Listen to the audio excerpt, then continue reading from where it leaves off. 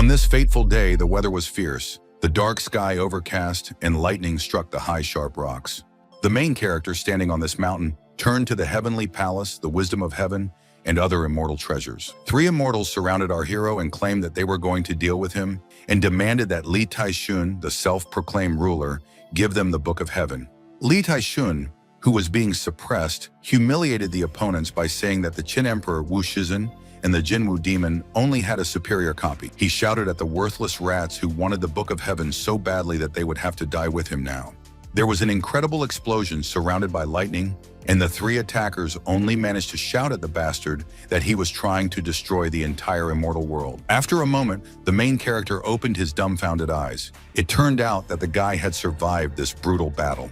He was riding on the train and immediately realized that he was on Earth, which means the Book of Heaven brought him back to the past. The immortal was reborn and returned to his homeland. Previously, Li Taishuan dominated the entire world. Using his power, he also ruled parallel worlds. 3,000 civilizations were under his control, and he created an immortal body 10,000 years ago. The conductor announced that the train had arrived at Chuzhou Station, and our hero immediately recalled this place from his distant memories. After leaving the train with a suitcase, the main character remembered how, at the age of 20, he first found himself in this city, Chuzhou. The guy came out of the station and saw a taxi car in front of him. He went to the car to go to the right place.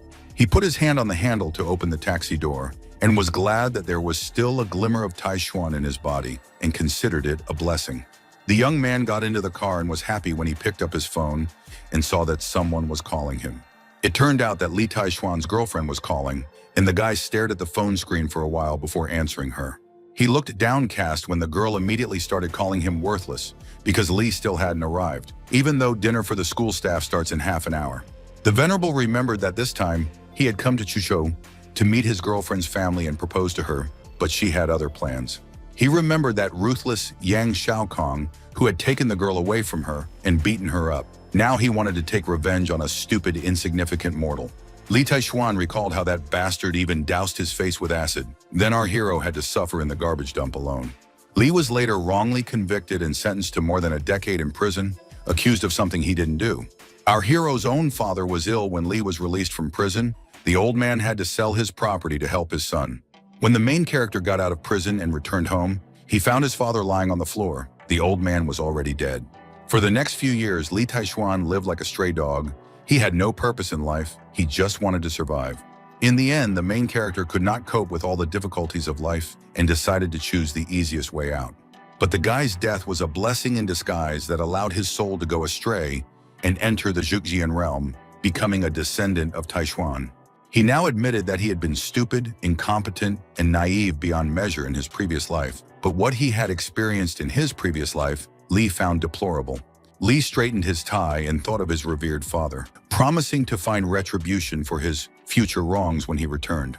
As the taxi sped down the street, a blue SUV appeared out of nowhere in the opposite lane and swerved right into our hero's car.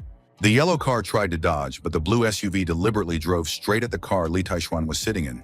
The taxi driver, a young man in a cap, began to panic. He did not understand what was happening and tried to maneuver, twisting the steering wheel.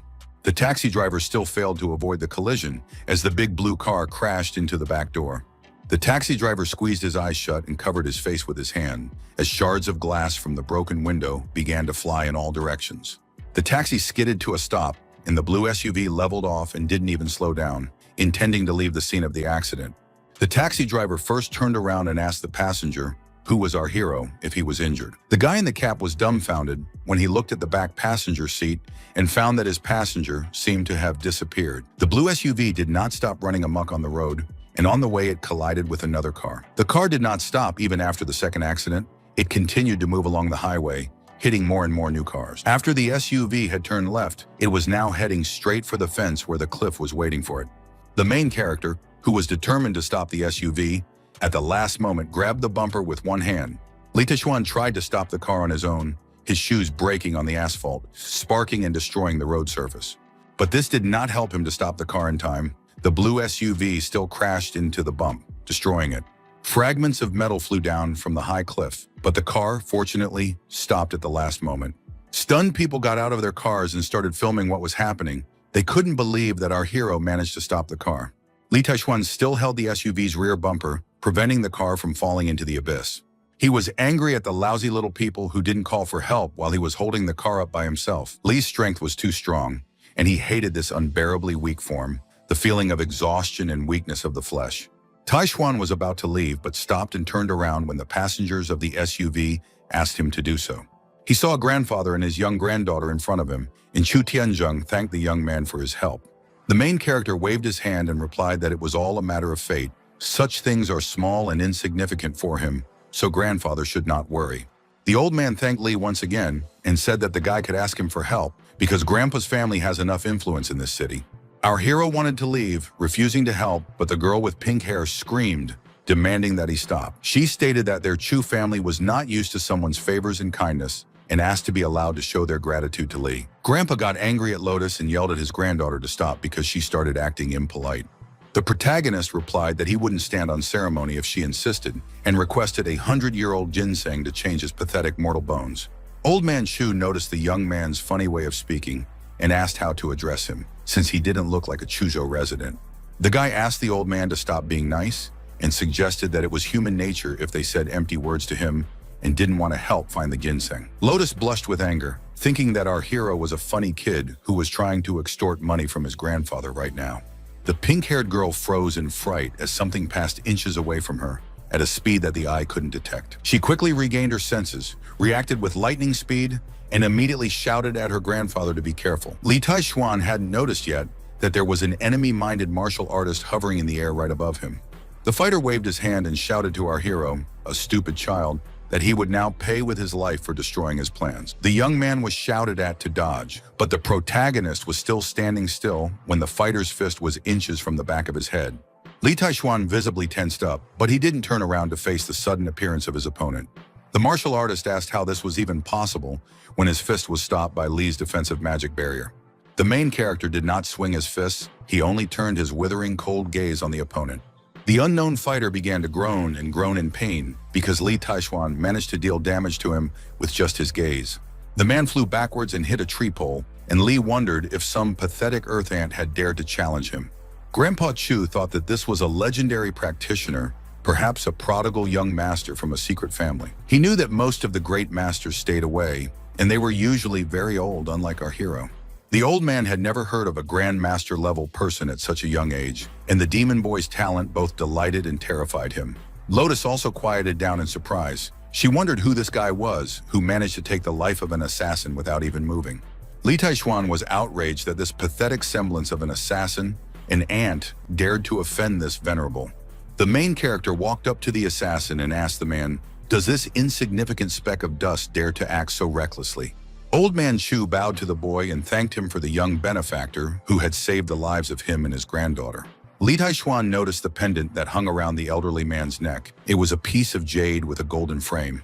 Even venerable God Li was surprised when he saw this item on Old Man Chu's neck. He was looking at it with wide eyes. He noticed that the energy inside this jade pendant was familiar to him, which meant that it could have come from the immortal world. The main character asked Grandpa to give him this jade pendant if the old man wanted to repay him for his help. Chu Tianzheng didn't hesitate to take off the pendant. He didn't mind giving the young man this old jade. He handed him the pendant, and Li said that ordinary mortals can't use this jade, but this artifact is very useful for the guy. Finally, our hero told the old man that they were now even, and he would leave immediately, and the Chu family could continue to do their worldly affairs. The main character left without turning around, and Chu Tianzheng and his granddaughter stared after the mysterious young man in silence for a long time. Lotus was indignant that her grandfather had given her jade to this simple warrior because she didn't see Li Taishuan as anything special. Old Man Chu asked his granddaughter if she had heard of the Southeastern War Zone and a man named Long Tianzhang, whose code name was Voldemort. He said that as the top master of the Southeastern District, Long was ordered to guard the border for many years, cracking down on many terrorist organizations. According to him, earlier Long broke into a riot zone in West Africa and single-handedly took out an enemy priority target under a rain of bullets, eliminating more than 2,000 enemy soldiers. Lotus asked why Grandpa was telling her this story and what it had to do with that guy. Grandpa replied that he had told the story because the young man was at least as good as Voldemort. The following events unfolded in a 5-star hotel called White Goose, which was located in the center of Chuzhou. Li was already there. He clearly remembered being humiliated in this place in his previous life, but now he was looking forward to meeting Yang Xiaokong to repay his mortal wrongs. The main character stopped and froze when he heard someone loudly pronounce his mundane name, Li Xiaofan. When he saw his girlfriend Ko Qingshun, she immediately started cursing for him for being so useless, so late on an important day for her. The guy replied to her, calling her a harlot, that he had a small accident on the road, and it was none of her business what this venerable man does in his spare time. Ku tensed, thinking that the guy in front of her was someone else, because in the past he was a crazy puppy in love, and now he talks in a strange way. A friend came up to her and told her that this guy who looks like he's from the country is too shabby to hang around here. She asked Ku Qingshan why her boyfriend was talking like a character in a kung fu novel, and supposedly now she understood why the girl was hiding him. Li thought that there was another insignificant girl. He remembered Xu Xiaoying. It was the teacher in the language group. In the previous life, she looked down on Li Taishuan. Ko Qingshan admitted that she was annoyed with Li Xiaofan because he came to a high-class event without bothering to wear something better. Her friend grabbed her by the arm and led her away, telling her to leave this child to rot alone and stop entertaining this poor beggar boy. Lai recalled this memory from his previous life. The attitude of this girl didn't change now. He already dreamed of cruelly dealing with this ignorant woman. The event organized by the girl of our hero was in full swing. The guests were communicating with each other. Xiaokun approached the girl and asked if she had come here with Xiaofan, and she told him not to worry about her boyfriend. Xiaokun laughed, saying that Li Xiaofeng was very antisocial, and no one here claimed to be friends with him. Ku Qingshan looked at our hero and thought that he wasn't good enough for her, and he shouldn't blame her for that. Kun hugged her and asked her why she was hesitating, because she should choose him and leave this poor boy. Knowing how Xiao feels about her, King Shan's face was flushed and she stopped talking and looked straight into the eyes of the persistent young man. Looking at Xiao Kun in fascination, the girl did not hesitate to leave the main character and be with him. The guests immediately started chatting about what had happened, thinking that the rabbit shouldn't fight the lions and Li needed to know his place. Xiao Kun approached the main character, assuming that it was Li Xiaofan, and decided to meet him. Our hero replied that he, the Venerable One, does not shake hands with others, and human habits are unacceptable to this ruler, and Xiao Kun is not worthy of a gesture from Li. The protagonist's words made Xiao Kun lose his temper, and through gritted teeth, he asked the guy if he really dared to spit in his face. Ku Qingshan urged Li Xiaofan not to be a fool and apologized to Xiao Kun, who is the deputy head of the teaching department at their school. Her friends sided with her, claiming that Xiao Kun was 100 times better than that poor Li Xiaofan. Xiao Kun's men approached our hero and rudely demanded that the punks apologize to the young master right away, otherwise he would leave the banquet. Li thought, does this ant still dare to talk to him? And it's worth teaching this ant what it means to insult a great immortal. Xiao Kun advised our hero to go back to where he came from, because a stupid redneck is not worthy of Ku Qingshan. The director of the training department showed up and ordered Li Xiaofan to quickly get up and apologize to Yang Xiaokong. Li Xiaofan replied that this lowly trash named Xiao Kun wasn't worthy, and if the Venerable One didn't have the right to occupy this chair, no one else did. Xiao Kun started bragging that he had shares in this hotel, so he was worthy of this place, but Li, who didn't own anything, didn't deserve anything. The main character looked at Xiao Kun with disdain and said nothing. He was infuriated by this young man's behavior. Li Xiaofan made a gesture with his hands to activate his great immortal abilities and teach the ant a lesson by placing a magic seal on the chair. The boy stood up and said that he was tired of this game, and he allowed Xiao Kun to sit in his place while the Venerable One watched the ant disgrace itself. Xiao Kun walked past our hero, intending to sit down, grinned and advised the loser to leave. The deputy head of the Department of Teaching sat down on a chair and sat comfortably there, taking the place of the main character. As soon as Xiao Kun sat down in his seat, his expression changed dramatically, and he was at a loss for words. When he realized what was happening, the guy jumped up from the chair and screamed. It turned out that his pants caught fire. Ku Qingshan panicked, fearing for her new chosen one. She screamed, asking what he did. The girl screamed for help as the flames moved towards her, her skirt catching fire. One of the guests was already carrying a bucket of water, shouting for the others to step aside and let him pass. The guy poured a bucket full of water on Xiao Kun and his chosen one to extinguish the mysterious flame. It worked. The fire immediately disappeared, but now Ku Qingshan and her lover were in the water from head to toe. Xiao Kun was angry and perplexed. He didn't understand what was wrong with this chair and how it could suddenly catch fire. This was not the end of the trouble for him and his girlfriend. They noticed a large golden chandelier that was about to fall. Shocked, Xiao Kun shouted while looking at the chandelier, not having time to figure out what the hell was going on here. A second later, a large golden chandelier fell to the ground. All the light bulbs broke. The glass flew in different directions. Shao Kun fell to the floor and covered his face with his hands. The glass hit him, and he screamed for help. His subordinates helped the young master up, and one of them told the others to send Shao Kun to the hospital so that he wouldn't develop an infection. After lighting a cigarette, Li Xiaofan thought that resistance was completely useless for vulnerable little ants. Shao Kun's subordinate helped him out of the hotel and walked to the car. He asked the young master to take his time and calm down. He put the young gentleman in the car, but the adventure did not end there. There was something wrong with the car. Shao Kun's subordinate and his young master noticed that the hood of the car caught fire before they could even start. The flames spread very fast. The young people covered their faces with their hands, and Shao Kun began to scream in fright. They jumped out of the car and started running. The others also decided not to help put out the flames, but scattered in different directions. Our hero watched all this and laughed. The performance seemed to him entertaining. He wanted the ants to continue to entertain him.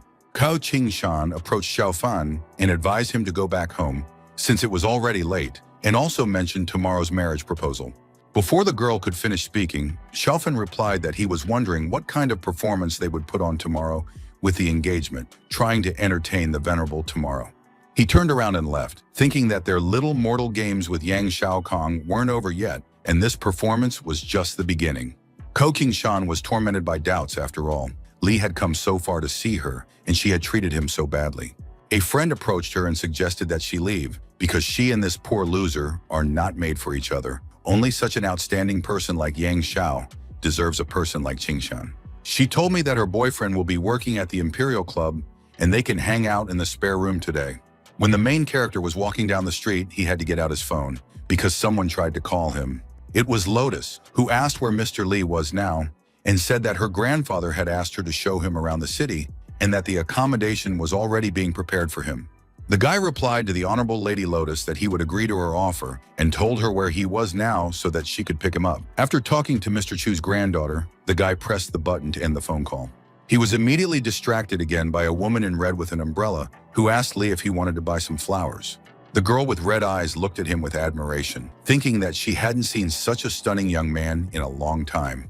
Smiling slyly, she asked the guy if he had a place to stay and why not go with her to her house. In her hands, the mysterious girl was holding a basket containing a whole bunch of fresh red roses. Li Xiaofan advised the little witch to run away from here because she can't afford to pay such a price for this venerable one, and he still has things to do.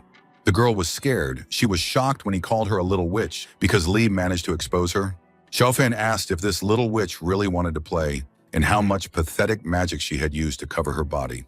She exposed her evil self and asked if Li could really see her real identity. Now she couldn't let go of the guy so easily. The girl dropped the basket of flowers, a vicious purple energy surrounding her palm, her nails turning into sharp claws.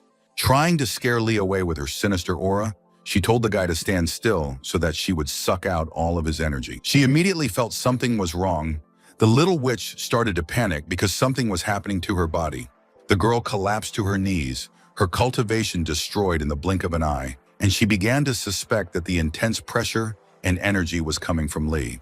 The little witch frowned at our hero, writhing in pain, and demanded to know who he was. The main character chose to remain silent as she saw the cultivator's stern gaze and powerful light aura in front of her. The girl with red glowing eyes was even more frightened when she saw that our hero also has an unusual power.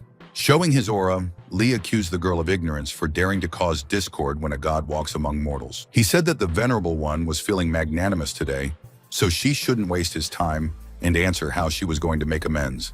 The girl screamed, begging him to forgive her and let her go.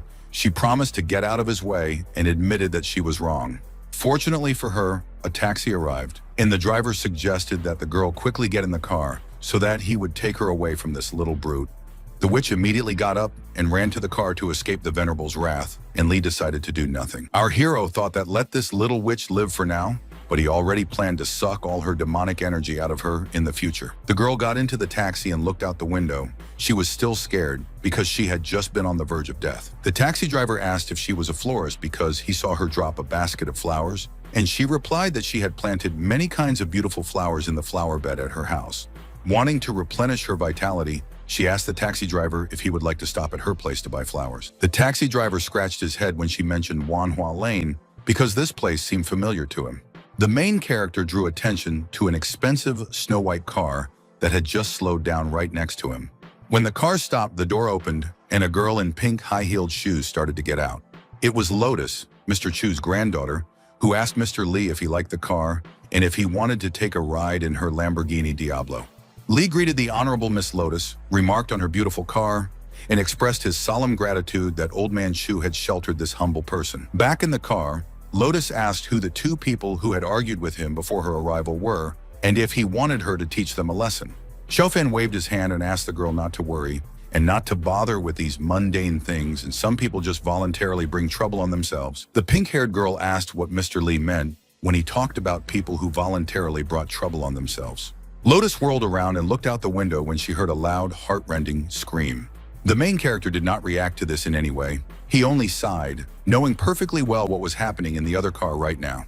The taxi driver lost control, the car skidded, and the guy screamed, begging to be saved from the little witch. As a result, the taxi car crashed and tore down the fence because the witch attacked the driver, wanting to replenish her energy reserves. A cloud of black smoke rose above the car. The driver's scream stopped, and no one else called for help. After that, only loud laughter could be heard. It was a witch who had drunk all the vital juices of a taxi driver, and now she was in a frenzy of euphoria. The pink-haired girl paled in horror when she saw what was happening in the nearby car. She turned to our hero, even though she couldn't form a speech out of shock, asking if Lee had seen what was happening in the other car. The indifferent Lee replied that it was just a little witch engrossed in her meal, and there were many unusual things in the world, so Lotus didn't need to worry. Lotus became afraid and wondered who this Li Xiaofan was, who could reveal such mystical things. Then the events unfolded in the Imperial Club. Half an hour later, a white Lotus car pulled up in front of a pompous building. Flirting with our hero, Lotus admitted that she enjoyed their informative conversation, and she even got used to his manner of speech. Li Xiaofan walked into the building while the girl was parking the car, but a security guard stopped him at the entrance. The main character indifferently demanded that the mortal let him pass, because this venerable one is invited to stay here. The guard laughed at our hero, calling him a poor man in rags, and asked if he had a membership card. He said that they only entertain club members here, so without a membership card, Lee must leave the premises. Manager Zhao came out to the lobby and asked what was wrong, and the security guard said that Lee was invited to stay here, but he didn't believe it.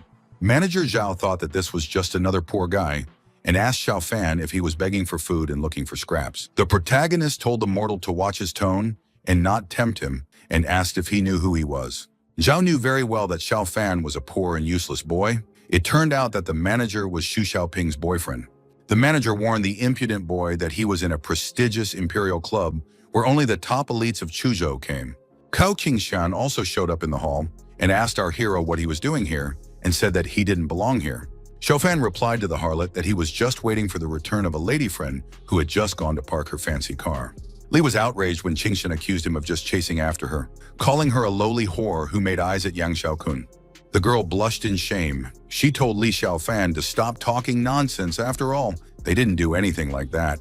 Our hero demanded that she leave him alone because the inelegant manners of the uncouth woman had tired him out. Qingshan told him to stop talking to her like that. She said that someone like Li didn't have the right to live in such a luxurious place. At that moment, Lotus entered the club and immediately defended our hero, saying that he had the right to be here. The Imperial Club's security guard and manager Zhao froze and stared at Mr. Chu's granddaughter in fright.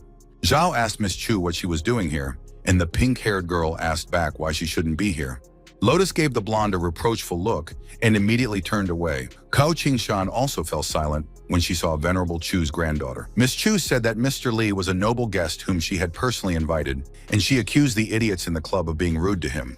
The Imperial Club's security guard and manager Zhao immediately fell to their knees in front of the Chu family representative. Lotus told them to slap themselves in the face until Mr. Lee was satisfied, and they were willing to do it right now, if only she would grant them mercy.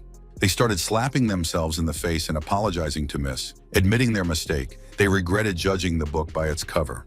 Ku Qingshan was confused. She asked her friend who the woman was and why her boyfriend was so afraid of her. Yu replied that this is Miss Chu, whose family practically owns the city, and the girl's abusers do not go unpunished. Qingshan thought that she never expected Li Xiaofan to become someone's pawn so shamelessly and fall so low. Lotus suggested that our hero go to the club with her, and Li Xiaofan nodded in agreement. Looking back at Qingshan, Lotus thought that this blonde woman was really blind because she couldn't see that Mr. Lee Dragon was among the men. The main character and Mr. Chu's granddaughter entered the elevator, while manager Zhao and the club's security guard were still slapping their faces. When the elevator door closed, Qingshan couldn't control her anger, her whole body trembling. She hoped that Lotus would get enough of playing with Li Xiaofan, and then our hero would cry, wishing that he could return to the blonde. When Li Xiaofan and Lotus reached the right floor and got out of the elevator, the girl reached out to touch the guy.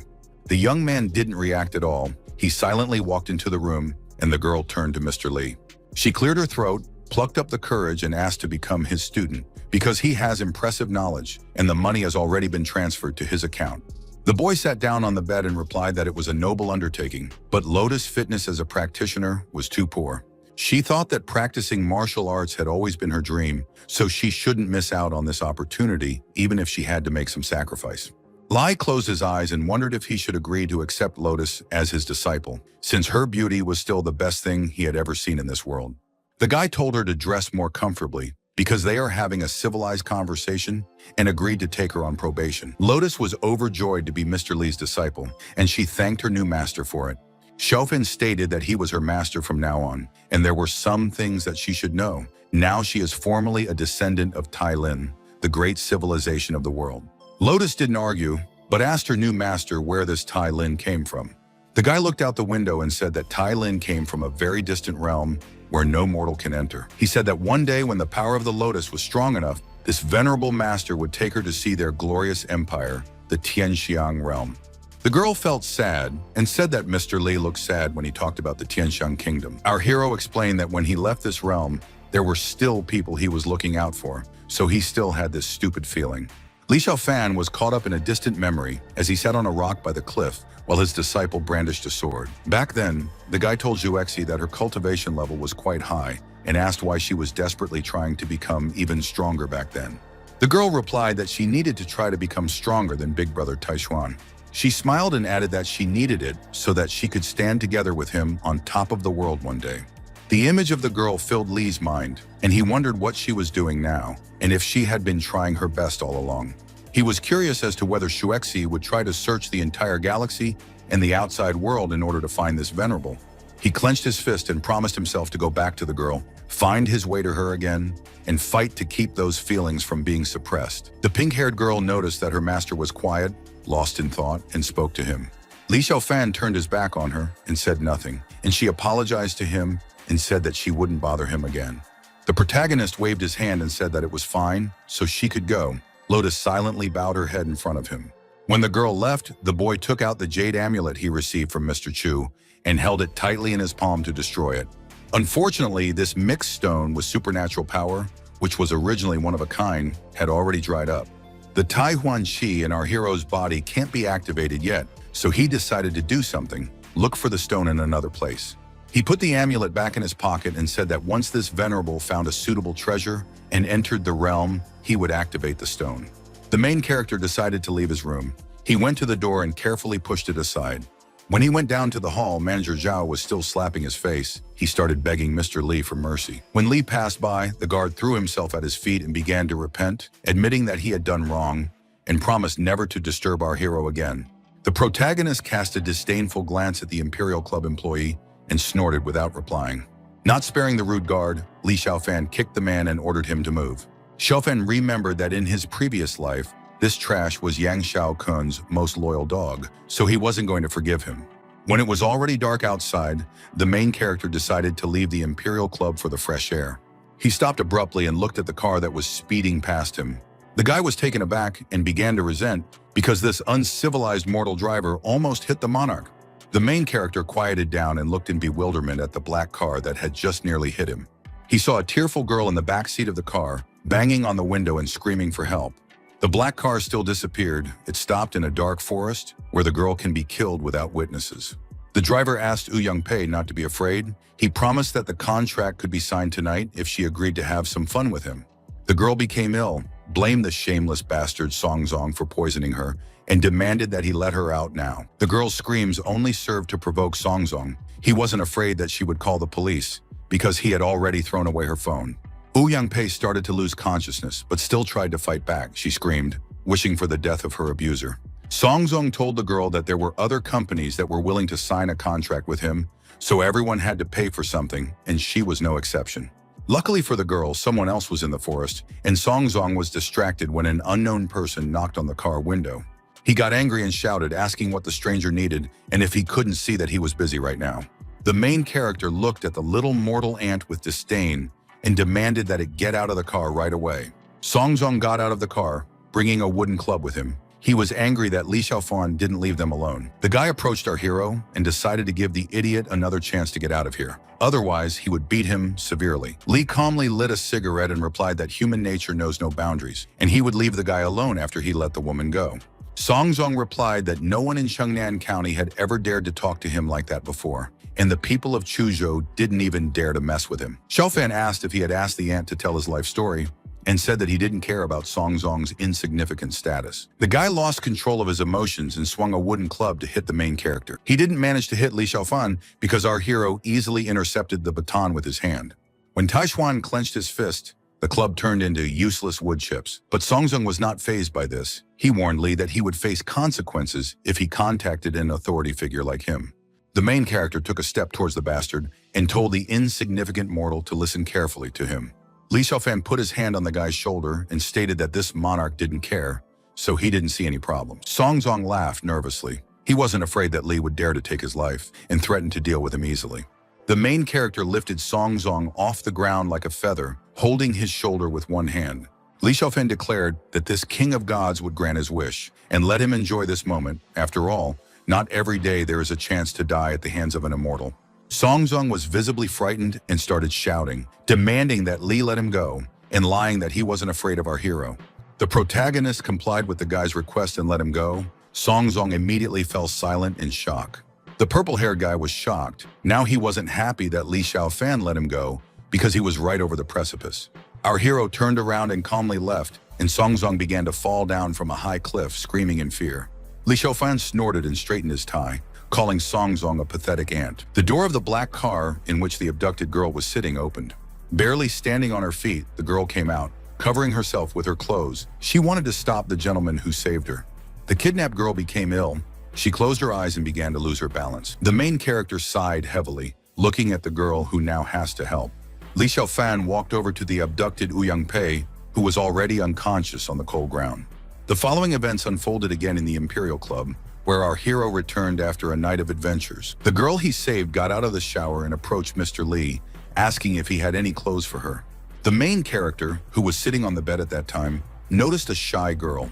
The guy stood up and casually threw his white shirt at her for her to change since her clothes were torn. Wu Yangpei put on a man's shirt and started buttoning it up. It was like a short dress to her. As she tied up her hair, the girl smiled and thanked Mr. Li for saving her. Li Xiaofan laid down on the bed and refused to thank her. He asked her to leave if she didn't need anything else, because she needed to rest and recuperate.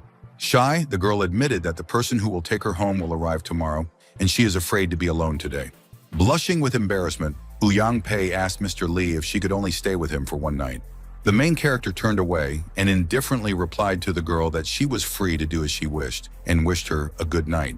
Wu Yangpei lay down on his bed and turned her back to him. She didn't understand why she felt so calm and at ease around this man. The next day arrived, and a taxi car was already speeding along one of the central streets of Chuzhou City. Our hero was sitting in it, and Lotus told him on the phone that the Eastern Star School, which Li is going to apply for, belongs to her family, and Grandpa Chu is going to give it to the guy. Xiaofan didn't expect the Chu family's influence to spread so widely, so she might prove useful to Li for his endeavors in the future. The guy asked the student to take care of herself, and her great teacher will take care of her later, because he still has other things to do. As Li got out of the car, Lotus asked the master to take care of himself and be careful. Li Xiaofan stood in front of the building and recalled his ex-girlfriend Ku Qingshan and her mother, whom he was eager to take revenge on. Ku Qingshan met her mother, and the woman asked if her daughter had come to see her. The woman asked her daughter to stop thinking and worrying about the fact that she had to break off her relationship with Li Xiaofan. Qingshan was annoyed by her mother's teaching and replied that she knew how to behave and didn't need to be told twice. The mother told her daughter that she was doing everything for her good, and Yang Xiaokun's family was rich and powerful, so she needed to marry him and live a good life. She asked her daughter not to follow in her footsteps, because her mother still lives in a poor neighborhood because of the mistakes of the past, and Qingshan deserves better. The woman asked Qingshan when Yang Xiaokun would arrive, since they were here today specifically to meet him. The girl replied that the guy should arrive soon. He promised to be here around 11 o'clock. She didn't expect that she would turn around now and find herself facing not Yang Xiaokun, but her ex-boyfriend Li Xiaofan. The girl's mother looked at our hero with contempt and said that the guy should not be here. Qingshan began to resent the fact that Li Xiaofan didn't even bother to say hello to her mother, even though they already knew each other. The main character lit a cigarette and reluctantly greeted the woman, and even made a compliment, saying that she looks good enough. After that, the guy silently sat down on a concrete bench near a flower bed to smoke, not wanting to continue communicating with women. Mother Qingshan looked at our hero with disgust and asked how much the guy earns per month. Qingshan answered for him, telling her mother that Li was just a trainee teacher who earned about 2,000 a month. The woman began to resent that Li dared to propose to her daughter, even though with such a small salary, he would never buy a house for her. Li replied indifferently that money was nothing against absolute power, and he wasn't here today for Qingshan's sake. Qingshan accused Xiaofan of being poor and said that she was now even more disappointed in him. Her mother didn't want her daughter to hang around with this fool any longer, especially since Xiao Kun would be arriving here soon. Following her words, a prestigious black car appeared on the horizon and stopped nearby. Yang Xiaokun got out of the car and put on a presentable suit to meet the mother of the bride-to-be. The guy, accompanied by two subordinates, first approached Mother Qingshan and shook her hand. The young master's subordinates had already noticed Li Xiaofan and looked at our hero with a threatening expression.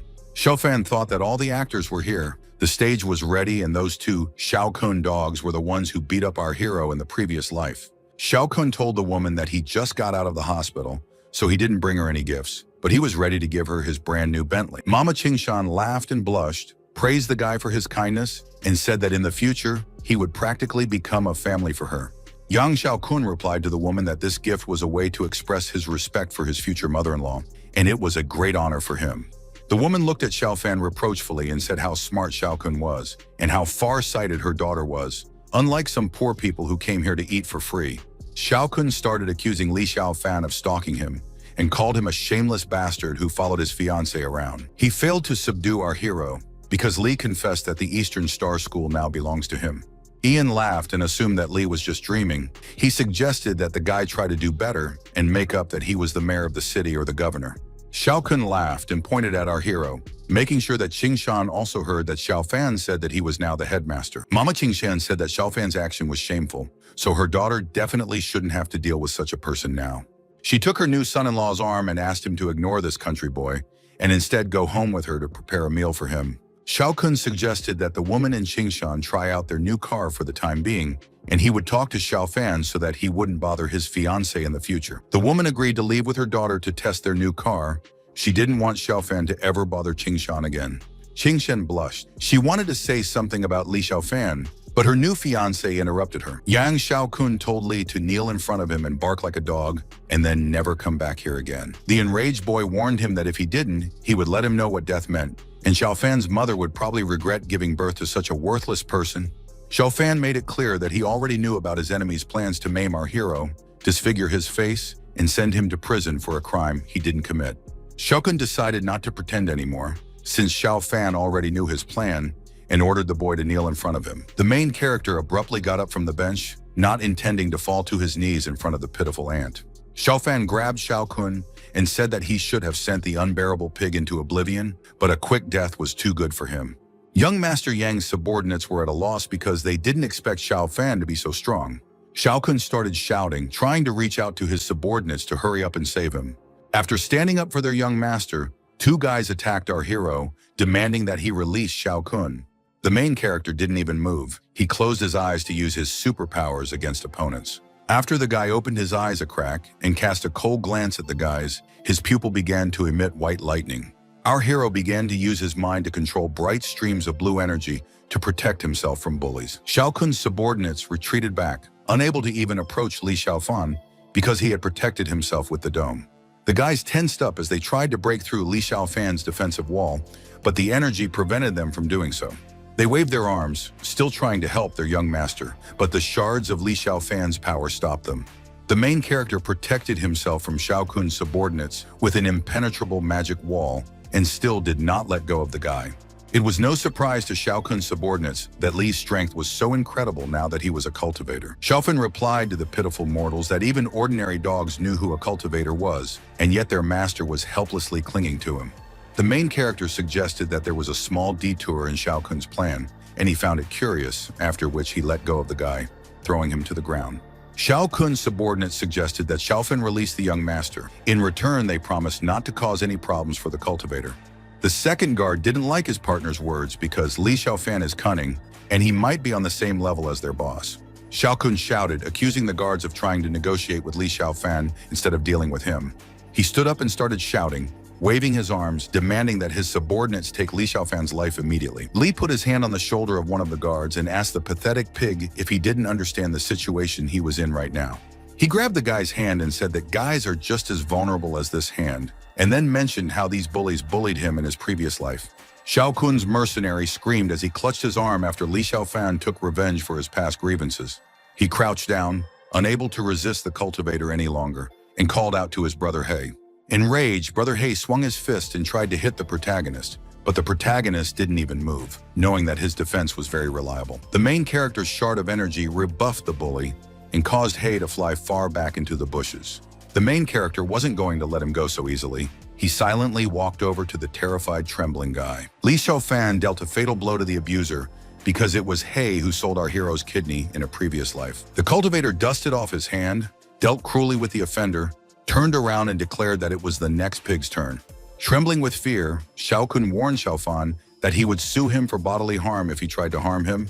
Li replied that he wouldn't let him die so easily. He ordered him to worship Shao Fan like a god, squeal like a pig, and entertain this venerable one. Yang Shao Kun clenched his teeth tightly in anger, wanting to say something back to the protagonist, but he stopped himself. Our hero went up to the guy who didn't want to obey and forced Shao Kun to sit on his knees in front of him. Terrified, Shao Kun agreed to follow Li Xiaofan's orders right away, as long as he didn't hurt him. In the car, Qing Shan asked her mother what would happen to Shao Fan now, but the woman told her not to mention the name in front of her. The woman explained that Shao Kun is thousands of times better than Shao Fan because he is a rich man from an influential family, and our hero is garbage under the fence. Mama Qingshan strictly told her daughter to just focus on young Shao Kun from now on, forgetting her ex-boyfriend. Looking out the window, she was shocked and wondered what was going on when she saw Shao Kun bowing in front of Shao Fan. Li Xiaofan told the guy to hurry up because this venerable's time is very precious, and he only made 50 bows. Shao Kun followed Li Xiaofan's orders without question, and he wanted to take revenge on the guy for this offense and take his life with his own hands. Qing Shan, fearing for her new chosen one, jumped out of the new prestigious car and called out to him. She saw with her own eyes Yang Shao Kun bowing to her ex-boyfriend and didn't pay any attention to the girl.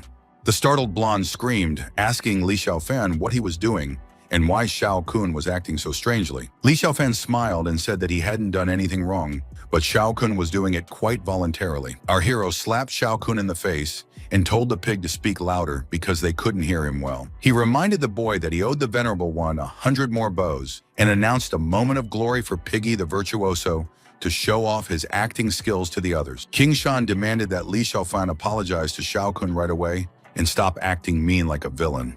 The main character laughed when the ex-girlfriend asked him to apologize to his abuser. He asked if the mortals who disgusted him so much had ever thought to apologize to the venerable one. Our hero kicked his assailant and ordered Yang Shao Kun to start squalling like a pig right now. Yang Shao Kun didn't dare resist the cultivator, but he was ashamed to carry out all his humiliating orders, so he remained silent. Realizing that there was nowhere else to go, Shao Kun stepped over his own pride and began to grunt at the cultivator's order. After that, my father called our hero and asked how he was doing in Chuzhou, whether he was working well at the new school, and whether he had proposed to Qingshan. Shao Fan was so happy to hear from his father that his father asked his son why he was crying and told the grown man to stop crying. The boy replied that he was just happy to hear it and that he was fine, so his father didn't have to worry about him. After finishing the conversation, Zhao Fan swore to himself that he would fix everything in this life, and his father wouldn't go through the suffering from his previous life again. When he returned to the school, he met with the principal, who said that the position of trainee teacher was not currently vacant, so Li would have to manage the school warehouse. The man shouted to the guy that he can forget about the salary if the order in the warehouse is not established within 2 hours, because the manager will soon arrive to determine the new director. Li Xiaofan grinned and asked if this arrangement was approved by the manager, and if he knew what the director was doing without his permission. The man with glasses was indignant, shouting that Xiao Fan was just a fool, and the new director would be Xiao Kun, and then our hero would never dare to talk like that again. He threw our hero a bunch of keys and shouted that Xiao Kun would soon fire Xiao Fan because he had recently offended the young master. Li silently caught the keys and the director continued to yell at him, telling him to apologize to Xiao Kun before he got to him. All of a sudden, a joyful blonde guy walked into the office, happy that Xiao Fan was finally back here. He put one arm around our hero's neck and asked why the guy came to school and didn't tell his friend about it. The bespectacled man now started yelling at Xiao Fei because the PE teacher should be on the playground, not coming here. Xiao Fei agreed with the director and suggested that the friend just leave here, but the main character was not ready to leave the man's rudeness to its own devices. The blonde still convinced his friend not to pay attention to the headmaster and just leave the office of the evil boss of the school. In the hallway, the physical education teacher asked if Xiao Fan was going to marry Qingshan, since they were now working at the same school. The main character sighed heavily and shocked his friend by replying that the harlot Qingshan preferred Yang Xiao. Xiao Fei tapped his friend's shoulder and asked him not to worry, because he thought Qingshan didn't deserve to be with him, and one day she would regret her choice. Xiao Fan suggested changing the subject and asked why Xiao Fei was working as a physical education teacher here if he had a chemistry degree. The blonde man said that he was assigned to the worst class in the entire school as a physical education teacher because Xiao Kun decided to take revenge on him for his popularity among girls. The guy laughed nervously, scratched his head, and said he was thinking of retiring when his mom got better. Xiao Fan asked his friend not to despair because he intended to end the injustice in this place and restore Xiao Fei's dignity.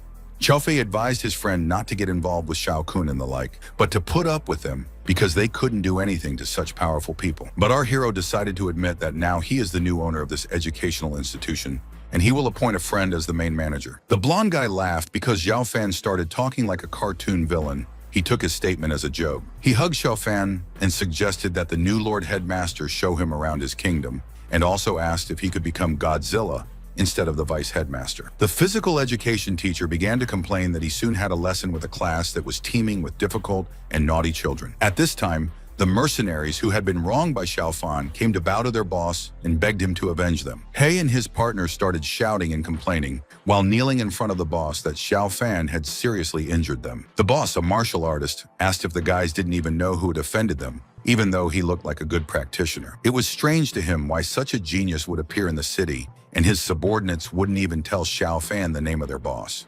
The guys started crying and making excuses, saying that they were telling the cultivator the boss's name, but the cultivator told their boss to also kneel down and beg for mercy in front of Xiao Fan. The boss didn't like the disciples' words. The martial artist activated his aura. A thin band of purple energy surrounded his body. The man shouted that it was disgusting. He was not happy with how disrespectful Xiao Fan allowed himself to address him. The master used his mind to throw the sharp dagger at the wooden table, shattering it into 2 pieces, and told the students to find Xiao Fan. Meanwhile, Lotus came to Tianlong Hotel and asked Grandpa if it was worth organizing a ceremony to break the news about Xiao Fan. The old man, looking out of the window, replied that it was worth organizing everything in the Tianlong Hotel, gathering the school department and the principal to announce the new main candidate. The pink-haired girl didn't argue, but asked her grandfather to let her handle the holiday arrangements. Mr. Chu asked his granddaughter to stay a little longer, and the girl asked if there was anything else he needed. The head of the family sighed heavily, closed his eyes, and tuned in before saying something important to his granddaughter. Grandpa told her that Lei Yunyan was returning to the city from the army in a few days, and asked her what she thought of this young man. The girl replied that Lei Yuntian, even though he was the same age as her, had become a major at a very young age and could be relied upon. The old man asked if his granddaughter might have any feelings for Lei, and if she had thought about marrying him. He said that Lei Yuntian had been in love with the girl since he was a child, and this time he was returning to the city solely because of her. The granddaughter asked her grandfather not to worry about this, and admitted that she did not like this man, and was ready to personally tell him about it when they met. The old man sighed heavily, but he didn't argue. But he was worried about Voldemort, because if he, and not Lei, talked about marriage, it would be difficult to refuse because of the master's cruelty. After that, the events unfolded on the territory of the Eastern Star, the noble school where our hero now worked. Li Xiaofan looked around the courtyard of the school and thought that this school was truly a noble institution, and it was the highest-paying property in the city. The main character froze in surprise when he heard the sound of a notification on the phone from his pocket. The guy took out his mobile phone and saw that an event would be held soon, where the new director would be announced. Xiao Fei was sure that Yang Xiaokun would be the headmaster this time, After all, his family is rich and powerful, and his father is the superintendent of the school. Xiaofan shook his head and replied that he was the Lord Headmaster of this school, and there was no need for him to doubt it. He would soon see for himself. The other teachers had already surrounded Yang Xiaokun, and they flattered him, claiming that he was the only worthy candidate who would become a talented headmaster. Xiaokun froze when he saw the main character, who was silently approaching the guy, not taking his stern gaze off him. Yang grinned as he thought that he was about to become the new headmaster, and then he would be able to take a proper revenge on Li Xiaofan. Yang Xiaokun and Qingshan were surprised and outraged when the main character just walked past them without saying anything. Qingshan started to demand that Li Xiaofan stop right away. She demanded it several times. The main character turned around, looked arrogantly at the girl, and asked the harlot what she wanted from him. Li warned the girl that the Lord was not going to apologize to anyone because the mountain does not bend to rivers and lakes, and ordered that the harlot who bored him leave him alone. Qingshan asked him to stop pretending, get down from his bell tower and face the truth, because now the guy refuses to be a teacher in this school for the sake of his own pride. Xiaofan waved his hand and told the ant trying to understand the immortal's thoughts to spare it its false pretense.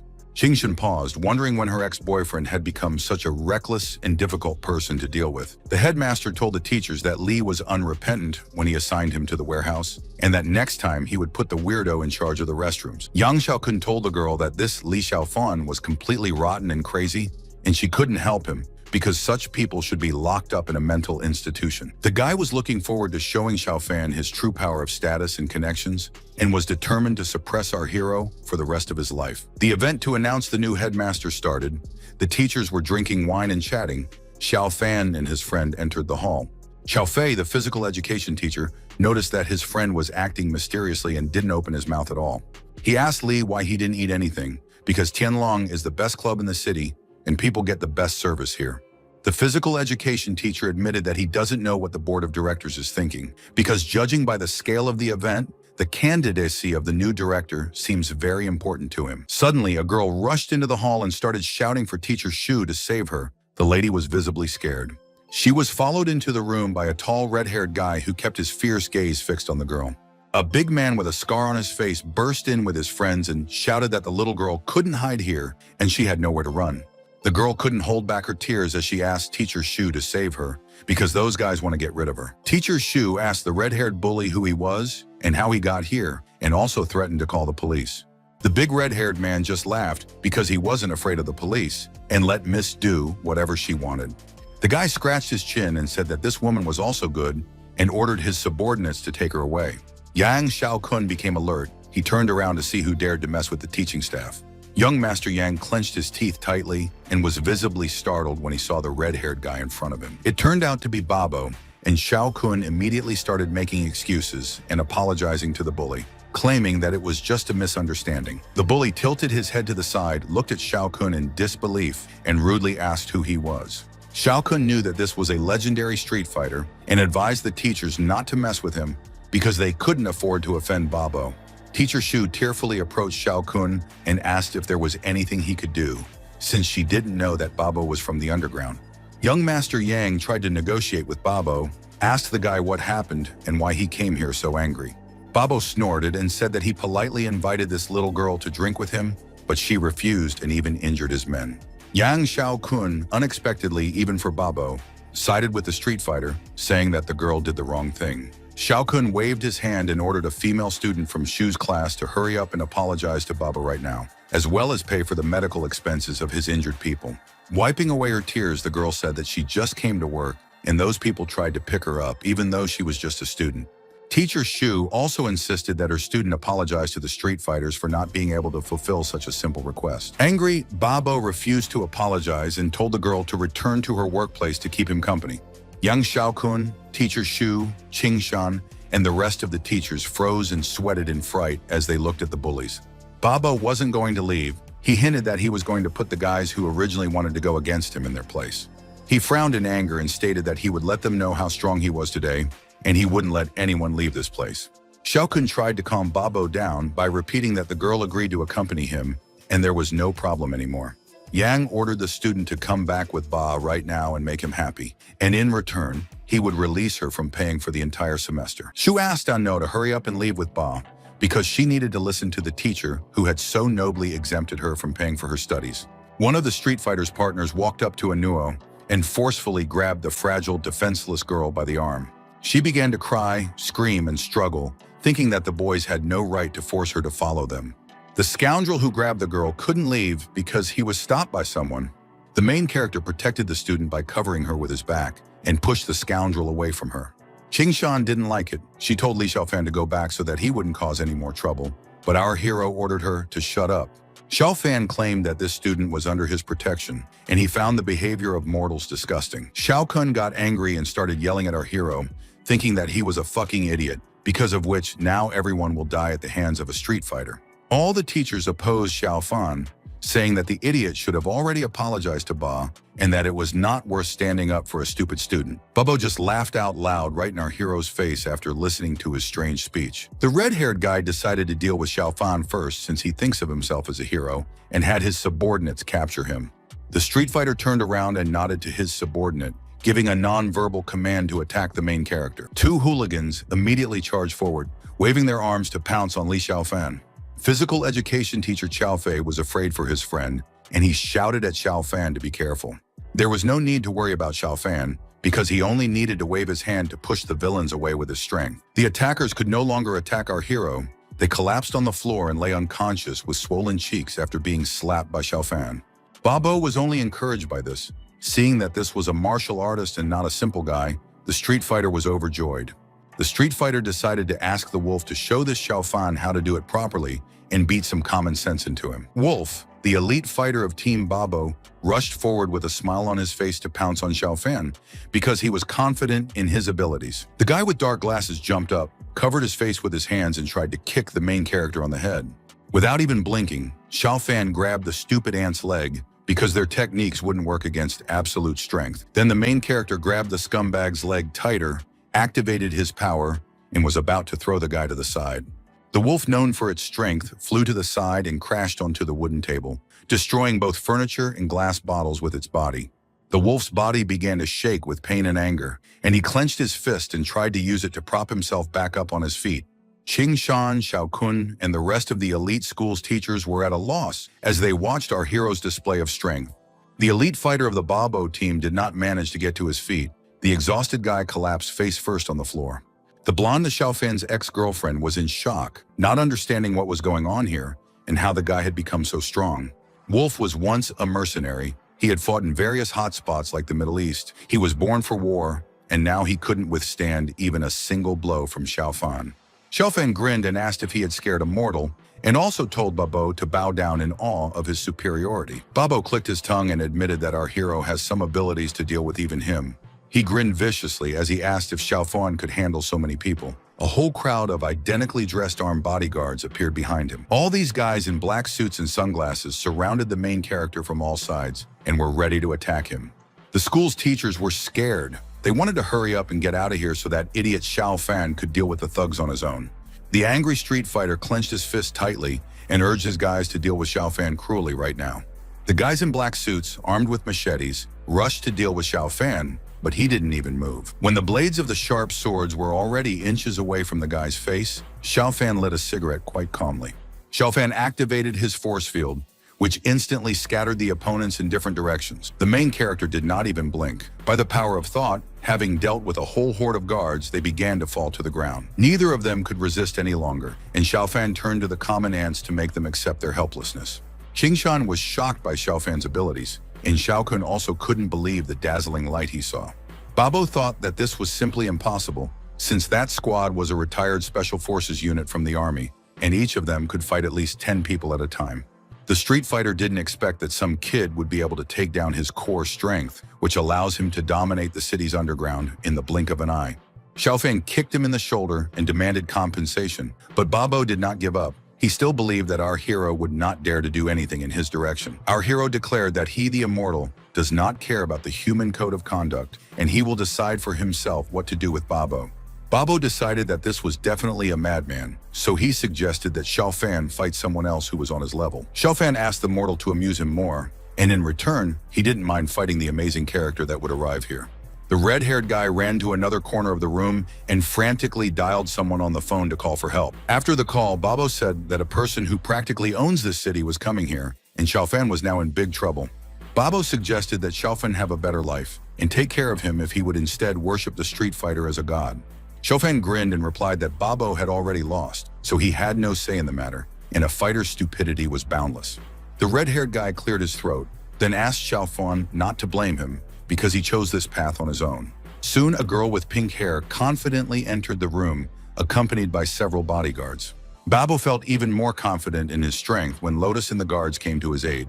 The red-haired guy was glad to finally see Miss Chu, whom he called earlier, here, after which she urgently arrived at the hotel. Bob pointed his finger at our hero and said that this strange, crazy guy dared to mess with their guys. Lotus was shocked to see that the idiot who dared to go against her family, according to Babo, turned out to be her teacher. The girl, ignoring Babo, ran up to the main character and apologized to the master for being late. Qing Shan and the rest of the school's teachers were dumbfounded. The girl didn't understand why Lotus called her ex-boyfriend her master. Xiaofan asked the disciple to listen carefully, because he was going to tell her about the human nature and how one mortal dared to molest the disciple. Lotus approached the terrified Bomb and said that even the dog was more worthy of being her big brother. She was disgusted with him, and she didn't want to continue this conversation. Babo fell to his knees and shouted at Miss Chu that he didn't know about Xiaofan's closeness to her, and he was willing to make amends. The strict girl shouted, ordering her subordinate to repent and beat himself up. The red-haired guy kept saying that he wasn't worthy, while slapping his face with the palm of his hand. A squad of former Special Forces soldiers saw what their boss was doing and started kneeling down to punish themselves too. The entire gang bowed down to Miss Chu and began to repent, slapping their faces again and again. Lotus told our hero that these dogs are part of her family forces, and now the guy can use them as he sees fit. Xiaofan thought that he could use a couple of dummies to run errands, especially since he decided to regain his strength by mining cultivation materials. The pink-haired girl told them to remember that they were under Xiaofan's command starting today. Babo did not argue with his leader, but replied in a frightened voice that they knew it, and now they were ready to leave. Qingshan didn't understand why Lady Chu would treat her ex-boyfriend so respectfully, thinking that he was just a pawn or a toy. Yang Xiaokun thanked Miss Chu for her help today, because if it wasn't for her, Xiaofan would have caused them even more trouble. The guy said that today the board of directors will announce the main candidate here, and Miss Chu can join to witness the appointment of the next director of the academy. The girl asked if Xiaokun didn't know who the new principal was, and didn't he know who the school's biggest shareholder was? The former director intervened and confidently stated that the new candidate is Xiaokun, because there is no other worthy candidate. He advised Miss Chu to stay away from Xiaofan, because he was only a warehouse attendant, and it wasn't worth respecting him even if he was a good fighter. The pink-haired girl got angry and looked at the bespectacled man with anger in her eyes, asking, how dare he talk like that? Lotus wanted to get into a confrontation with the principal, but the main character stopped his student. He approached Principal Ma and said that he seemed to have forgotten what it meant to be a teacher after 20 years of rotting away. The man asked the guy what he wanted to say, claiming that he was not worthy to wear the honorary title of teacher, refusing to help a student in need. Xiaofan pointed his finger at the door and said that Director Ma's services were no longer required and let him leave as long as the Venerable One had the courtesy to be courteous. Ma replied that Xiaofan was just an intern from this school, so he had no right to fire a man. The main character decided to explain everything to the man by force. He slapped him so that Director Ma's glasses flew off. The indignant man put his hand to his reddened face and shouted at our hero, who dared to let go of his hands. Director Ma's shouting made our hero even more enraged, and Li Xiaofan decided to give the man another slap in the face. Xiaofan waved his hand, hitting the director's face again and again. He found it quite satisfying.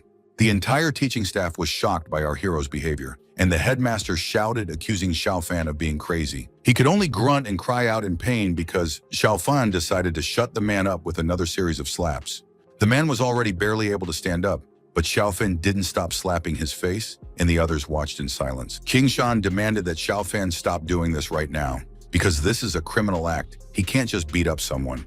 Xiaokun also sided with the director. He warned that Xiaofan would regret it later, causing pure violence. Soon, Grandpa Chu confidently entered the room, surrounded by 3 of his subordinates. Director Ma started shouting, demanding that Yang take revenge for him because Xiaofan had used excessive force against him.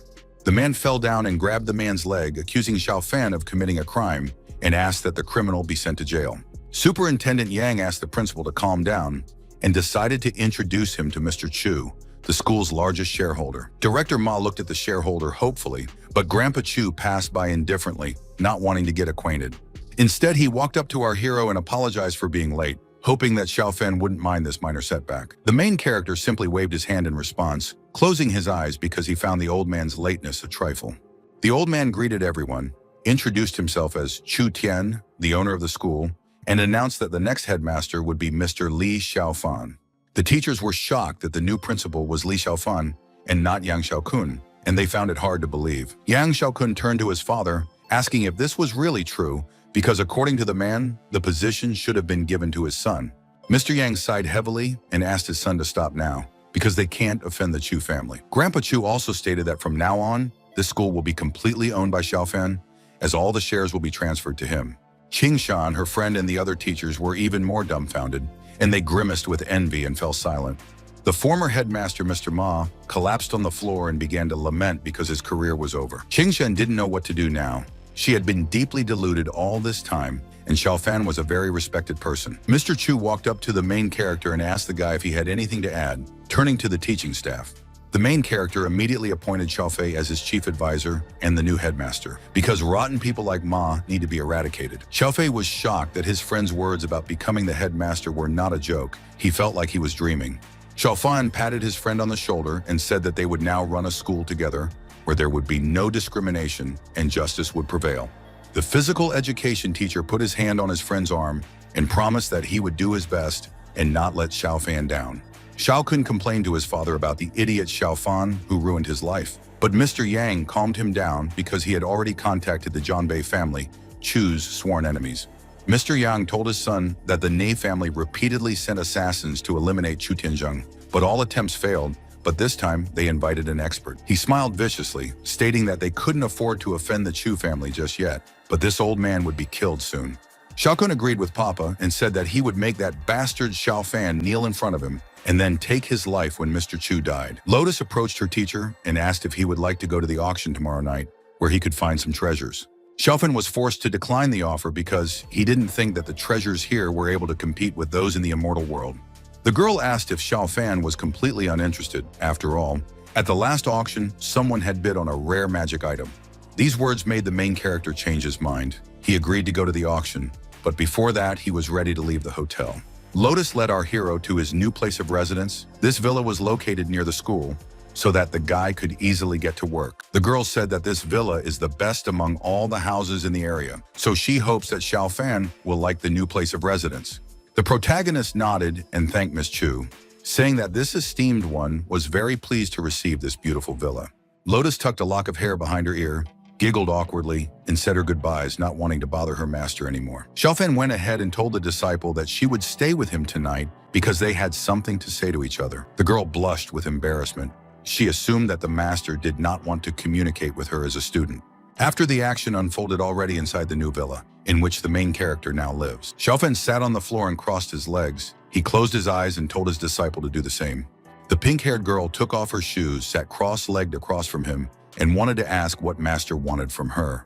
Before she could finish speaking, Lotus saw a magical scene in front of her, her master's body surrounded by a bright, blinding blue light. A large magic seal appeared around the boys, and Li Xiaofan warned the disciple that he was going to gather qi from 100 miles away, and they would cultivate together.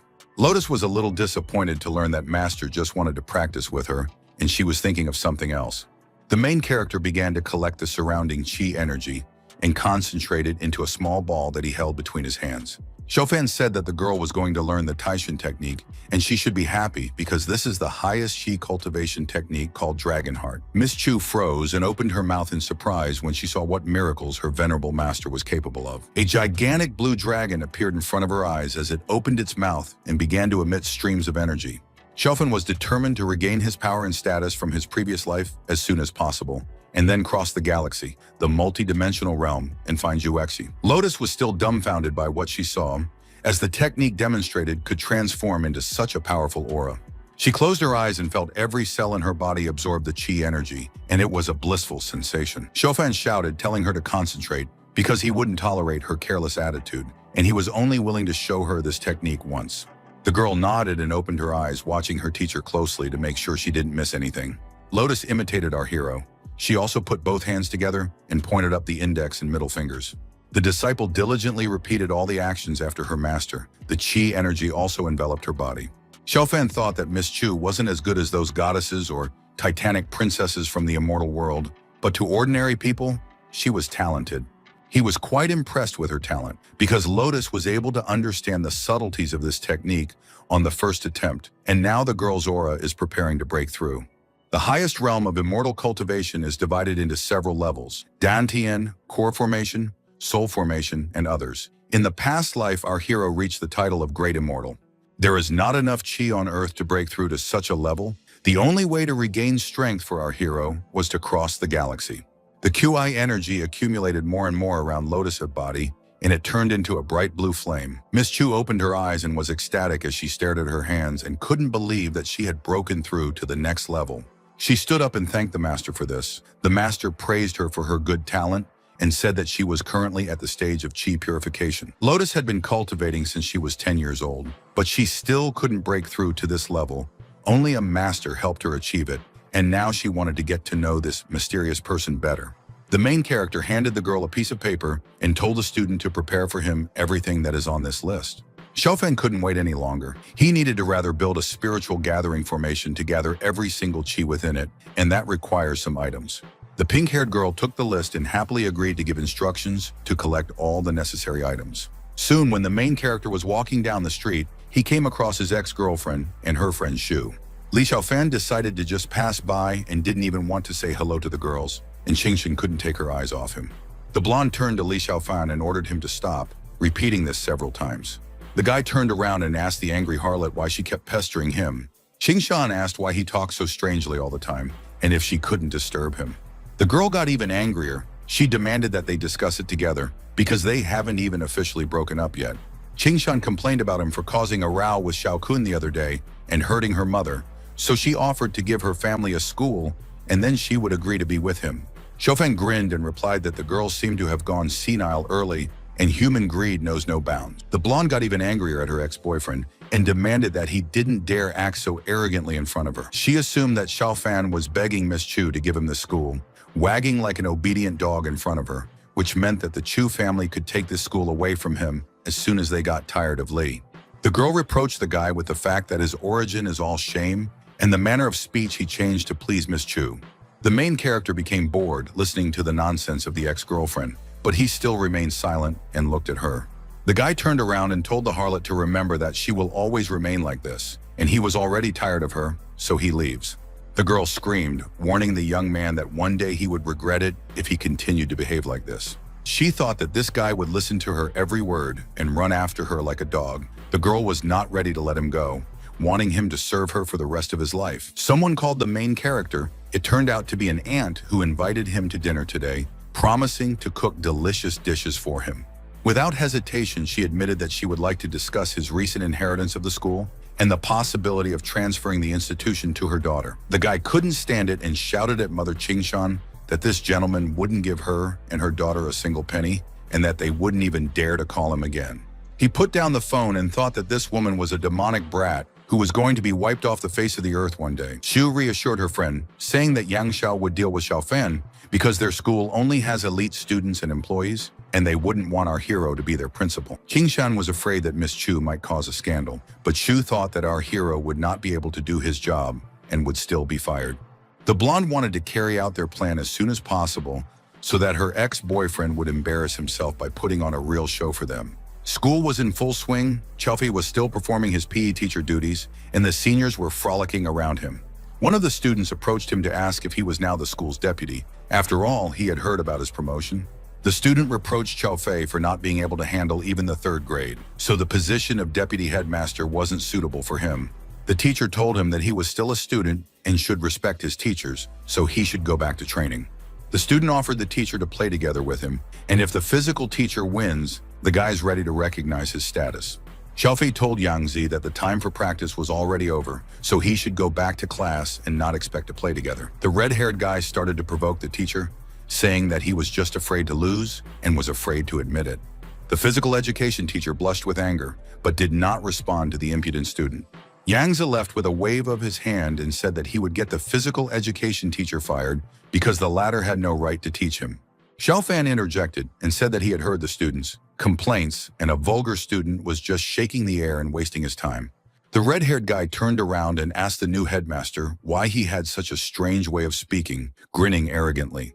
Yang Zi smacked his chest and asked the new principal if he was able to prove that he was worthy of the position by defeating the student. Xiaofan replied that it was intriguing. Little ants battle against the emperor of the gods, and he didn't mind a student entertaining him and embarrassing the whole school. Yang Zi got angry and shouted that he wasn't doing this for the headmaster, and he didn't dare look down on him, because he was just a lucky person who got the school as a gift. Our hero replied that he accepts the challenge of a small insect, but he is not so generous as to fight someone without a bet. The student was confident that he wouldn't lose, so he had nothing to offer the new principal, and he offered to listen to Li's instructions in the future if he was still weaker. Yang Zi took a step closer and shouted, directly admitting that he wanted the main character to get out of this school. Xiaofei advised Xiaofan to think twice, because Yang Zi is a famous sports maniac, the leading record holder of the school, who won a big prize for several competitions. Xiaofan asked his friend to trust his master and told the young gladiator to go to the arena, where they would spar to their heart's content. Xu and her friend watched from the sidelines. The brunette was sure that Yang Xiao's plan was working, and the stupid Xiaofan had fallen into his trap. She suggested that her friend watch that idiot Li Xiaofan get kicked out of his own school. The sports maniac Yang Zi started to warm up before the competition, and our hero stood motionless, with his hands in his pockets. Teacher Xu said that Xiaofan was definitely an idiot for challenging little superstar Yang Zi, the best student in sports. The girl told Qingshan that last year Yang Zi set a record by throwing a javelin to 74 meters. Qingshan thought that her boyfriend was too arrogant, and after he lost to Yang Zi, he would even feel ashamed to appear in public. Yang Zi, meanwhile, had already picked up the spear and was preparing to throw it, the other students supporting the best athlete. The red-haired guy tuned in, ran away, and swung his spear to throw it forward with all his strength. With a shout, the sports maniac Yang Zi confidently threw the metal spear forward, which already flew several meters away in a second. The sharp metal spear crossed almost the entire green sports field of the school and flew out of the intended target. The red-haired guy not only managed to throw the spear as far as possible, but also made the projectile sink into the grass. The guy who was monitoring the competition announced loudly that Yang Zi's score was 75.5 meters. Yang was proud of himself, and the students were delighted because the guy managed to break his own record and come close to the record of the national college. The main character was calm despite the opponent's results. He silently walked over to the metal spear and took it. The physical education teacher started giving his friend instructions, saying that Xiaofan needed to accelerate, gain momentum, and then throw the spear. Xiaofan replied that if this venerable made a single move, it would be tantamount to bullying, so he wouldn't break the dreams of a young budding gladiator. The students were angry at the arrogant new principal, but they were confident that he would lose. Some of the students thought that Xiaofan just looked confident, but in reality he was scared. No one believed in his victory. After all, Yang Zi had already broken 13 records this year alone. Yang Zi asked the lame new director who he was trying to fool right now, since everyone knew that Xiaofan would lose. The main character, without answering anything to the young gladiator, without much effort, threw the spear forward. It began to fly with a whistle. The metal spear, charged with Li Xiaofang's incredible power, began to rapidly cross the green field. Eventually, the spear landed on the ground at the very end of the field, the force of the throw making it tremble. The guys who were watching the results were dumbfounded to see that the headmaster managed to throw a spear 105 meters away.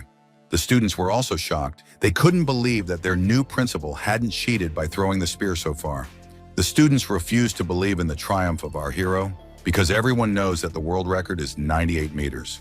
Qingshan was upset again because her plan was doomed to fail again, and she blamed her ex-boyfriend for this.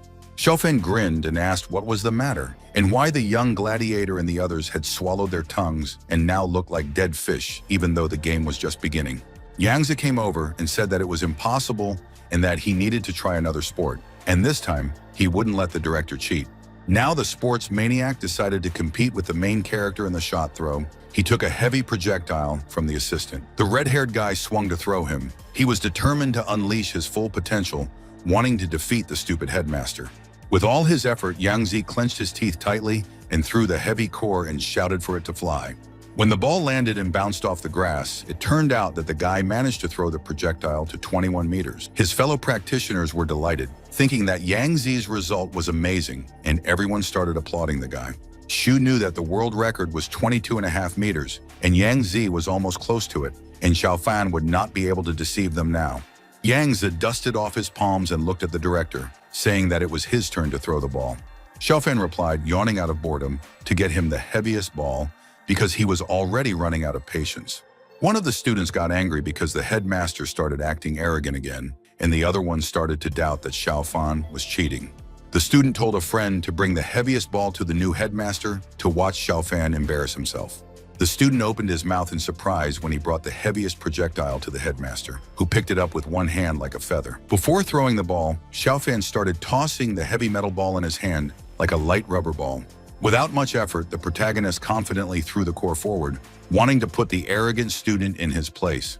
The metal core crossed the entire green field in a matter of moments, leaving a bright streak of blue light in its wake. The metal ball only stopped when it hit the brick fence, causing a loud explosion. All the students, including Yang Zi, fell silent after seeing the incredible results of the new principal's throw.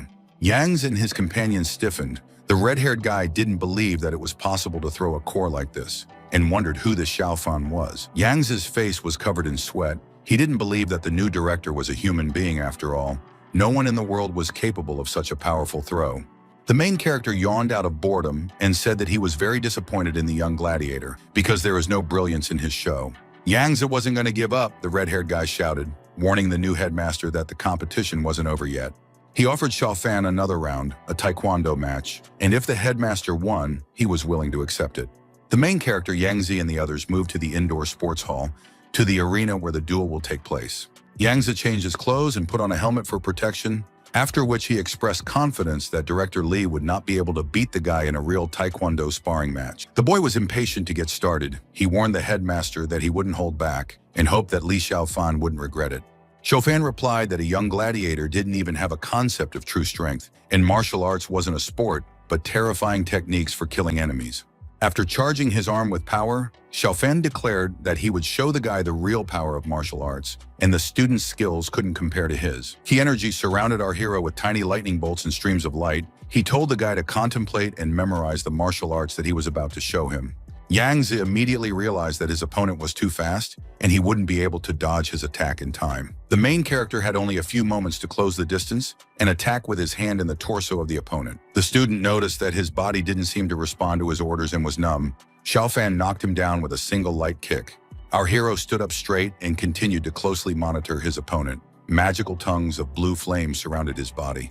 The red-haired guy flew back and smashed the wooden table with his body, after which he began to complain of pain in his head.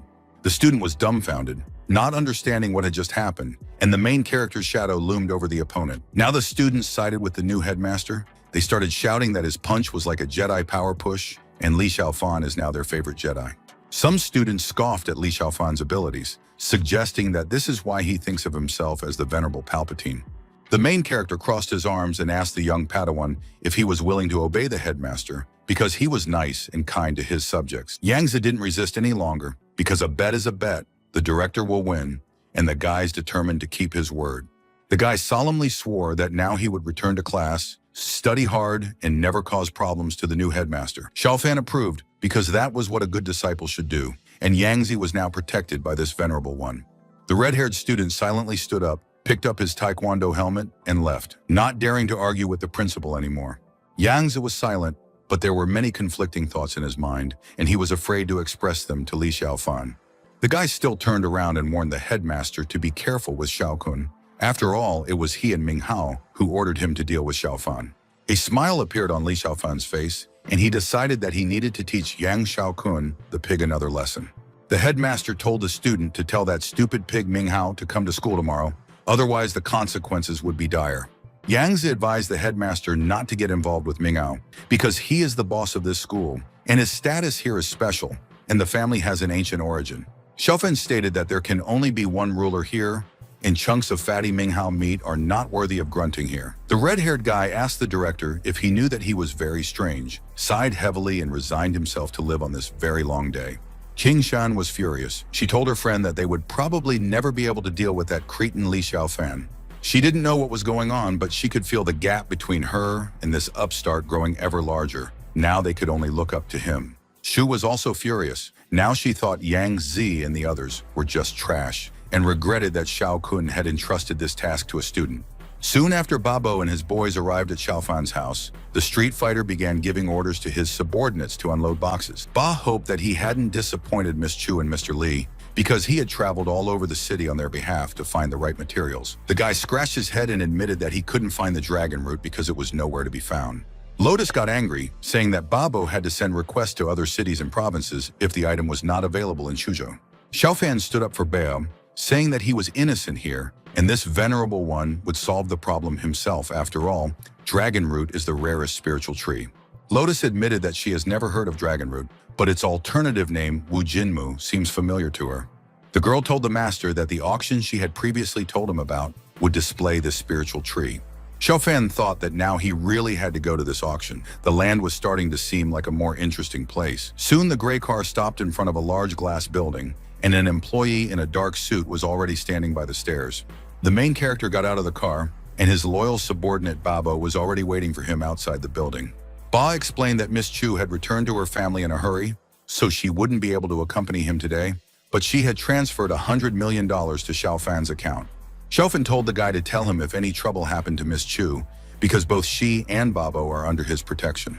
He knew that the Chu family was very powerful and ran the city, so he decided to leave right after the auction to find out what had happened. Babo bowed deeply to the protagonist and thanked him for taking such good care of Miss Chu. The building where the auction will be held was already packed with distinguished guests who were chatting and waiting for the auction to start. Li Xiaofan also went inside. He was hoping to be disappointed today and actually buy some worthwhile magic tools. The main character was surprised when he discovered that his girlfriend was also present at this event in the company of Yang Xiaokun. Xiaokun found out from Master Songjung that some guy had broken his leg, apparently unaware of who he was.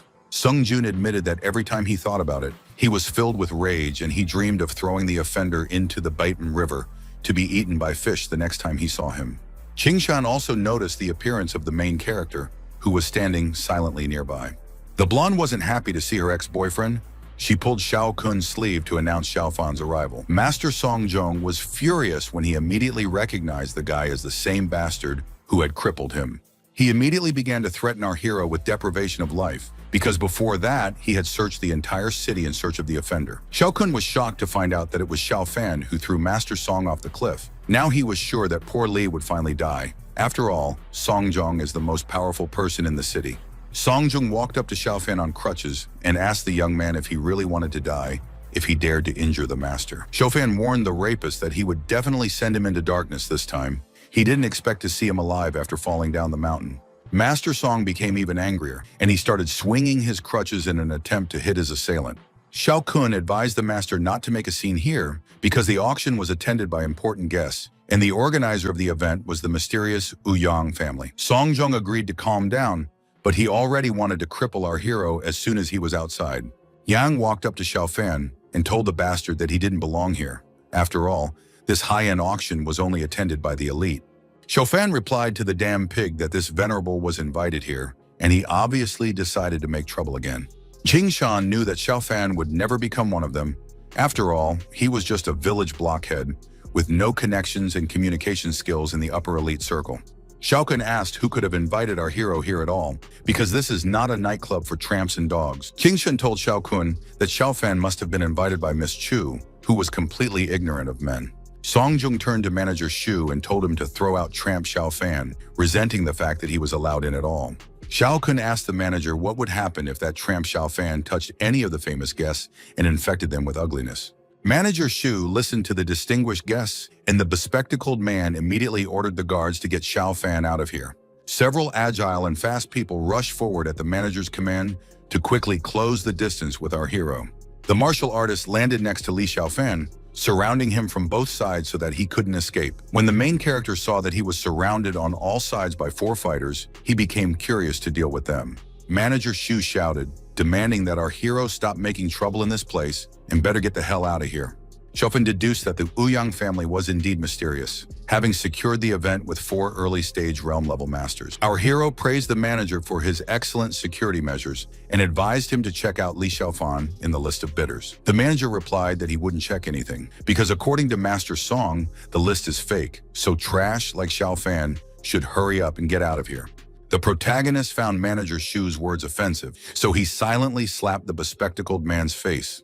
He stated that he had no right to offend other people's parents, much less him, since the manager was currently talking to the Immortal Emperor. The manager shouted, asking the guards why they were just standing there and watching, because it was time for them to teach this guy a lesson in politeness. Song Jong, Xiao Kun, and Qingshan were already overjoyed, hoping that these Ouyang family warriors wouldn't let Li Xiaofan live. 4 Ouyang family fighters simultaneously charged forward under the manager's order to pounce on our hero. Furrowing their brows, they flew out of the air to reach their destination as quickly as possible. The main character, meanwhile, didn't even move. He snorted and set up to fight back against the Ouyang family's guards. At this point, a girl with pink hair intervened, told them to stop it, and asked what they were doing. The soldiers immediately stopped and tensed. Looking at the girl with fear, they obeyed her without discussion. The manager complained to Miss Ouyang that this bully dared to cause a commotion among the people present and slapped him. He showed the girl his swollen face and promised to make sure that this intruder was thrown out of here. Miss Ouyang slapped the manager's face so that his glasses fell off and yelled at the manager who dared to treat her guests like that. The girl approached our hero and said that she could not contact him after he saved her, so she is very happy to see him here. Song Meng was indignant. He asked how a girl from a side branch of the family dared to go against his clan. Miss Ouyang stated that she was responsible for this event, so she could kick Song Jong out, and he would pay for what he did to her that day. The guy replied that she was just a pawn, a little girl from a side branch of the family, so sooner or later, she would only belong to him. Ouyang approached Mr. Li and asked if she should fire this ignorant manager, or if he had his own plans for him. The manager clutched his twice-battered face and began to tremble in fear, afraid that he would be fired or worse. The main character was not going to leave the manager unpunished. He came up and hit the man on the leg so that he shouted at the whole building. The fighters of the Ouyang family were dumbfounded. They opened their mouths and froze when they saw how fierce our hero's strength was. Song Jong, Xiao Kun, and Qingshan were also shocked by the cruelty of Li Xiaofan, who decided to cripple the manager. Miss Ouyang showed our hero where the entrance to the auction is and offered to guide him there to prevent those impudent vultures from getting in his way. The girl took his arm to accompany him. She didn't expect to see her savior again. She felt safe with him. Qingshan was furious to learn that in addition to Miss Chu, Li Xiaofan was also communicating with Miss Ouyang Pei behind her back. The main character, accompanied by the hostess of the event, went to the auction, leaving behind the martial artists and the rest. Xiao Kun was furious, not understanding why Miss Chu and Miss Ouyang, who is so much prettier than Qingshan, were helping this trash. All the guests parted in fright as a tall and burly red-haired guy entered the room, ordering them to stop. Xiao Kun's mood lightened again, and he decided that Li Xiaofan was finished now because Senior Chu had arrived. The big red-haired man called out to our hero and said that now he would see how good it would be for him with this girl. Xiao Kun knew that Chu Shifeng was drafted into the army at the age of 18, where he became the youngest captain of his unit. It is said that he was enlisted in Voldemort's reserve force, which includes only a few of China's millions of soldiers. Senior Chu was a member of the best special forces unit in China, and it was impossible to get into their ranks so easily. Xiao Kun knew that Chu Shifeng's reputation overshadowed everyone, even Song Jong, because he came from a powerful family. The Chu family's heir has been courting Ouyang Pei for a long time, and 6 months ago, a second-generation rich man tried to make a pass at her as well. For this, Chu Shifeng sent the guy to the hospital. He was bedridden for several months after the guy's revenge. Xiao Kun was sure that little Xiaofan was very unlucky. After all, he angered the monster by daring to lay eyes on Chu Shifeng's girlfriend. Miss Ouyang covered Xiaofan with her back and asked Chu Shifeng what he was going to do to her most important guest. Huge Fengyi claimed that Ouyang was his woman, so he wouldn't leave anyone who encroached on his property alone. The big red-haired man expressed confidence that Miss Ouyang would soon be his own, even though the girl was against it. Senior Chu grabbed the girl's arm, pulled her towards him, and told the kid to get away from his property. The guy came closer and said that he didn't care who Xiaofan was or where he came from, since he was from the Chu family and this city was under his control. Pointing a finger at Xiaofan, Chu Shifeng warned the kid to get out of his city, otherwise he would cripple him. The guest sided with the elder Chu, believing that the cruel Xiaofan would justly pay for his actions, and no one would save this guy. Xiao Kun believed that even if Miss Chu went against her brother, it wouldn't save Xiaofan, and Chu Shuifeng still wouldn't stop. Miss Ouyang asked Shuifeng to stop making things difficult, because Xiaofan is her benefactor, and the guy doesn't dare threaten him. The girl tensed, thinking that our hero has no chance against a fighter of the elite squad, because Xiaofan is an ordinary person, although he fights well. She apologized to Xiaofan and asked him to go to the auction hall without paying any attention to this madcap. The main character didn't listen to the girl and asked the kid from the Chu family how dare he talk to the Venerable One in such a tone. Chu Zhifeng got even angrier, slapped his chest, and asked our hero if he knew who he was talking to right now. Our hero replied that he should ask the guy this question because a person like Chu has no right to talk to the Venerable One. The elite Special Forces soldier lost control of his emotions, shouted that he would send Xiaofan to hell, and charged forward. The big guy's fist was already a few centimeters away from Xiaofan's face, but it was stopped by the guy's defensive field. Lotus burst into the room, saw what her brother was doing, and asked Xiaofeng why he was doing all this. The girl demanded that her brother hurry up and apologize right now to her master, whom he had no right to insult. Chu Shuifeng stopped being so bold when he saw his sister. He asked his cousin what she was doing here. The girl, angry with her brother, asked if he would have continued to behave like this if she hadn't intervened.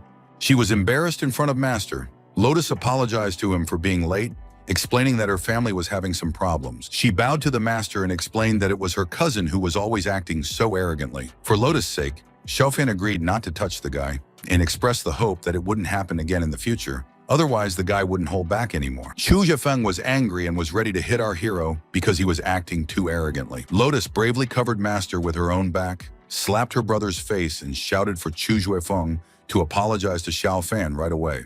She stated that even their grandfather should show respect when meeting a master, and Chu Shuifeng is no exception. The startled red-haired boy clutched his reddened cheek and hesitated, not knowing what to say to his cousin. Enraged, Lotus slapped her cousin's cheek once more, demanding that he apologize to Master right away. Chu Guifeng began to tremble all over in anger and clenched his teeth tightly, trying to control his emotions in front of Xiaofan. The red-haired guy blushed with shame, but still had to apologize to the main character. After that, Chu Zhifeng just chuckled and left, not wanting to talk to Xiaofan or his sister anymore. When he passed by Xiaofan, he warned the cursed brat that he would only let him go for the sake of his sister. The main character crossed his arms over his chest, and the big man's threats only made him laugh. Lotus made a gesture with her hands as a sign of respect for the master, and said thank you to him for scolding her cousin. Master Li Xiaofan replied that it was nothing, and the girl continued to look at him with loving eyes. The main character and Miss Opie were about to leave, but Lotus asked Master to wait a moment longer. Master Xiaofan, at the request of his disciple, decided to stay, and the girl went in a completely different direction. A girl with pink hair approached the blonde and asked if she was Qingshan. Qingshan was forced to bow her head to the esteemed miss, looking ashamed. Lotus, looking disdainfully at the woman who had offended her master, silently slapped the blonde's face. Student Xiaofan's punch was so strong that Qingshan lost her balance and fell to the floor in front of all the guests. Miss Chu stated that Qingshan had no right to insult her master, and she was not worthy of being Xiaofan's fiancée. The girl ordered Qingshan to stay out of her way, and then ordered her to leave the premises. Qingshan started to shed tears of resentment and humiliation as she lay on the floor, looking at Xiaokun hopefully. Xiaokun turned to the esteemed Lady Chu and said that Qingshan is his girlfriend, so he asked for her forgiveness for his sake. Lotus asked who he was so that she would forgive Qingshan for his sake, then ordered him to leave this place as well. King Xiaokun decided to remind the esteemed Lady Chu who his father was, but the guy was interrupted. The pink-haired girl was adamant. She once again demanded that Yang Xiaokun and Qingshan get out of here. The guy clenched his teeth tightly in anger, but he didn't argue with Miss Chu any further, only sighed heavily. Xiaokun carefully helped his girlfriend to her feet and gave her a hug before they turned to leave. Lotus approached Miss Yang and apologized to the girl for kicking the guests out of her event. Miss Yang asked her not to apologize because having these guests doesn't affect the auction in any way, especially since it became quieter here.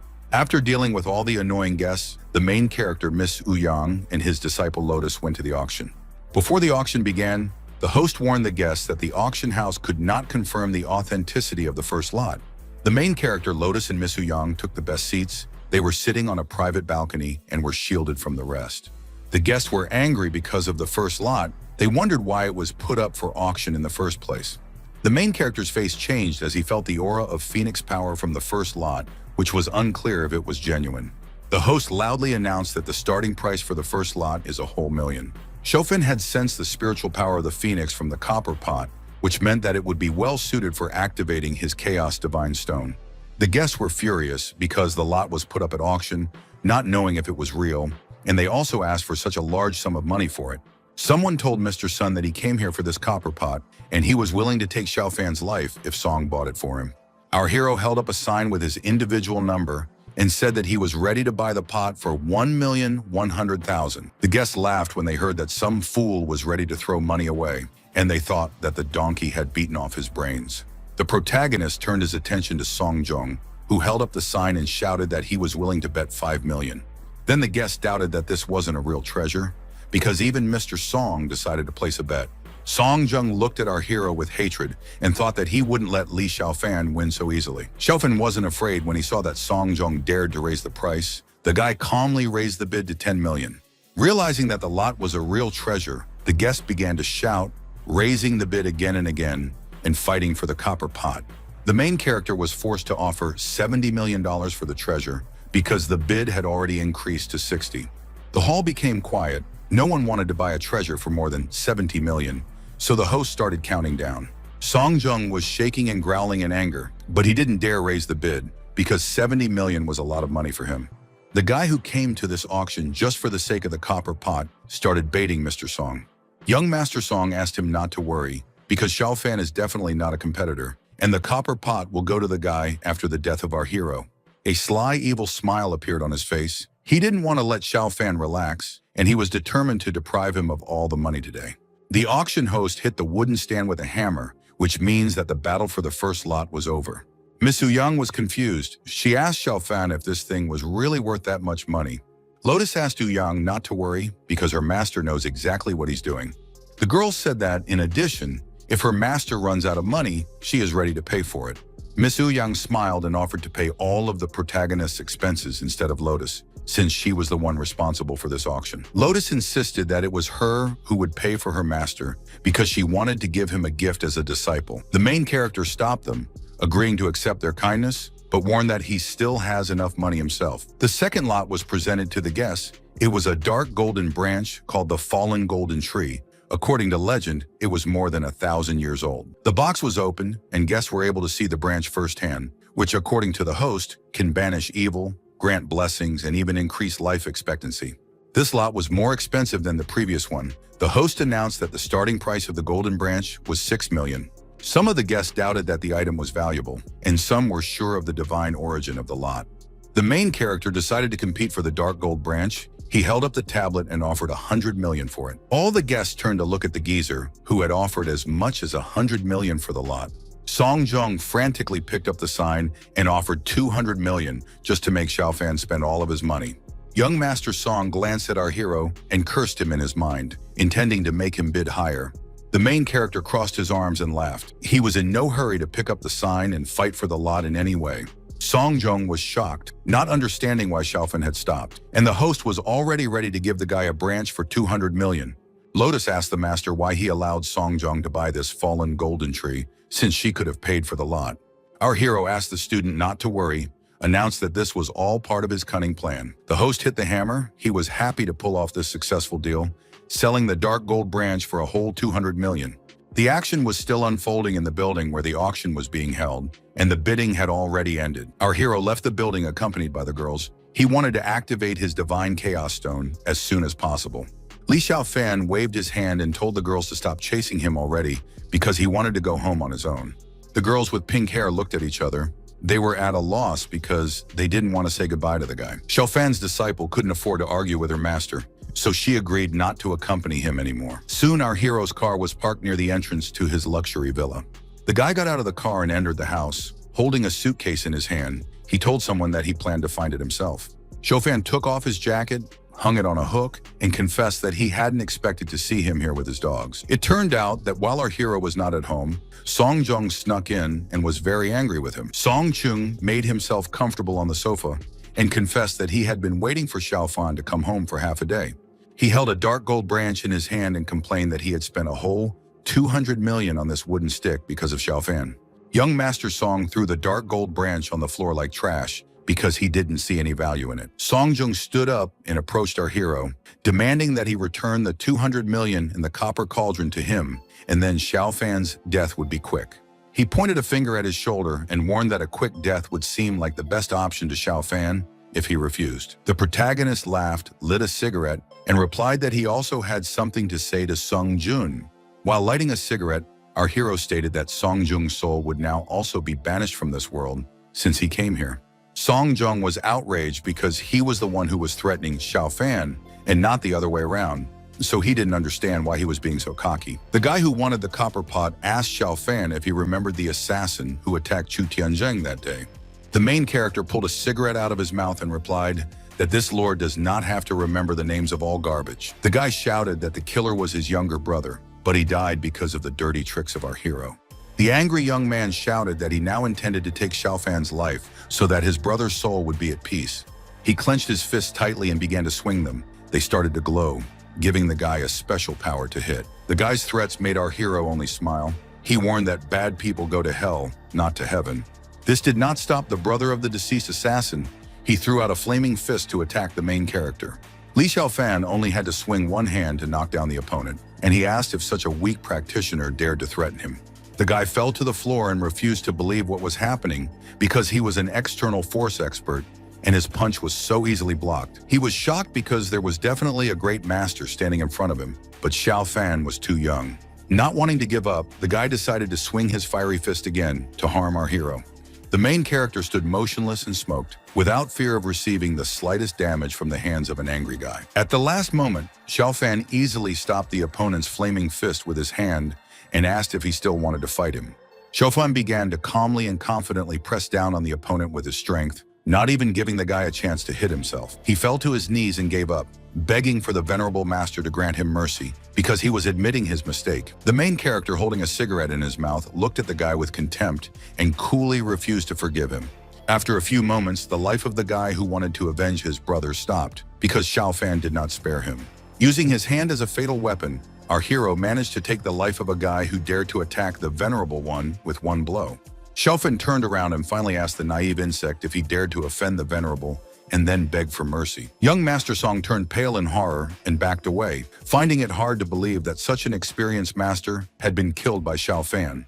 Panicking, Song Jung pointed his finger at the target and shouted, ordering his guards to shoot Li to kill.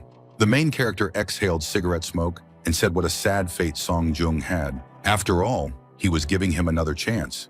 Without listening to the guy, Sun ordered his guards to take Li's life, and they began to frantically shoot at the target with their pistols. Song was sure that Xiao Fan's bullets would definitely be impossible to dodge, no matter how strong he was, but the shots didn't make our hero even move. The venerable God Emperor stubbed out the cigarette in his own hand and warned the insects that mundane bullets were of no use to him.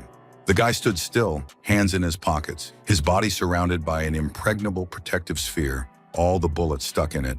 Streams of powerful energy began to shoot out from the sphere, which startled every one of Song Jung's guards. The guys in dark suits flew in different directions, smashing the walls with themselves, and the streams of energy caused them a lot of damage. The cold-blooded protagonist began to slowly walk towards the dazed Song Jung, who started to back away from fright. The terrified Song Jung started to demand that the main character didn't dare approach him. The young master was forced to grab the gun himself and start shooting at Xiao Fan, but all the bullets were stopped by his defensive sphere.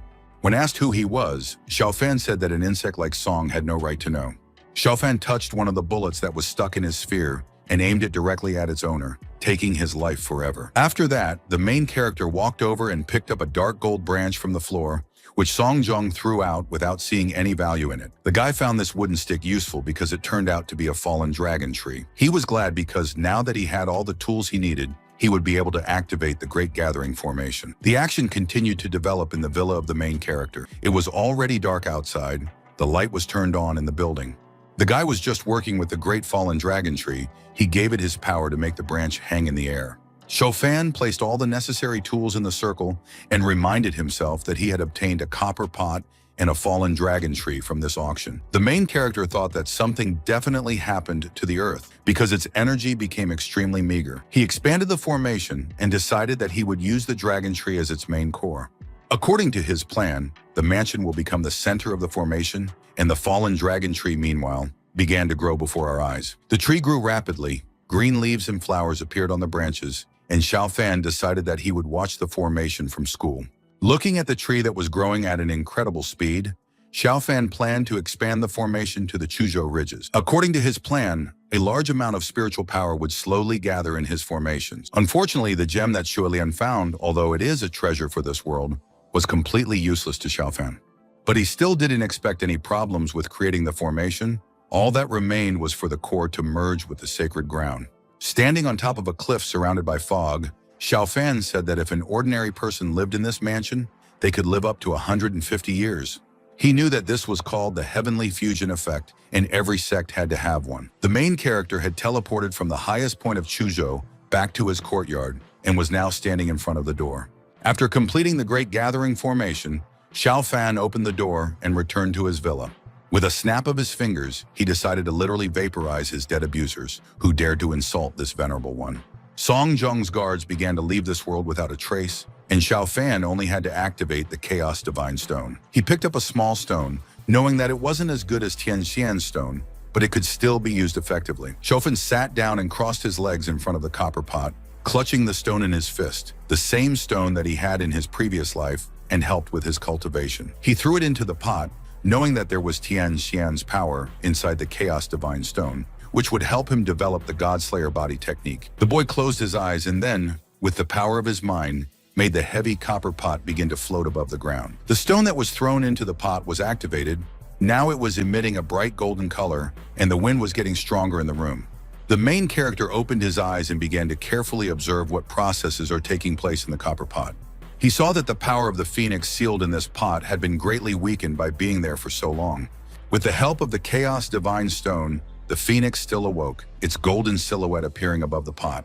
Xiao Fan wanted to take the core that shone with green and red colors, knowing that the energy to awaken the stone would be enough. He placed the divine stone against his chest in order to absorb its power into himself. The main character closed his eyes to better concentrate on the process, his body taking on a faint red aura. The phoenix's bright aura was becoming more visible by the moment, and he placed his hand on his chest to completely absorb the stone. Li Xiaofan felt that the Chaos Divine Stone had become stronger, and he was now brimming with energy. But what surprised the cultivator more was that there was a divine technique hidden inside the stone. When everything was ready, the protagonist loudly ordered the Chaos Divine Stone to activate. Li Xiaofan closed his eyes again and concentrated. He pointed his middle and index fingers up.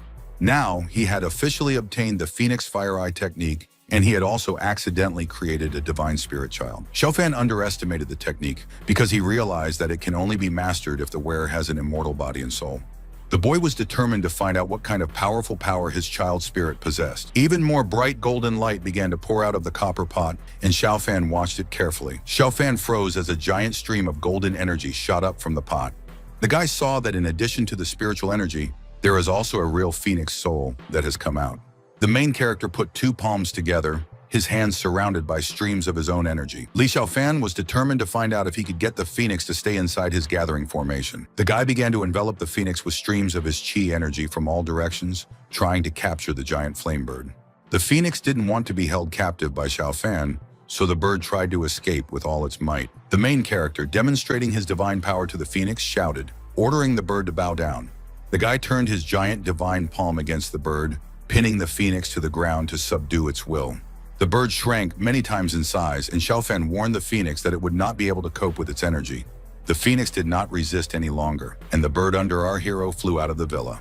The main character gave the phoenix the first order. He needs to help the guy collect chi from all places and redirect it here. For this, he promised to take the bird with him to the world of immortals. The firebird nodded several times, agreeing to carry out its new master's errand.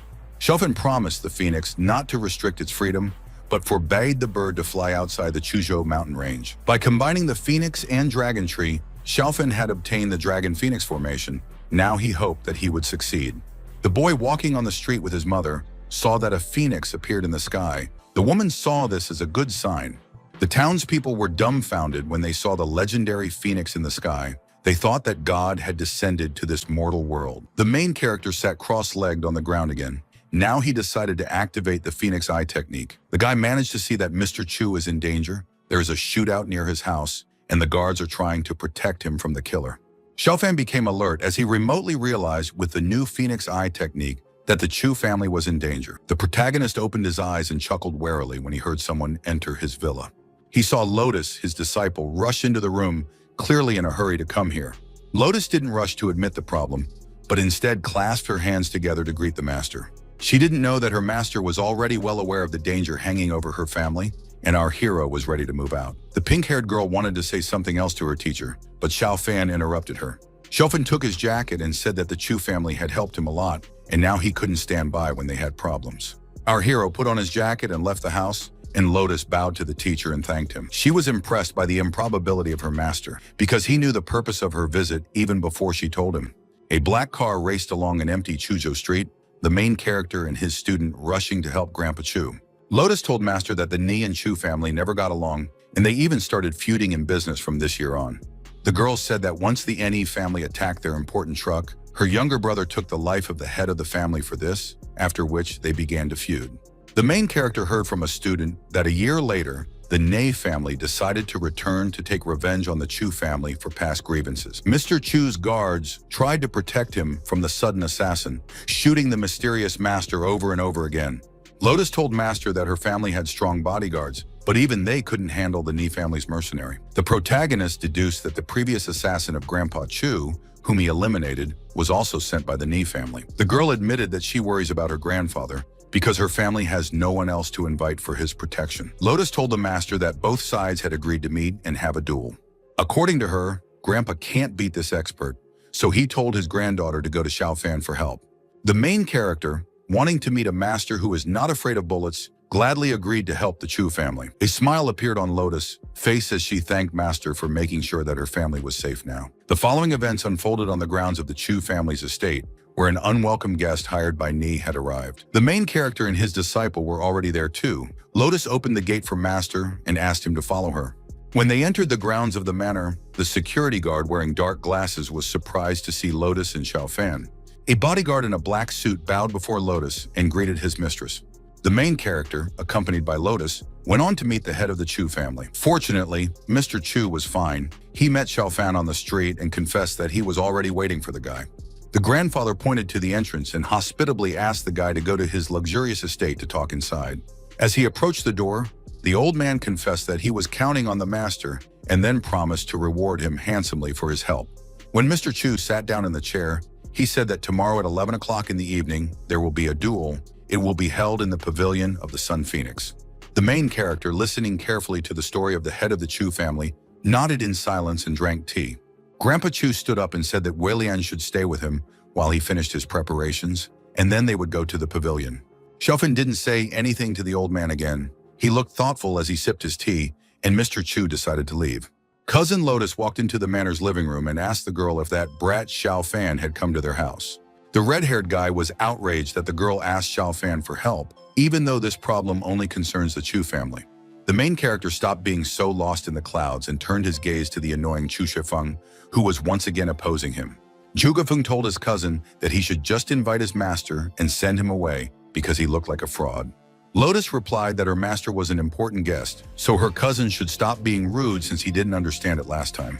The red-haired guy clenched his teeth tightly in anger because he fundamentally disagreed with his cousin. He decided that even the Lotus wouldn't stop him this time. Chu Shuifeng was determined to bring this scum to light.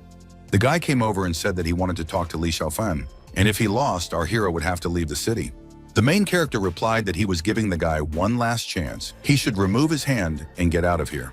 Chu Zhifeng didn't calm down. He told our hero to go to hell and called him a useless trash who only pretends to be strong.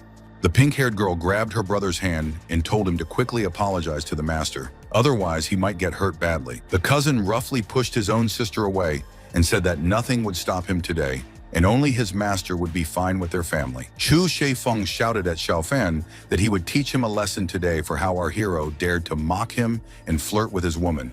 Lotus was still trying to stop her cousin.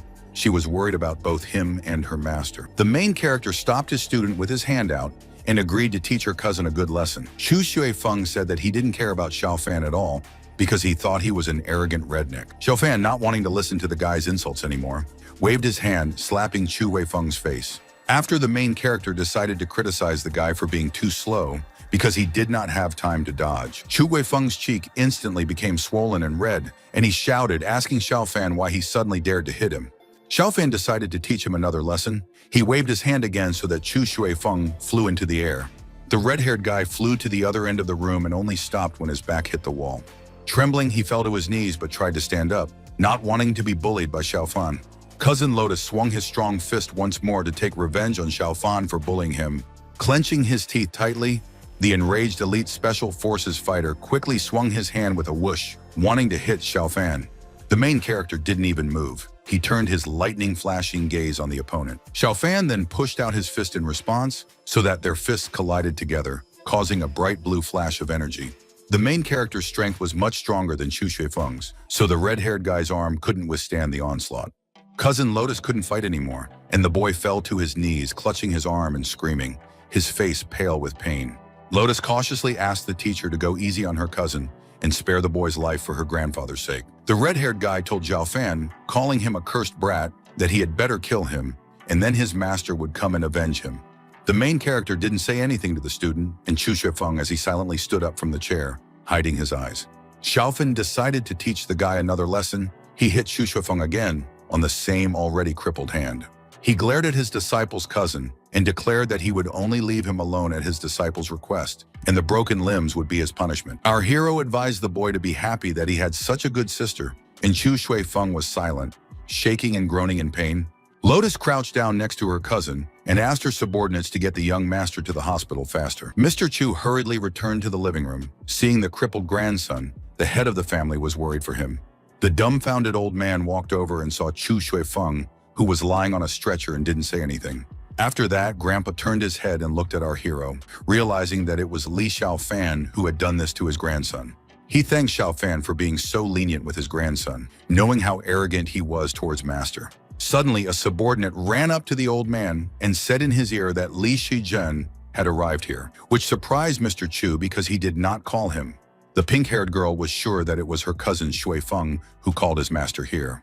Mr. Chu was angry at his clueless grandson because Li Shizhen's arrival would definitely bring even more trouble. Lotus explained to our hero that Li Shizhen is a master from a powerful sect, a strong spiritual practitioner, and the strongest in the field of martial arts in the city, so you should be careful with him. The girl said that many people want to become students of Li Shizhen, but he rarely takes someone to study. According to her, before accepting her brother as a disciple, her grandfather had to give the master a large house, and only then did he reluctantly agree to teach Xuefeng. The girl's story was interrupted when Master Li Shizhen burst into the room and loudly called out to Old Man Chu. The man, accompanied by his students, asked what had happened and who had injured Chu Xuefeng. Mr. Chu turned around and saw the master in front of him, then hesitated, not knowing what to say to him.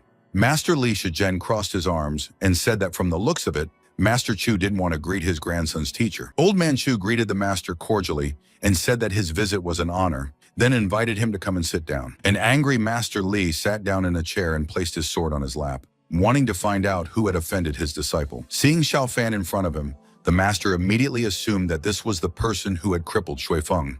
The guy who came with the master was taken aback when he recognized our hero as the one who beat him up that day. He shouted to the master that it was difficult to avoid the enemy and complained about Xiao Fan, who had injured him in Xiao Kun. Master Li Shizhen confessed that he had been looking for Xiao Fan for a long time, but did not expect to meet him at the Chu family's estate. Shizhen advised the boy to kneel down and beg for forgiveness for what he had done to his brothers and disciple, if he wasn't stupid. The angry man hit the chair, breaking it, and shouted that if Xiao Fan refused, his corpse would be taken out quickly. Looking at Xiao Fan, Li Shizhen thought that he was just an ordinary brat, an upstart with a cute face. The man began to recall how his students had suffered, how Xuefeng's cultivation had deteriorated, and how Xiao He had become crippled. He was determined to teach Xiao Fan a good lesson. Otherwise, it would be a shame for him to stay in the city, and after such an event, no one would want to train in his sect. Xiao Fan took a cup of tea and stated that these guys went off on a crooked path, planning to beat up our hero, so he showed mercy by just crippling them. After taking a sip of tea, our hero declared that he would have already taken the life of Xuefeng, who insulted him, if not for the Chu family. Frowning, he glared at the master and asked why on earth he thought he could tell him what to do. Master Li Shizhen lost his temper, jumped up from his chair and grabbed his sword, asking the bastard who he thought he was. Mr. Chu tensed up, thinking that it was bad because he could see a fight brewing between Shizhen and Xiao Fan. Grandpa decided to smooth things over by asking Shizhen to calm down and listen to him before he made a mistake. The old man asked Master Li Shizhen if he knew that the old enemies of the head of the family had come to his house. He explained that he had invited Master Xiao Fan because he needed to protect his own family. Shizhen decided to make concessions to the old man. He was determined to deal with the Chu family's enemies first, and then it would be that bastard Xiao Fan's turn. The man sat back in the chair and asked his grandfather how this kid could help him, because he looks completely useless. Master admitted that he already knew about the Chu family's problems. which was why he came here, so he would help them. Old Man Chu looked uncertain and tense as he hesitated, trying to answer Master Li Shizhen. Shizhen had stated that he was the strongest practitioner in this area, and also a martial sect master, so Xiao Fan couldn't possibly be stronger than him. The protagonist nodded without replying, then Grandpa Chu assumed that Xiao Fan had decided to help him.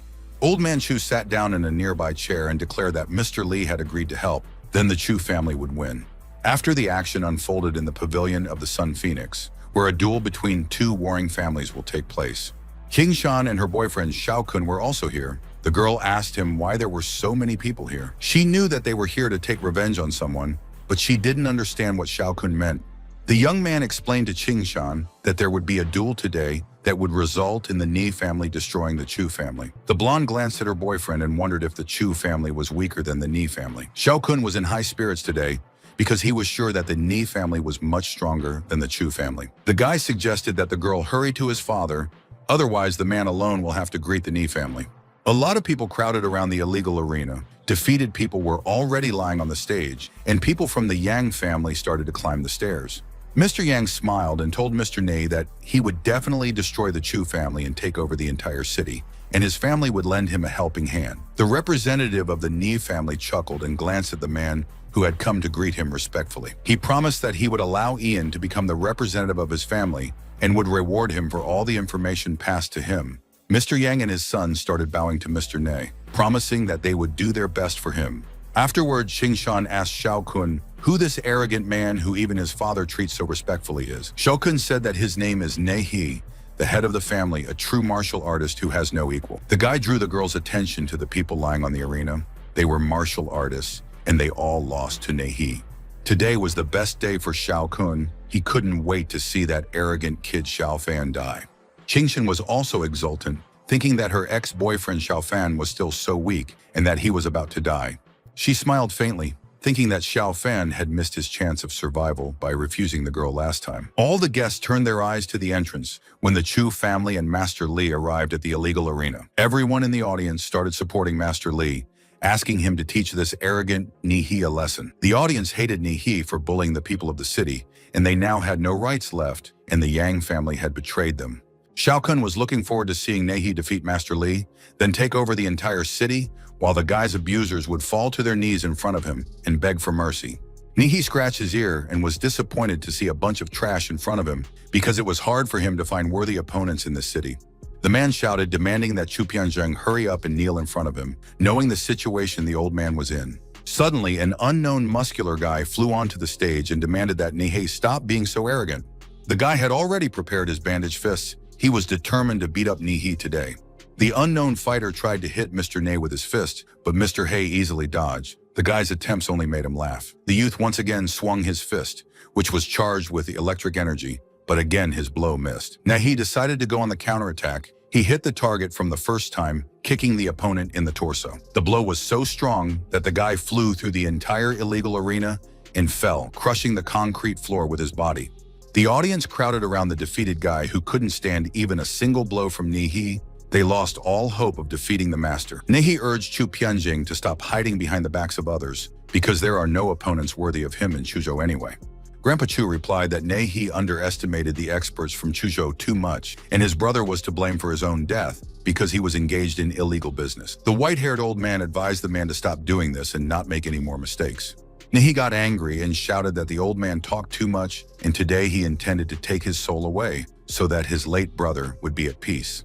Master Li Shichen was angry at Nei He, and the man intervened and shouted, insulting Mr. Ney with his insolence. The man jumped high above the illegal arena, using his chi energy, and shouted that he intended to teach Nei He a lesson for his words. Li Shichen landed on the wooden floor of the arena, causing a deafening explosion and a bright purple flash.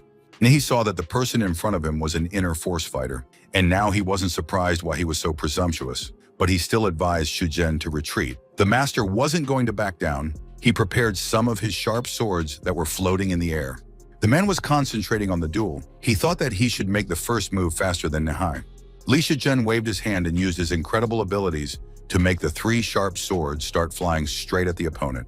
He only laughed at this. The man didn't even stand up, just raised his hands, ready to fight back against the master. Mr. Ni jumped up from his chair and ran forward to attack the master in return, a bright aura surrounding his body. A fight broke out between Master Li Shijin and his opponent, and they started waving their arms and weapons as they jumped in the air above the arena.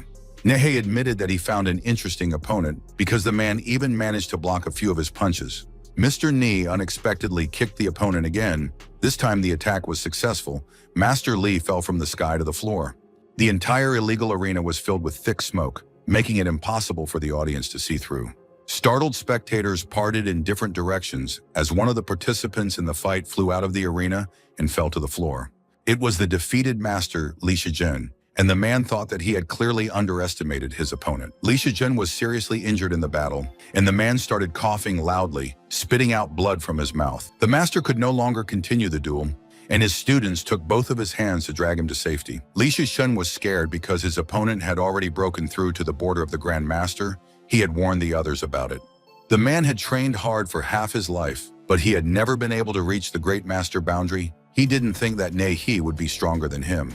Zhu Feng was carried out to the arena in a wheelchair because the guy couldn't walk after the fight with Xiao Fan, who was afraid for his master. The red-haired guy was dumbfounded because even his master, the strongest practitioner in the city, was defeated by Nehei. The audience was terrified of Nehei's strength. They knew that it would be difficult to stop him because it would take a master of the same level to defeat him. Old Man Chu also lost hope of winning. He was afraid that even Li Xiao Fan wouldn't be able to stop Mr. Ne. Lotus wasn't as worried as her grandfather, so she took the old man's hand and asked him not to worry. The pink-haired girl had told her grandfather that her master would definitely win, and she believed in him implicitly. Grandpa Chu despaired and told his granddaughter that everything was the will of the gods, and what was to be was to be. Mr. Nehei shouted, asking if there were anyone else willing to fight him in this arena, and he urged those willing to come out here and die. The man warned his grandfather that he was going to destroy all the city masters in front of him today, and then see what the old man would do. Nehei taunted Master Li Shijin, who called himself the strongest in Chuzhou, because he was just trash. The smile faded from the man's face, and he looked warily to the side when he noticed some danger. Mr. Ni saw another master in front of him, an elderly man who leapt onto the stage with lightning speed. The old man introduced himself as Tao Bai and said that he was the master of the Immortal Crane sect, and Nehei should not underestimate their martial artists. An elderly martial artist decided to use a firearm, and he shot Nehei without warning. The man crossed his arms in front of him, activating a magic defensive field that saved him from the bullet. Sectarian Tao Bai's eyes widened in shock as he saw what miracles his opponent was capable of. Nehei smiled and asked if the old man had just used a gun with spiritual power. Grandpa Tao Bai didn't have time to do anything, when a moment later, an overly fast opponent closed the distance as much as possible and broke his gun with his bare hand. Mr. N pushed the old man's head with his hand and said that it was too late to react to the counterattack. With a sinister smile, the man dealt with Tao Bai with a single flick of his hand, ending their duel. Nehei looked at the audience and declared that they were all just trash in the face of absolute power. The man began to cruelly taunt the defeated elderly master, who couldn't withstand even one of his blows. Mr. Ni saw only a few insects in front of him, even though he expected to fight the great martial artists of Chuzhou. The startled onlookers parted as Nehei approached Old Man Chu, announcing that today was the day of his death. With a sinister smile, Nehei warned Grandpa Chu that he wouldn't let him die so easily. He came right up to him and said that he was going to lock the old man up in the tomb, and then he would regret that he didn't choose a quick death in the first place. Grandpa stated that he was the head of the Chu family, and an honest person like him wasn't afraid of death, but he would be disgraced if he died at the hands of a brat like Nehei. Nehei clenched his fist in anger and asked what was the point of acting so bold right now. He hoped that Grandpa wouldn't cool down when it all started. The man was about to punch the old man in the face, but he stopped and turned around abruptly when someone told the pitiful ant to get out of sight. Mr. Ness saw a guy standing nearby who wasn't even looking at him, but was calmly smoking his cigarette. Nehei asked where this brat came from and told him to kneel down and bow his head in front of him if he wanted to survive. The main character pulled a cigarette out of his mouth and replied that Nehei wasn't worthy of a guy bowing his head in front of him. Nehei collapsed on the floor in fright when he saw the divine image of Li Xiaofan in front of him. The Emperor of the Gods asked the boy if he understood who he was messing with. Mr. Ni looked very scared as he stared at Xiao Fan in horror, being shocked by his divine aura. The man decided to rub his eyes, assuming that he was just imagining it, and it was a trick in the form of an illusion. He could see that Xiao Fan was no more than 20 years old, so there was no way he could compare to Nehei, even if he started training from childhood. The terrified Nehai was still trying to act confident, and he shouted at our hero that he couldn't fool him. Shelfen replied to the man that even a true grandmaster would die at the hands of our hero, and Nehi had only recently touched the boundary of a grandmaster. Shifeng was sure that today Nehi would beat up Shofan, who even in this situation was acting like an arrogant brat. Li Shijian also thought that Xiaofan was just pretending, and that he was an upstart who couldn't even handle a pinky punch from Nehi. Bloodthirsty now, he approached our hero and told the guy that it was time for him to go to the next world, since he had already talked enough. The man swung his fist to hit the protagonist, and Zhao Fan didn't even move. Xiao Fan calmly raised his hand while the opponent's fist was heading towards him to stop him. Master Li Shijian didn't understand how this arrogant clown Xiao Fan managed to live for so long. After all, he behaves like this even on the verge of death. Nehi's fist was still approaching our hero's face, and Li Xiao Fan had already put his palm out in front of him.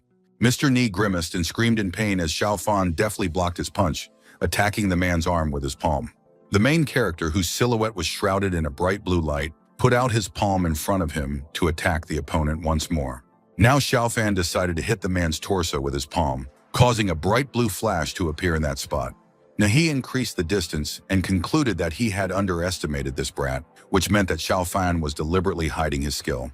The man started coughing, spitting out blood, and he was finally convinced that Xiao Fan was just pretending to be a weakling to let down his guard. Mr. Ni did not give up. He shouted loudly and materialized a bright flash of energy in front of him, which began to emit whole streams of qi.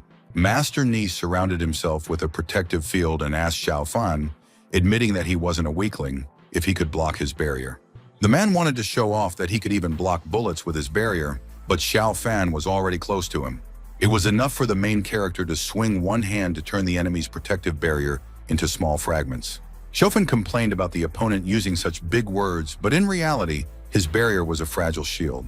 Mr. Ni started to panic. He didn't understand where this mysterious master, who he definitely wasn't a match for, came from. The man screamed in fear and started to run. When his barrier was destroyed, he decided to save his own skin. The main character was clearly not ready to let go of the scoundrel who threatened the Chu family. He looked at the man like a predator at his prey. Nehi ran and didn't turn around, clutching his injured arm, while Xiao Fan charged qi energy into his right palm. Mr. Ni looked up and saw a giant palm of bright blue light looming over him. Our hero pressed this huge magic palm of the enemy directly to the floor, destroying the concrete floor of the arena. Nehi, finding himself in a desperate situation, asked the guy to stop, convincing him that he could not kill him. Xiao Fan decided to listen to him. The man wanted to scare our hero with the fact that his teacher, a real great master, would soon arrive. The main character didn't listen to the opponent anymore. He clenched his fist, and his giant magic fist clenched at the same time. The audience was dumbfounded to see the real power of the great master who took the life of the strongest expert Nehi in 3 moves. After Li Xiaofan was approached by Grandpa Chu, the old man couldn't stop shivering after experiencing the stress. Old Man Chu bowed to the boy and promised that he would follow all of Xiao Fan's instructions in the future. The head of the family was joined by the rest of the Chu family. Lotus and a crowd of men promised that they would follow the instructions of our hero.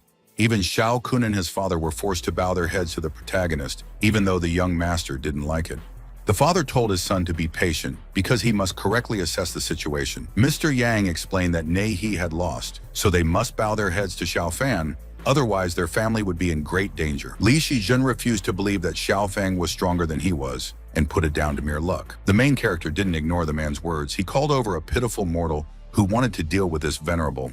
Xiao Fan, grinning, began to beckon the man to him with his finger, provoking the master to a new duel in the arena. Master Shijin wasn't afraid. He went up the stairs to say something to the kid. The man demanded that Xiao Fan should call him a master, who the main character did not think he was. Li Shizhen hadn't even finished speaking when Xiao Fan slapped him in the face and asked if he was showing off in front of this venerable. Master Li was angry and felt insulted after Xiao Fan's action, but he found it hard to find the words. The main character explained that this slap in the face should teach a man to respect other people. Li Shizhen, his face twisted in anger, couldn't stand it anymore and shouted, insulting Xiao Fan with a damn brat. Xiao Fan didn't let the man's words go unpunished. He decided to slap Li Shizhen on the other cheek to teach him a lesson. The young hero explained that this slap should teach the master to be humble, not to be arrogant, and not to belittle other people. He slapped Li Shizhen once more, explaining that the third slap was for the way he raised his students and for his temper. Master Li Shizhen now didn't dare to resist and insult our hero. he silently endured the beatings from the guy.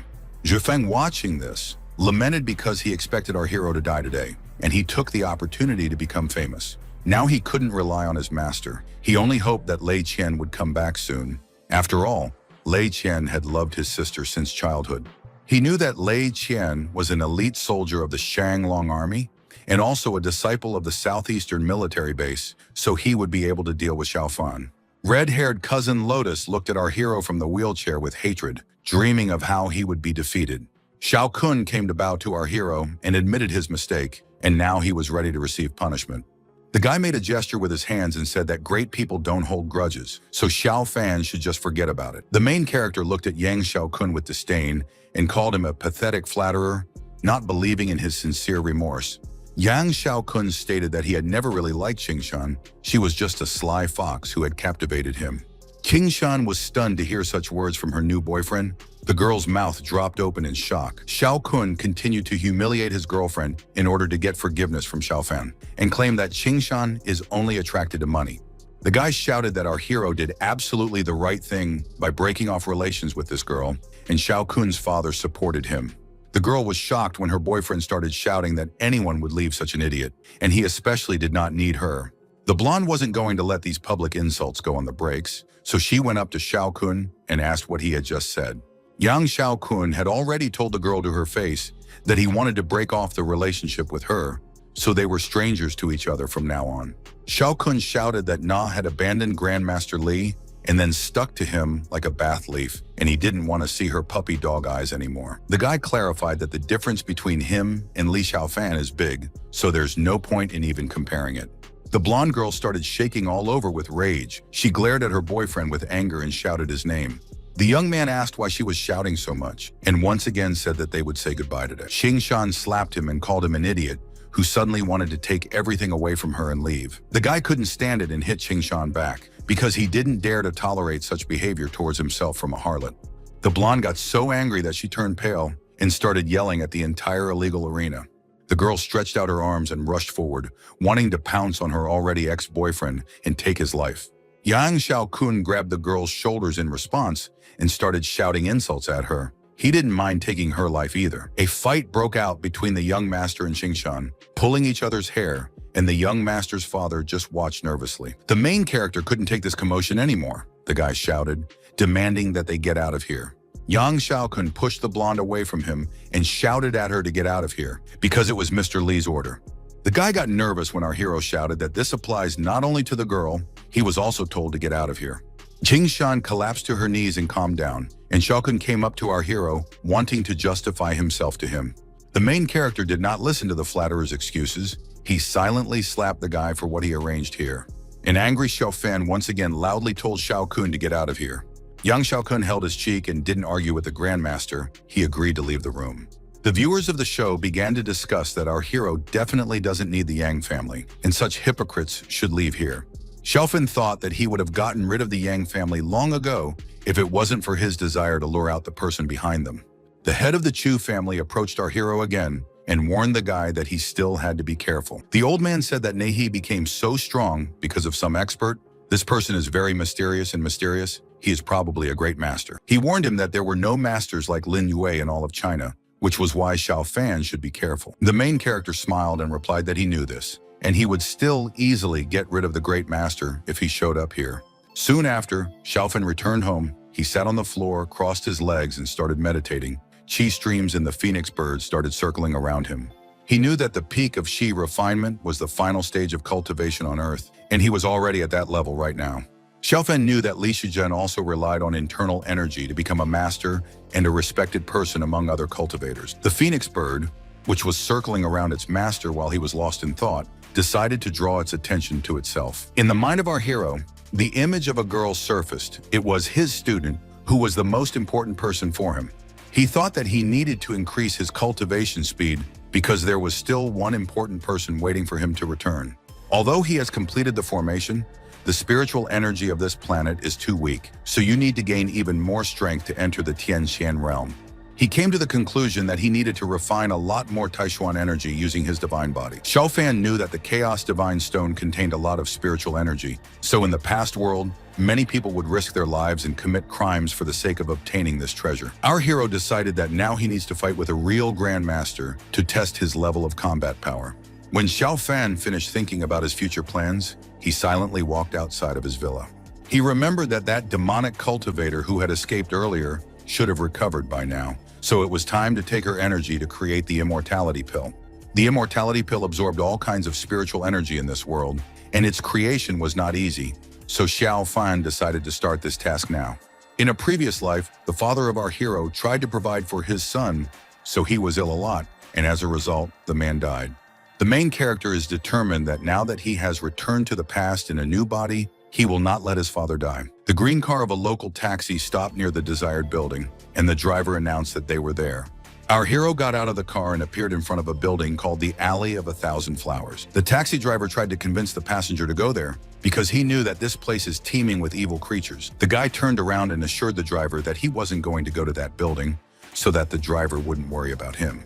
The main character drew attention to a woman who complained that her son had died a terrible death. Xiao Fan saw in front of him a hooded woman who was sitting outside the building and couldn't stop sobbing in grief. The guy concluded that the 1,000 Flower Alley was still an interesting place because this old lady had aroused his suspicions. The taxi driver still decided to leave here. He finally asked the passenger to take care of himself. Now Xiao Fan was left alone with the mysterious people living here. He noticed the pile of money that had turned to ash. He was about to find out what kind of place it was, and at that moment, a man was just passing by the guy, grunting in pain. Xiao Fan was surprised when a guy accidentally bumped into him, fell down and dropped the bag, and it turned out to be his friend Xiao Fei. The main character helped his friend up and asked why Xiao Fei needed ritual money and candles. Xiao Fei said that his mother had recently become worse, so they took her home from the hospital, and his father invited the famous Master Liu to the city. The boy shared that this Master Liu promised to heal his mother, and all these things were needed for the ritual. Xiao Fan asked his friend if his house was somewhere nearby, because he couldn't leave Xiao Fei without help. Xiao Fei collected the ritual money and candles back into his backpack, and replied that he lived in the Anfu district not far from here. The guy advised our hero to leave this place as soon as possible, because the Alley of 1,000 Flowers has a very bad reputation. Xiao Fan smiled and asked his friend to accompany him to see his mother. Perhaps he could help treat her illness. Xiao Fei asked his friend not to joke, because this is not the situation after all. He does not remember that Xiao Fan ever studied medicine. The main character was determined to go to a friend's house because he wanted to meet this Master Liu firsthand. Soon they were there, walking along a narrow path surrounded by green lawns and trees. When they got inside, someone started complaining and asking to go home, demanding that this person be released. Xiao Fei saw his mother sitting on a chair, covered with a blanket, as if she was distraught, demanding that no one approach her. Her husband started begging Master Liu to save his wife, and the cost of this healing is completely unimportant. Master Liu adjusted his mustache and replied that it was very difficult because someone had cursed the woman and he could only stabilize her condition. Xiao Fei, fearing for his mother's life, also began to ask Master Liu to help the woman. The guy was willing to do anything for his mother. He said that they would even sell the house if only Master Liu would help them. The main character stopped his friend because he was suspicious of Master Liu's words. Xiao Fan decided to check on his friend's mom's condition on his own, and he approached the distraught woman. To remotely analyze her condition, the guy decided to activate the Phoenix Eyes. As he thought, not only did the woman lose a piece of her soul, but she was also infected with something vile, and the aura definitely has some connection to that demonic cultivator. Xiao Fan admitted that he was lucky to have the Phoenix Eyes. Otherwise, he wouldn't have been able to understand the cause of the woman's illness so quickly and easily. Our hero told Uncle Chow that he could cure his wife, but in fact her body was weakened due to the evil spirit that possessed her. Master Liu intervened and asked the young man how he was able to diagnose the patient so quickly. He demanded that the guy explain to him how a woman can be possessed if it's only day outside. The main character looked at the master in disgust and told the quack to shut his mouth because he came here to help the woman, not to argue with him. Xiao Fan asked his friend and Uncle Chow if his aunt had ever passed the 1,000 Flower Alley. The haggard man scratched his head and replied that this place had been abandoned for a long time. They might have just passed by car. Our hero concluded that he was right, and the source of the patient's obsession is located in the Alley of 1,000 Flowers, so she needs to be brought there. The guy told Xiao Fei to go there with him and carry his mother in his arms, and the blonde agreed without a murmur. Master Li wasn't going to let it go so easily. He put out his hand to stop the impudent youth from taking his work. The man warned Uncle Chow that trouble might happen to the woman if they listened to this brat. The doctor said that if the patient gets worse, $100,000 will not be enough for treatment. Uncle Chow hesitated. He knew that Master Lu was a famous person in this field, and he had a good reputation, and he usually helps people with high status in society. On the other hand, Xiao Fan was his son's best friend, and he was calm, so there was no point in lying to them. Concerned for his mother, Xiao Fei put his arm around the woman and offered to combine the two options, because it was a matter of life and death. Master Lu scratched his beard and fell silent as the man considered the patient's son's suggestion. The older man sighed heavily before saying what decision he had come to.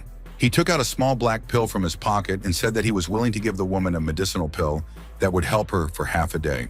The man was sure that the brat Xiao Fan would only make the woman suffer, and after that, he would finish the treatment he started.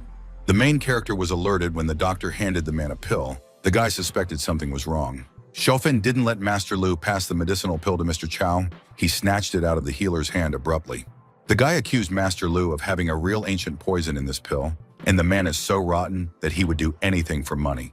Master Lu stiffened visibly, but replied that he didn't understand what Xiao Fan was talking about. After all, he had come here to save a woman's life. He turned around and left to watch his Xiao Fan treat Miss Chow using his tricks. The protagonist replied to the pitiful aunt that he wanted to see how much longer Master Lu would pretend. The following events unfolded in the Alley of 1,000 Flowers. It was already dark outside. A crow with red eyes was sitting on a tree. Xiaofei carried his mother on his back, and he saw that 1,000-star alley definitely looked like an abandoned place. The main character, who was leading the Chow family, told his friend to follow him. They were met at the entrance by a man in uniform who shouted indignantly, asking what they were doing here. Xiaofei was at a loss. He didn't understand what the guard was doing here. After all, 1,000 Flower Alley had long been abandoned. Mr. Chow asked the guard to just take a look at his wife who had become possessed, so they came here. The guard adjusted his cap and said that he had lived in this place for a couple of years, but had never seen anything like it, so they could pass. The main character again drew attention to the grieving woman who burned ritual money and suffered for her son, who died a terrible death. The security guard got angry and yelled at the damn old lady to burn her damn money somewhere else. The woman wiped away her tears and replied that she was burning money for her son. He was a taxi driver who died not far from here, and last night he came to her in a dream. Master Lu said that you should have listened to him from the very beginning and not come here, because this place is too dirty. Xiaofan smiled and asked Liu Yi if he still hadn't noticed anything, but still dared to think of himself as a master. Liu lit a cigarette and admitted that the brat was good at talking, and he was curious about what nonsense Xiaofan would say this time. Master Lu only became suspicious when he sensed the sinister energy coming from the guard. He shivered in horror when he saw that the guard was a sinister dead man, baring his sharp teeth at the delicious human flesh. The healer was so afraid of the monster that he screamed in fear and began to run wherever his eyes looked. The main character was not going to let the charlatan go so easily. He grabbed the man by the collar, not letting him do it. Xiaofan reminded the healer that he thought of himself as a master, and now faced with some wandering monster, he got scared and started running. Panicking, the man replied that he was just a fraud, so Xiaofan should hurry up and let him go home. Our hero was not going to let him go. He demanded to know if there really was an ancient poison in that pill. A wandering monster in the uniform of a security guard interrupted their conversation, a snarling zombie slowly approaching them. Master Lu, terrified, confessed that he had tried to deceive the Chow family and only did it for the sake of money. The monster had already opened its mouth, revealing sharp teeth, and was snarling, intent on grabbing its prey. Both Master Lu and Xiaofei and his father started running in different directions in fear. Only Xiaofan was not afraid of this monster. The main character activated his fiery phoenix gaze and called the monster a non-entity. Xiaofan's eyes flashed with a bright magical flame as he ordered the monster to reveal its true form in the name of this venerable one. Zombies began to evaporate right in front of our hero under the influence of his radiant fiery gaze. In just a few moments, the elder snarling monster simply disappeared, leaving only ashes. The main character turned around and thought that the creature hiding behind the image of the monster very quickly escaped. Xiaofan approached his friend and said that everything was fine now. He just had to destroy the remaining evil spirits, and by morning his mother would wake up. The blonde man was happy with this news. He thanked his friend, saying that after these words he felt much calmer. Mr. Chow approached Xiaofan and said that this was a very dangerous place, so they were very lucky to have a comrade like him. Noticing that Master Lu had decided to run away while they were talking, Xiaofan grabbed him by the collar and stopped him. Xiaofan stated that Master Lu had deceived a lot of people, so it was time to repent for his sins and drink the poison pill. Master Lu didn't want to do this, but he had no choice because Xiaofan stuffed the black pill into his mouth. The ancient poison disguised as a medicinal pill took immediate effect, and the man opened his mouth and tried to spit it out. Master Lu was attacked by an unbearable itch, and the man began scratching his back as he encountered the first symptom of the poison. The itching was unbearable, the man screamed, complaining of unbearable sensations. He scratched his skin with his fingernails. The charlatan panicked and ran away, shouting for help because he urgently needed to drink the antidote.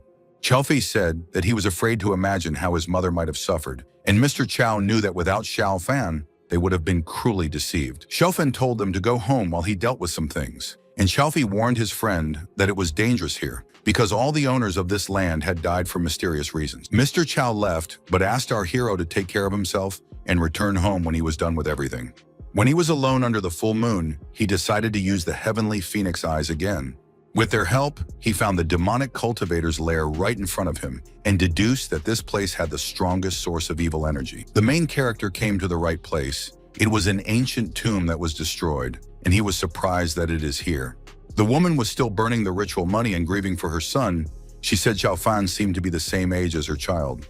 When she turned around and asked if Xiaofan could become her son, he saw that this woman wasn't human at all.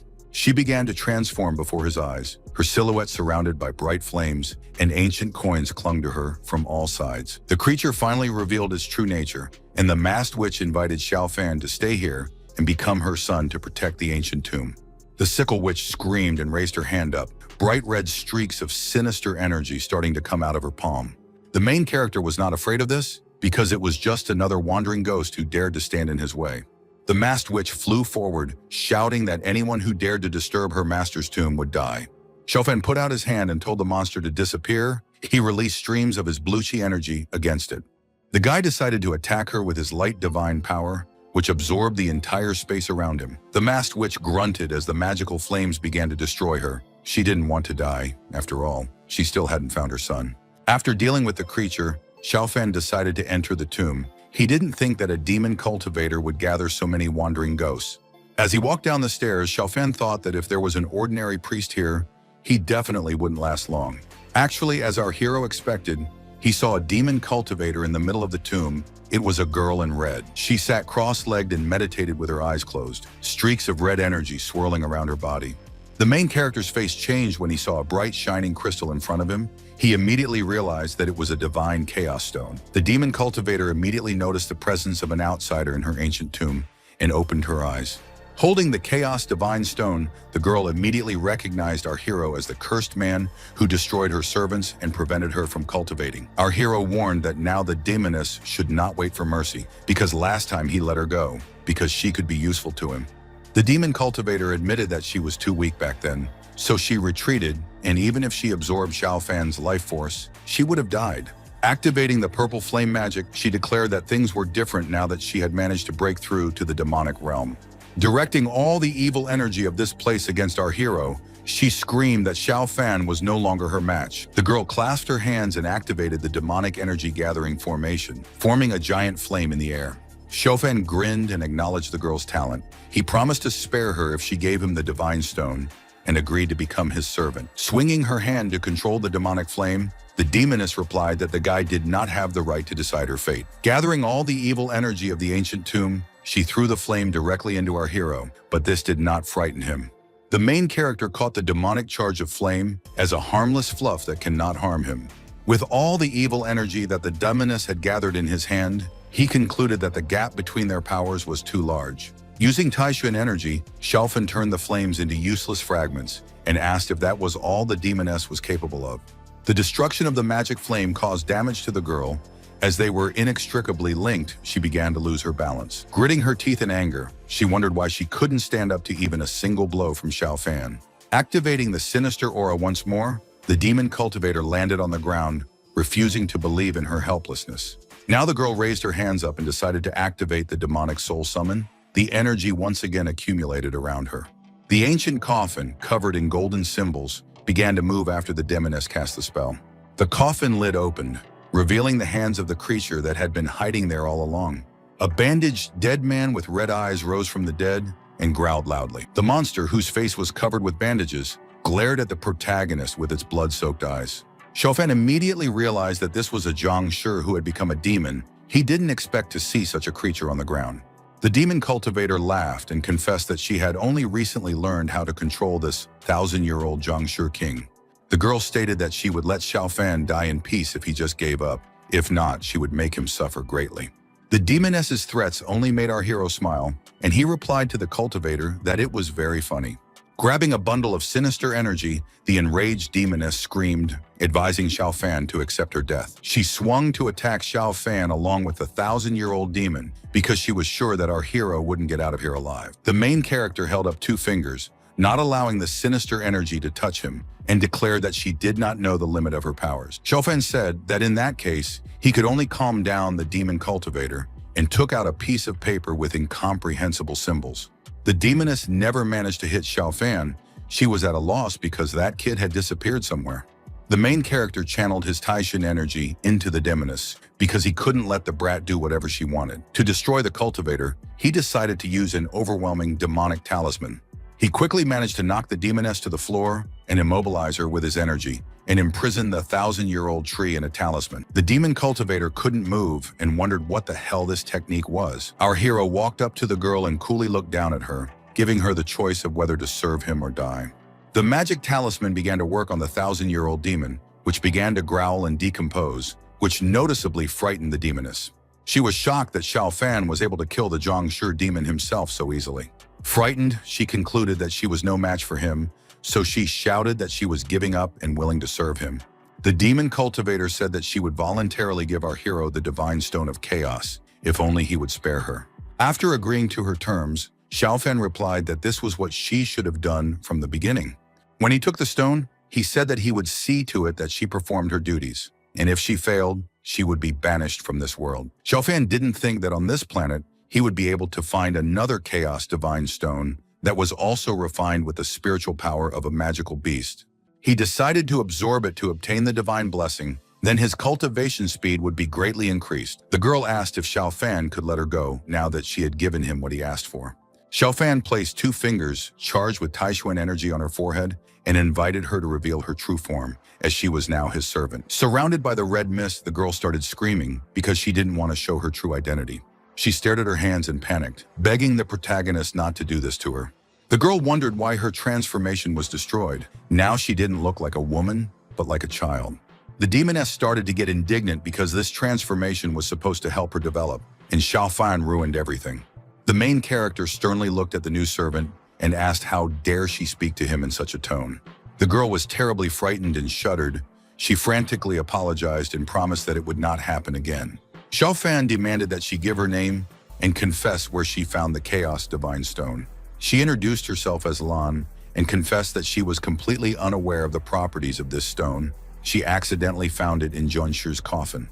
Lan grinned slyly, thinking that she would just pretend to be nice and then deal with Xiaofan cruelly.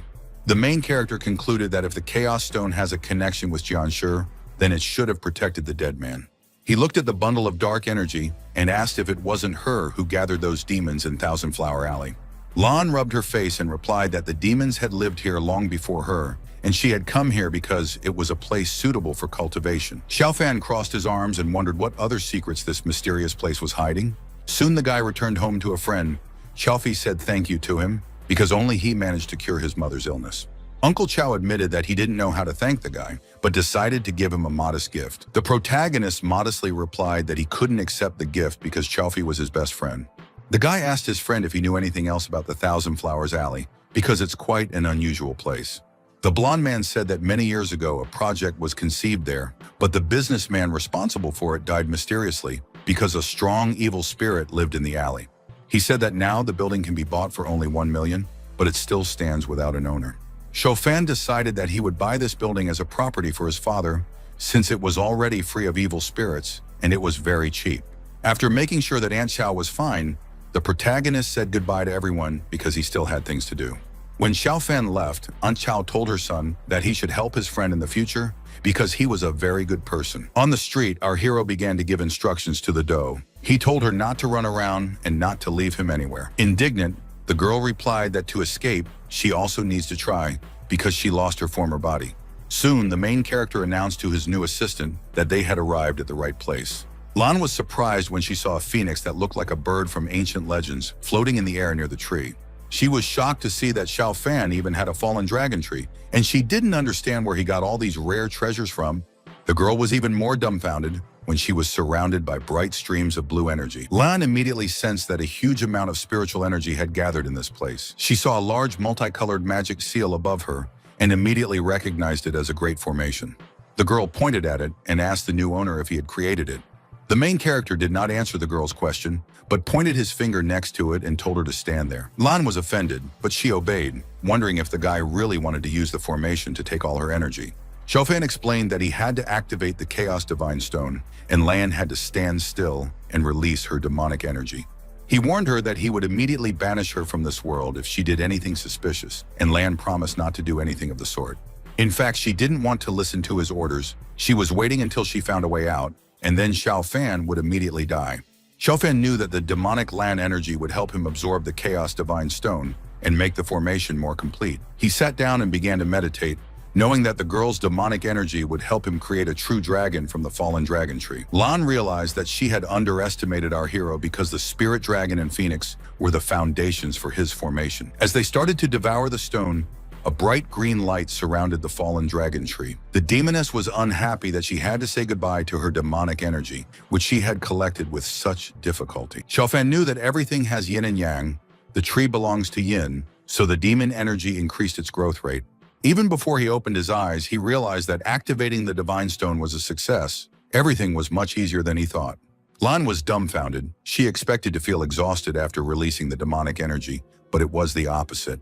The main character touched the divine chaos stone with his fingertips, which he absorbed to improve the formation. Xiao Fan explained to the demoness that as long as she was inside the formation, her cultivation would continuously increase. She froze with her mouth and eyes wide open as she realized that the great gathering spirit formation was in front of her. She hoped that she could even reach the heavenly demonic realm if she continued cultivating with this person. Lan was thrilled. She knew that this was a rare opportunity, so she would never miss it. Xiao Fan felt that he could no longer absorb the divine stone, the vast reserves of Tai Xuan energy overflowing in his body. The guy told Lan to stay here and not run away, while he went away for a while. The main character turned around before leaving because he was surprised that the girl called him master. Xiao Fan waved his hand and said that she could call him whatever she wanted, and Lan giggled in response. The Venerable One was forced to return to his duties as the main shareholder and headmaster of East Star School. He was strolling around the courtyard of the academy. The guy stopped when one of the students ran up to him and told Teacher Lee that things were bad. Our hero saw Yang Tzu in front of him. The guy was with a black eye and broken teeth. He was clearly beaten up by someone. Teacher Lee asked what had happened and who had done it to his student. Yang Tzu told the protagonist that Ming Hao had just returned to their academy. Xiao Fan replied that it was a great time for him to come back because he just wanted to settle an old score with Su Minghao. The student said that Ming Hao accused them of being traitors, so he beat him and several other classmates and teachers. Yang Tzu told the teacher that one of the beaten classmates was in a coma, and it was still unknown if he would recover. The guy complained that his other classmate was injured, and Ming Hao is too arrogant and does not value the lives of other people. The student advised the teacher to run away because Ming Hao, who had hired a gang of thugs, was already on his way here. A crowd of thugs led by Ming Hao was already marching through the school, shouting slogans calling for Li Xiaofan to be kicked out of the school. Xiaofan saw this using the Phoenix vision. He wanted to wait for Ming Hao to arrive since he was targeting him. Yang Tzu wanted his master to just run away because he didn't want to be dragged into a fight with Ming Hao again. Teacher Lee crossed his arms and wondered how this noisy thug was able to make all this mess. Ming Hao's thugs brought along huge banners that called for Xiao Fan to be kicked out of school. On one of the posters, Ming Hao's people wrote a call to beat up the homeroom teacher, referring to our hero. Ming Hao, who was followed by a whole crowd of guys, was already heading towards Xiao Fan, while the others were shouting slogans and waving their fists. When the main character saw the impudent blonde with his own eyes, he only chuckled. Ming Hao was a little disappointed when he saw Xiao Fan, because it was just an ordinary guy. The blonde man smiled slyly, pointed back, and asked the director what he thought of all the posters. The main character replied that all he saw was that all these posters were as useless and ugly as Su Minghao. Ming Hao shouted, advising Xiao Fan not to think that he had become someone great by being able to defeat Yang Zimo. The blonde said that today all the students and teachers will see how he will deal with the new headmaster and confirm his status as the only king of the school.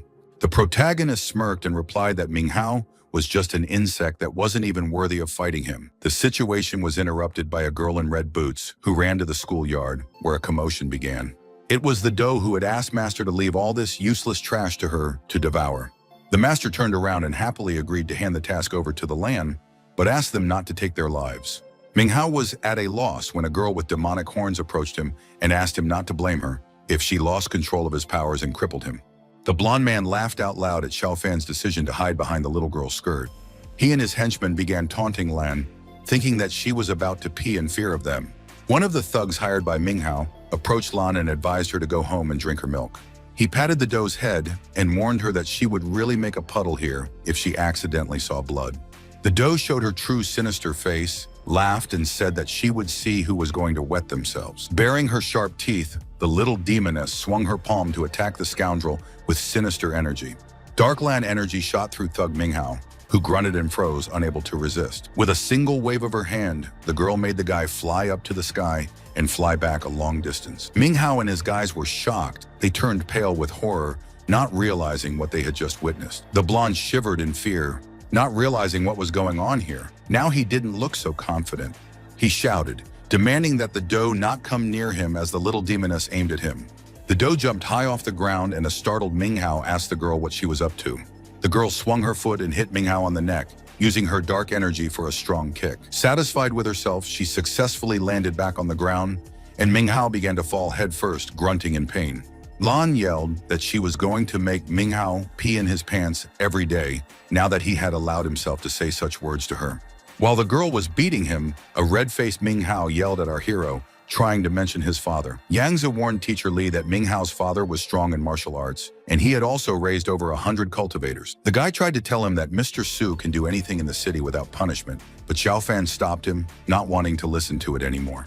The battered Ming Hao called his father and said that it was bad because someone wanted to hurt him, so he should hurry up and bring his men here. Lan carefully prepared the throne for her master, and Xiao Fan sat down and said that he would wait here for Ming Hao's father to see what the man who raised such an ill-mannered son looked like. A cortege of black limousines began to arrive at the elite East Star Academy. The students saw with their own eyes how much influence the Su family had in the city. After all, they had brought such a huge number of people here. They decided that Director Xiaofan was now in great danger because the Su family's people looked very bloodthirsty. Mr. Su got out of the car and shouted, asking who the bastard was that dared to cripple his son. Ming Hao was happy to see his father, but complained that he was late because he was almost beaten to death. The guy pointed his finger at our hero and asked Dad to take his life to avenge his son, while Lan was still bullying Ming Hao's thugs. An angry Mr. Su shouted that he wanted to see this daredevil who decided to bully a man just because of his loss to Nei. The main character grinned and said that this venerable one wasn't even much surprised to see his old acquaintance in front of him. The man froze and opened his mouth wide, speechless when he saw Li Xiaofan sitting on the throne in front of him. Ming Hao started yelling at his father, asking what was wrong with him, and once again asked him to take Xiaofan's life as soon as possible. Master Shijin didn't go along with his son's provocations. Instead, dealing with his abuser, he slapped Ming Hao in the face. The already battered Ming Hao was completely shocked because he definitely didn't expect to get hit by his own father. Yang Zi and the others who witnessed the incident were also taken aback, as they had expected a very different behavior from Mr. Su. Ming Hao shouted, asking the Pope why he still hadn't taken Xiaofan's life and why he had hit his son. Master Shijin told Woodpecker that he shouldn't have gotten into trouble, and now they were in deep trouble because of him. The boy was at a loss, and he asked his dad why he was afraid of Xiaofan, who was just a poor and plain teacher. Grimacing in anger at his own son, Shijin couldn't help but call him a blockhead. The master slapped his own child once more, asking Ming Hao if he knew who made him remove the symbol of his battle school. Ming Hao was shocked to think that Xiaofan, who he thought was just a teacher, was involved. An angry Shijin explained to his son that he had been defeated by Master Li, and now the head of the Chu family and the leaders of other families recognized him as the boss. He kicked one of the posters and yelled at his son for being a fool to mock Master Li in such a way. The man once again called his son Woodpecker, and Ming Hao collapsed to the ground in complete helplessness. Mr. Su went up to Master Li and admitted his guilt, but asked the boy to do him a favor and forgive his son. Master Shijin froze in shock when, instead of being forgiven by Li Xiaofan, he was slapped in the face by a nearby girl. Lan smirked and asked the man ominously if he still dared to mention his honor in front of her master. The veins on the man's forehead bulged with anger. He wanted to yell at the girl, but stopped himself. The main character was forced to intervene. He forced out a chuckle and got up from the red throne. Xiaofan passed by and told the master that it was his fault for raising his lousy son, and Minghao didn't become so bad on his own. Our hero left, not wanting to continue the conversation with Father Minghao. Instead, Teacher Li approached Su Minghao and surprised him with the news that the boy would be expelled from school. Minghao was angry at his director. He deduced that the main character must have threatened his father. He decided that his grandfather was the only person who could take revenge for him, so he took out his phone to call him. At this time, Old Man Chu was communicating with some man who was asking Grandpa for help, and there was a disagreement between them. A man who came to see Mr. Chu noticed that his phone, which was lying on the table, began to vibrate.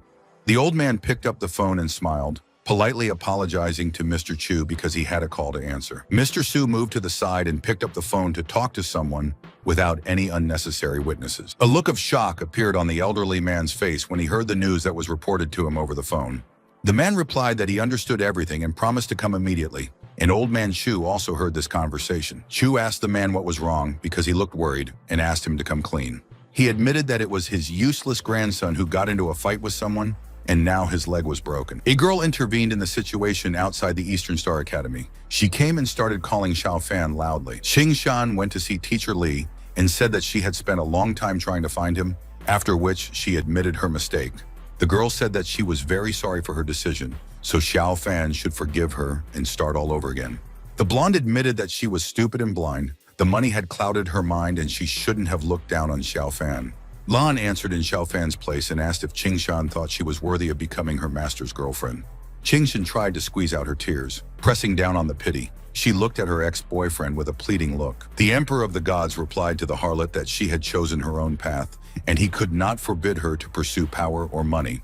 Xiaofan advised Qingshan to stop hanging out with Yang Xiaokun if she didn't want to cause trouble for our hero. Finally, the main character looked at the blonde with disgust and decided to just send the girl, not giving her a chance to restore their relationship.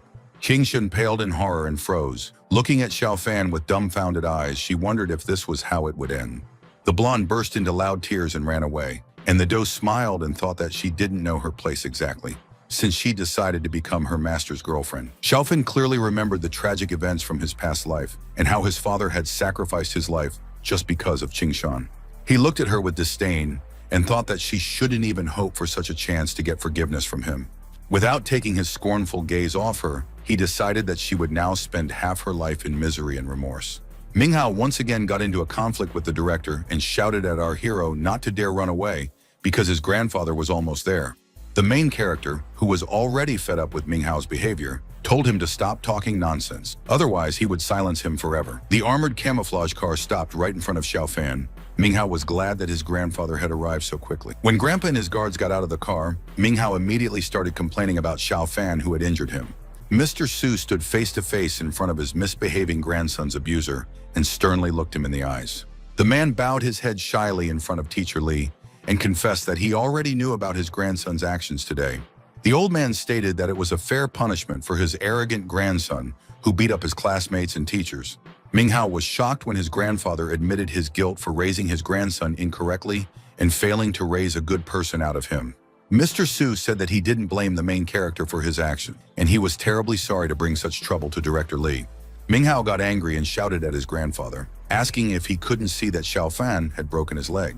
He grabbed his grandfather's sleeve and asked if the old man was as afraid of Xiaofan as his father. Grandpa Su decided to punish his arrogant grandson. He didn't say anything and slapped him in the face. The old man shouted that he had been through a lot in his life and had even been on the battlefield, and his grandson had grown up rotten to the core. Mr. Su acknowledged Xiaofan's point and pointed his finger at the exit, demanding that his grandson get out of his sight. Minghao agreed to leave. His friend helped him to the car, and suddenly Old Man Chu appeared and waved to his friend Surong. Surong turned around and was surprised to see Mr. Chu in front of him. He asked what he was doing here. The head of the Chu family first approached Mr. Li and bowed his head to greet him. The old man admitted that he heard the noise of cars coming from this direction, so he was worried and came to see if Xiaofan was okay. Surong was shocked when Mr. Chu introduced our hero to him and said that he was the same great master that the old man was looking for a meeting with. The elderly man put his hands together in a gesture of respect and asked if Xiaofan was the same Mr. Li. The head of the Chu family suggested that the protagonist and Surong Go to a more comfortable and secluded place to talk. Old Man Chu confided to Mr. Li that he and Su Rong needed his help, so they needed to talk urgently. Xiaofan sighed, but he agreed to talk to the old people, especially since he also had something to do with Grandpa Chu. The next events unfolded in a high pompous building, where Xiaofan and old men Chu and Su went. When the main character and Messrs. Chu and Su entered the lobby of the building, all the subordinates bowed their heads respectfully in front of them. Afterward, they settled down in a private office, where Su Rong decided to tell Mr. Li what the problem was. Old Man Su revealed that this time, he wanted Xiaofan to help protect him from a Chinese idol named Mudong Wansuo. Mudong Wansuo was the main idol of the country. She is a great actress, and her voice is like an angel. The girl has millions of fans. Not only did the idol shoot, but she also performed on stage in front of her fans who were crazy about her. Su Rong said that soon the girl will have a concert, and they must guarantee her safety. For this task, he is ready to pay our hero 100 million. Xiaofan crossed his arms and shook his head, saying that he unfortunately had no desire to be a bodyguard for an idol. Old Man Su said that Mudong's father was an old friend of theirs, and he had sacrificed a lot for them, so he didn't spend much time with his daughter. Su Jun revealed that the idol's father is currently engaged in research on creating a secret weapon, a serum. Once the weapon research is completed, the country's special forces soldiers will raise their combat power to a new level. They will break through to the internal strength expert stage or even higher. The man said that the successful creation of this serum can also become a threat to the country due to the fact that many other states will not like it. Therefore, the enemy is constantly searching for a secret development base and at the same time preparing an attempt on the researcher's family, namely on the only daughter, Mudong Wansuo. According to Su Rong, if something happens to the girl, Mr. Mu will not be able to focus on his experiment. Then all the resources and efforts spent will be wasted. So Mr. Su tearfully asked Xiaofan once again to accept the man's request and protect the idol for the good of the country. Xiaofan knew that in the world of cultivators, the serum allowed an ordinary person to become a superhuman, so he wanted to know the details. He knew that after the serum was injected, his cultivation would increase, but it seemed like a cheap trick. Su Rong confessed that the serum was actually found by a student who was doing research in Shushan. Xiaofan knew about Shushan. There was a sect with that name in the Immortal world, and they had many magic sword owners. Their non-flying sword movement technique could take the cultists to any place, and the chi power of their weapons was unsurpassed. Our hero knew that this is a very mysterious sect. They rarely contacted other people, and no one who wanted to learn more about it did not return from there alive. Even Shui Shi, who used all her strength to cultivate, couldn't break through the gate of the Shushan sword sect, even though she was almost at the level of our hero. Unfortunately, in his previous life, Xiaofan never managed to discover the secret of the mysterious Shushan sect because he was killed by those 3 insignificant rats. Now that Su Rong's suggestion interested him, he hoped that he could find some traces of this sect in the Shushan lands. Old Man Chu decided to persuade Xiaofan to help, promising to give him a Chaos Divine Stone after completing this task.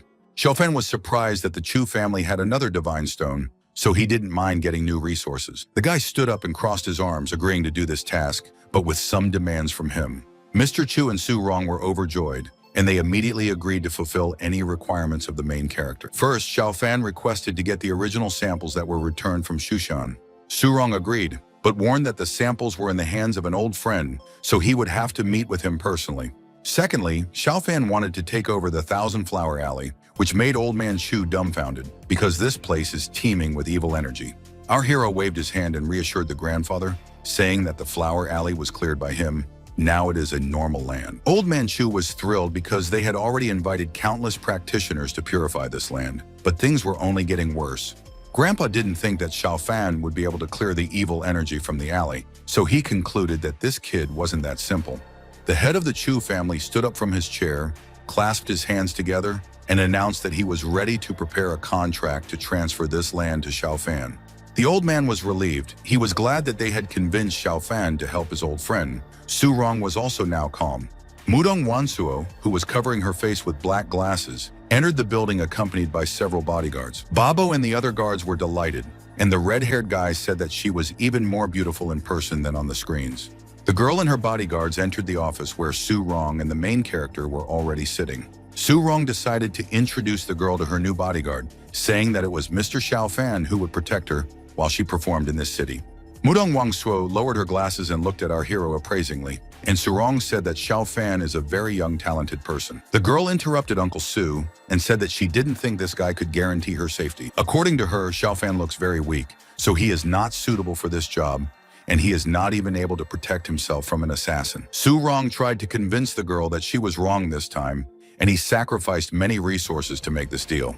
Old Man Su wanted to tell Mudong Wangsuo about Li Xiaofan's achievements and who he managed to kill, but he was interrupted by a phone call. The man took out his phone and apologized to everyone, explaining that he needed to answer the phone. Surong put his phone to his ear, and after listening to the person, replied that he would be there soon. The old man asked Xiaofan to take care of Mudong Wangsuo because he had some urgent matters to attend to. As the man left, he asked the girl to remember his words that she should listen to Mr. Li. Mudong Wangsuo sat down and allowed Xiaofan to leave because she didn't need his protection, but she was willing to lie to Uncle Su to get him to pay for his work. The girl explained that she didn't underestimate him. It was just that she could only be made to admire the young Grand Master who took Nehi's life. Blushing and giddy with infatuation, she imagined this master in her head and said that he was the only suitable person to be her bodyguard. The main character immediately confessed that the young Grand Master who killed Nehi was actually him. Xiaofan stated that he took his promises very seriously, and if he agreed, then he would fulfill his duties. Mudong Wanshou didn't believe him because the guy looked quite ordinary, and great masters go around in fancy outfits. The idol felt that our hero had just insulted her favorite master and hoped not to hear that from Xiaofan again. Her bodyguard got angry at the main character and said that a skinny monkey like him was not worthy of protecting Miss Wangsu. He was about to hit Xiaofan, accusing him of being a coward and pretending to be a great master. Mudong Wansuo abruptly stood up from her chair and shouted, ordering her bodyguard to stop. The guard obeyed Mrs. Wangsu and didn't punch Xiaofan in the face, but our hero didn't even open his eyes when the guy's hands were swinging. When Xiaofan opened his eyes and saw the big man's fist trembling in front of him, Master Li snorted in displeasure. The bodyguard finally took his hand away and said that the kid was very lucky today, and God forbid they would cross paths again. Mudong Wangsuo pointed her finger at the door and advised Xiaofan to go home, because there were things in this world that couldn't be obtained no matter how hard he tried. The main character replied that the guards were also very lucky today, because if they hadn't stopped, they would have already been found lying on the ground. The idol's bodyguard lost his temper again and shouted, asking Xiaofan if this damn monkey really wanted to die. Mudong Wansuo was also angry at Xiaofan, thinking that he was just an arrogant brat who didn't give a damn about anyone. She still tried to avoid a fight by telling Jackson to calm down, go downstairs and wait for her there. Jackson did not agree, explaining that he should punish Xiaofan for such an act because he did not show any respect to Miss Wangsu. The girl insisted that Jackson just leave him alone because it wasn't their concern and it was time for them to leave. Mudong Wangsu's bodyguard was still glaring at our hero, but he obeyed his mistress. To vent his anger, he slammed his fist on the wooden table, shattering it, and warned Xiaofan that he would meet the same fate if he showed such disrespect to Miss Wangsuo again.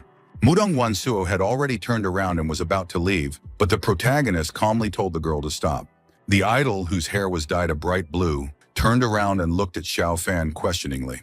Xiaofan advised her not to rely on the stupid jock Jackson, who had an initial layer of inner strength, who couldn't stand up to real experts. She turned back to leave the office and said that she didn't need his advice. Mudong Wansuo returned to her bright pink car, accompanied by security guards and our hero, and complained about the way it was parked. The main character drew attention to a group of guys in suits, who at the same time came out of the building opposite. He carefully examined these suspicious strangers and concluded that there was clearly something wrong with these people. Xiaofan warned Big Man Jackson that he needed to be alert because there were assassins nearby. Jackson laughed in response, completely disbelieving our hero, and asked why he didn't see these killers then. Mudong Wansu told Harry to pull out her car, and Jackson started shouting and waving his hand, demanding that the killers show themselves. The killers never showed up, and Jackson asked the damn monkey if he didn't claim that the criminals were nearby.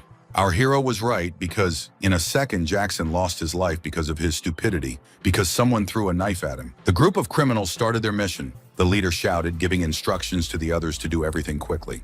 The assassins crossed the street. Someone had already jumped on the car to get to Mudong Wangsuo. The girl got scared and started calling for help. The surviving bodyguard grabbed Miss Wangsu's hand and asked her to hurry up, trying to save her from the criminals. Mudong Wansuo was horrified to see that her second bodyguard was also expertly eliminated by the mercenary band. The assassin with the gun stated that all the bodyguards were killed, and now the main target, Mudong Wansuo, must also be killed. The terrified girl collapsed on the ground and pressed her back against her car. She couldn't believe that she would die here today. One of the criminals pointed a gun at her and wished her to rest in peace, adding that they were just doing their job. When the trembling and tearful girl heard the shot, she was at a loss because she did not expect that she would survive. She saw Xiao Fan, who she didn't believe in, come up from behind and calmly hit the culprit on the back with the edge of his palm. Xiao Fan knew that this weapon was nothing compared to his true Taishuan essence, and he could only deal with a missile shell at this stage. The only surviving criminal was shocked to realize that the rest of his accomplices were already dead at the hands of Xiao Fan. The main character picked up the assassin's gun lying on the floor and threw it at the remaining criminal. The clever guy managed to knock out the criminal with a pistol, which flew directly into his face. Mudong Wangsu was sitting on the ground and still couldn't realize that it wasn't the guards who saved her from death, but Li Xiaofan. When it was over and she was sure she was safe, the terrified idol struggled to her feet. Crying with relief, she smiled and thanked the protagonist for saving her. Xiaofan replied that he only saved the girl at Su Rong's request because he didn't want to betray the old man's trust. The main character completed his task and left silently. Mudong Wanso got angry and shouted, demanding that he not leave her here. Babo went outside and asked Miss Dong why she was just standing there, because she should hurry up and catch up with Xiaofan. Mudong Wansuo waved her hand and replied that she was the idol of the entire nation, so she didn't have to chase after some guy on the street. She decided that Xiaofan was just lucky to be a blind cat who caught a dead rat, and she had met stronger experts. Idol smirked and thought that she would be safe if she could find her beloved young grandmaster. Unfortunately, her man wasn't able to dig up information about this master. She only knows that his surname is Li. The girl took out her phone and thought that she should just put up with it if she couldn't find that master. She decided to contact Fu Qingming, knowing that he had a huge reputation in the Haidong area, was talented in martial arts, and was also a descendant of the Xingyi sect. Mudong Wansuo had once seen Fu Qingming defeat the king of a foreign country, Black Fist, with a single blow. The Black Fist king was invincible before. His strength was the same as that of this mysterious great young master. After contacting Fu Qingming, the guy agreed to fly to her on a plane, and the girl apologized to him for disturbing her. She was sure that Li Xiaofan's strength was no match for the great Fu Qingming. The director of the report center called Mr. Su and reported that the mission to protect Mudong Wangsuo was assigned to him, and he hoped the old man would not interfere. Su Rong got angry and shouted, asking why they thought that a man who had put so much effort into a contract with Xiaofan would agree to this. The old man shouted to be connected to the boss of the director of the report center because he was infuriated by the guy's impudence. He was told that it was the chief chairman's idea because Su Rong had hired a useless person who had put Mudong in danger. The director of the report center asked the man not to be angry because they have nothing against him, and then hung up. Su Rong was furious. He slammed his hand on the car door, venting his anger at the director of the report center. Now he had to urgently call our hero to explain everything to him. When Xiaofan picked up the phone, he heard an apology from Su Rong and an excuse that the old man couldn't do anything about these completely unreasonable people. Soon a black sports car was speeding down the city street. The car drove up to the villa that belongs to our hero. The guy confessed to Director Zhang that he had never heard of Li Xiaofan, so they should find out together what this master is good for. Master Fu Qingming didn't know who was behind the Xiaofan and how he could possibly be worthy of being compared to their sect. Director Zhang went to the door and knocked. Fu Qingming felt humiliated because he, the elder of the Xingyi sect, now had to lower his head in front of Xiaofan. Zhang explained that this visit was a request from the higher-ups, and if it wasn't for Su Rong, he wouldn't even have come here. The door wasn't opened by Xiaofan, but by the Li girl, who looked at the strangers sternly and asked what was the matter. Fu Qingming replied that they had come to see Xiaofan, and without asking, he crossed the main character's doorstep. The main character at this time was relaxing on the sofa and drinking tea. He asked the uninvited guests what brought them to his house. Qingming was disappointed when he saw Master Li in front of him and declared that the guy looked like a dry stick. Feeling more confident in front of the brat, Fu Qingming told Xiaofan not to protect Dong Wangso anymore because he didn't know his limits exactly. Director Zhang introduced himself to our hero and announced that Xiaofan would be excluded from the mission to protect the girl because he wasn't qualified enough. The bespectacled man wondered why the completely useless Su Rong had hired this person in the first place and why he didn't take the idol's safety seriously. The main character asked if they were finished and told them to get out of his house if they had nothing else to say. Director Zhang got angry because of the host's rudeness and shouted that even Su Rong didn't dare to talk to him like that. Xiaofan complained that he was already tired of repeating these phrases, but still asked if they knew who he was and where they were now. Fu Xingming shouted that he didn't know who this redneck was, but he intended to teach him a good lesson today. The doe bared her demonic face in anger at the insolent guests and screamed, asking if they wanted to die. Director Zheng sighed heavily because he knew that the entire responsibility would fall on him if Fu Qingming caused trouble. The bespectacled man shouted for Fu Qingming to stop, and Lan was already ready to stop the master as well. Fu Qingming's palm stopped inches from the head of our hero, who didn't even flinch from the threat. The doe, baring its sharp fangs, couldn't stop being angry at Fu Qingming, wanting to deal with this pathetic piece of trash. Fu Qingming thought that Xiaofan was scared to the point of freezing and decided to let him go today just because of Director Zhang's order. Lan thought that Qingming was just lucky today, and she would have swatted the guy down on the spot if he had only touched her master. Soon, a black car was pulling up to another building with a luxurious facade, and the street was already dark. Director Zhang, who was still accompanying Qingming, announced to Master Fu that they had arrived at the scene. Mudong Wansuo was already waiting for them. She was happy to see Qingming and immediately complained that someone tried to kill her, but she was able to escape. She admitted that she was still afraid for herself and asked to take care of her because her concerts will be held for 2 more days. Fu Qingming smiled and replied that he would be honored to protect such a beautiful idol, and from now on, no one would be able to harm her. Clenching his fist, he proudly declared that all these assassins were just a bunch of cowards to him, and with his absolute strength, he would be able to crush them all. Director Zhang said that Xiaofan had been incredibly lucky to defeat those assassins that day, and without the gun, he would have died for sure. He advised the girl to rest easy now, because Mr. Fu is from the Shin sect and will be able to protect her from any assassin. Mudong Wansuo said that Mr. Fu's room would be directly opposite her own, so that he could quickly respond to any dangerous situation. Fu Qingming arrogantly replied that these assassins would just run away in fear if they only heard his name. The next events unfolded at midnight. Near the same building parked a mysterious white van. A group of suspicious men in caps got out of the van, one of them carrying a suitcase in his hand. The group leader told the others to complete the task as quickly as they could and to do it quietly. Several cap-wearing criminals quickly ran towards the hotel, taking advantage of the shadows to avoid being noticed. Fu Qingming was sleeping soundly in his room, and someone was trying to call him, but he couldn't hear it at all. When the loud melody still made him wake up, Fu Qingming jumped out of bed because something had happened. The criminals, while Master Fu was sleeping, had already managed to tie up the girl and snatch the phone from her so that she wouldn't dare call anyone. Mudong Wansuo couldn't move or speak. The assassins advised her to stay quiet if she didn't want to die right here. Fu Qingming made it in time, rushed out of his room and shouted, demanding that the criminals let go of the idol. He introduced himself to the assassins as the elder of the Xingyi sect and accused them of daring to kidnap a person under his protection. The leader of the group smiled and decided that Master Fu was too weak, and apparently the Chinese didn't have a stronger expert to hire such trash as a bodyguard. Fu Qingming had nothing to say, grimacing in anger as he swung his energy-charged fist to hit the culprit.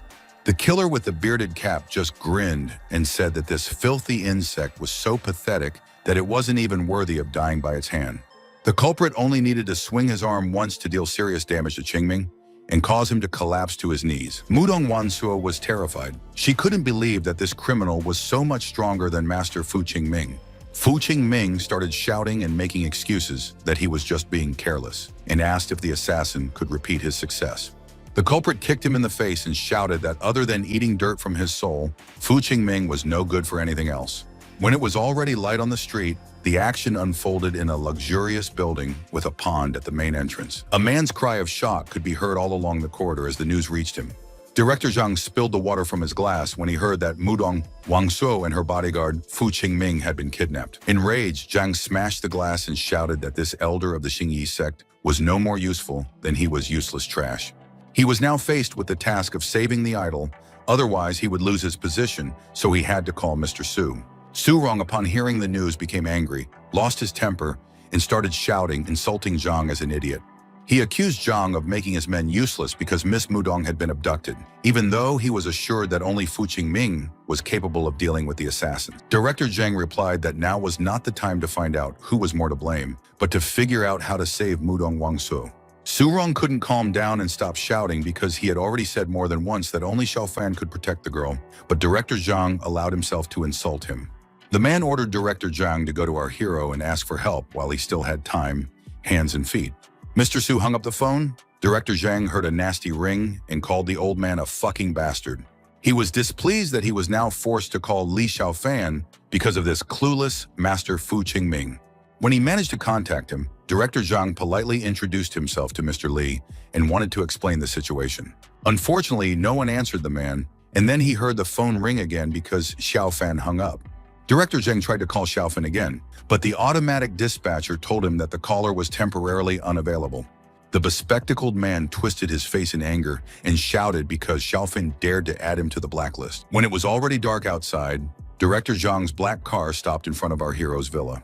Zhang went to the door and started knocking, begging for Mr. Li to open the door for him. When the door opened, Director Zhang immediately put on a benevolent smile and hesitated. What he saw in front of him was not Xiao Fan, but his novice Lan, who revealed a demonic face and pounced on him. Director Zhang only had time to cry out in pain when the doe deftly scratched his leg with its sharp claws. A bespectacled man ran out of the villa and hurried to his car to hide. He screamed for help. Out of breath, Zhang got into his car and strapped on his seatbelt to get away from the place teeming with evil creatures. Xiao Fan came out of the house and asked the director, "Didn't he say before that our hero is not worthy to protect Mudong Wangsuo?" Director Zhang yelled back at Xiao Fan, threatening that he would regret what happened today very soon. The man hit the gas pedal and drove away. Xiao Fan and Lan did not stop him. Suddenly, someone called our hero. Su Rong told Xiao Fan that he was very sorry, but it was a matter of life and death for Mudong Wangsuo. Xiao Fan congratulated the man and asked Su Rong if he thought our hero was a boy who could be summoned at any time. He hung up the phone, not wanting to talk anymore, because he was a venerable with a great position in the immortal realm, and the insects dared to order him around like a pet. Someone called him again. This time it was Old Man Chu, and he tried to explain to the guy that it was just a misunderstanding on Mudong Wangsuo's part. The main character stopped Grandpa Chu and said that there was no need to waste time shaking the air. Xiao Fan didn't want to listen to Old Man Chu's excuses anymore, so he calmly hung up the phone without even saying goodbye. Soon the guy went to the Wolong mountain peak, on top of the cliff under the shade of a tree. He sat down to cultivate. The evil energy of the Chuzhou mountain range had been cleared, but he found an ancient ruin hidden by the Great Dragon Formation right under that ridge. He discovered that this incomplete hidden dragon formation was ancient, and it was much larger than his own. Therefore, Xiao Fan decided to merge the two formations together to create a true dragon soul and gather spiritual power from all over the city. As a result, Xiao Fan's cultivation would be increased by more than 1,000 times, and he would be able to leave this place to return to the immortal realm. At this time, a gray car was speeding along the dangerous rocky road, heading up to the top of the mountain range. The car stopped, and Lotus got out to show her grandfather the place where her master was practicing. While Xiao Fan was busy cultivating, Old Man Chu apologized to him for intruding and said that he needed his help in rescuing Mudong Wangsuo. Lotus admitted that it was all those people's fault, but Mudong was in danger, and it might cost her her life if Master Li didn't save her. The main character sighed heavily and confessed that he knew about the imminent arrival of Lotus and Old Man Chu, but he refuses to interfere in this matter. Xiao Fan thought that the girl got what she deserved because she didn't believe in him, so he told Old Man Chu and his granddaughter to leave. Old Man Chu knew that he couldn't blame Xiao Fan, since Mudong Wangsuo had chosen another master herself, and Director Zhang's arrogance had played a cruel joke on them. Grandfather presented Xiao Fan with a box containing the Chaos Divine Stone and expressed the hope that the boy would accept the gift. Xiao Fan went down, picked up the stone, and immediately saw that it was hiding some kind of ability, but what kind of ability he would only be able to recognize when activated. The young man decided to help Old Man Chu if the master agreed to give him this valuable thing in the form of a stone. Mr. Chu was overjoyed, but he told Xiao Fan that they needed to hurry because Mudong Wangsuo was in great danger. Director Zhang was informed that the assassins were currently inside the chemical plant where they were hiding the kidnapped idol.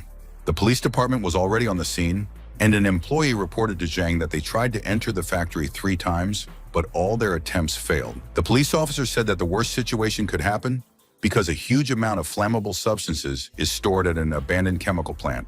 The officer warned that another explosion could occur at any moment because a fire broke out at the factory because of the killers. Zhang knew that the chemicals would explode sooner or later, but the hostage needed to be rescued as quickly as possible.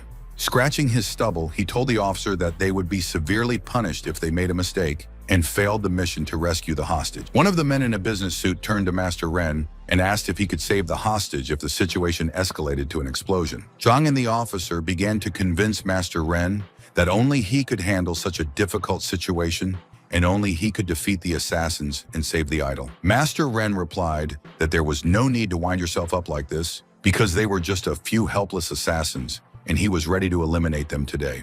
The mayor of the city named Chen Fu was happy, and he told the master that they were relieved by his words. Ren stated that he would have come here on the sex orders anyway, because the kidnapped Fu Qingming is one of its elders. While sipping his tea, the man stated that, after all, this matter is also related to the reputation of the Xingyi sect. The policeman suggested that Master Ren take along a whole squad of special forces who were already ready for battle as a safety net.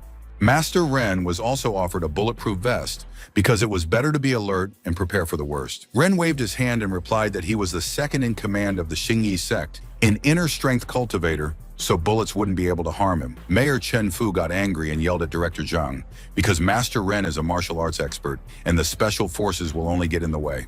The mayor shouted for the bulletproof vest to be removed from his eyes and didn't humiliate the mayor and Master Ren like that. The officer smiled ingratiatingly and agreed to clean up everything, explaining that he was just very worried and admitted that Master Ren could move as fast as the wind, killing everyone with a wave of his hand. Master Ren revealed that during the Three Kingdoms period, the fifth great general, Zhao Yun, had to kill 1 million enemies to save his commander's child. He said that today he wants to repeat the feat of General Zhao, and without thinking about injuries, attack the enemies and save the hostage. Director Zhang clapped his hands and started praising Ren, a true expert, but stated that they needed to release the idol as soon as possible, since they didn't have much time. The man took a sip of tea and replied that there was no need to hurry because these killers were just a bunch of insects. When Xiaofan appeared on the doorstep, Director Zhang asked why the guy had come, because he refused to help them, thinking that he was above it.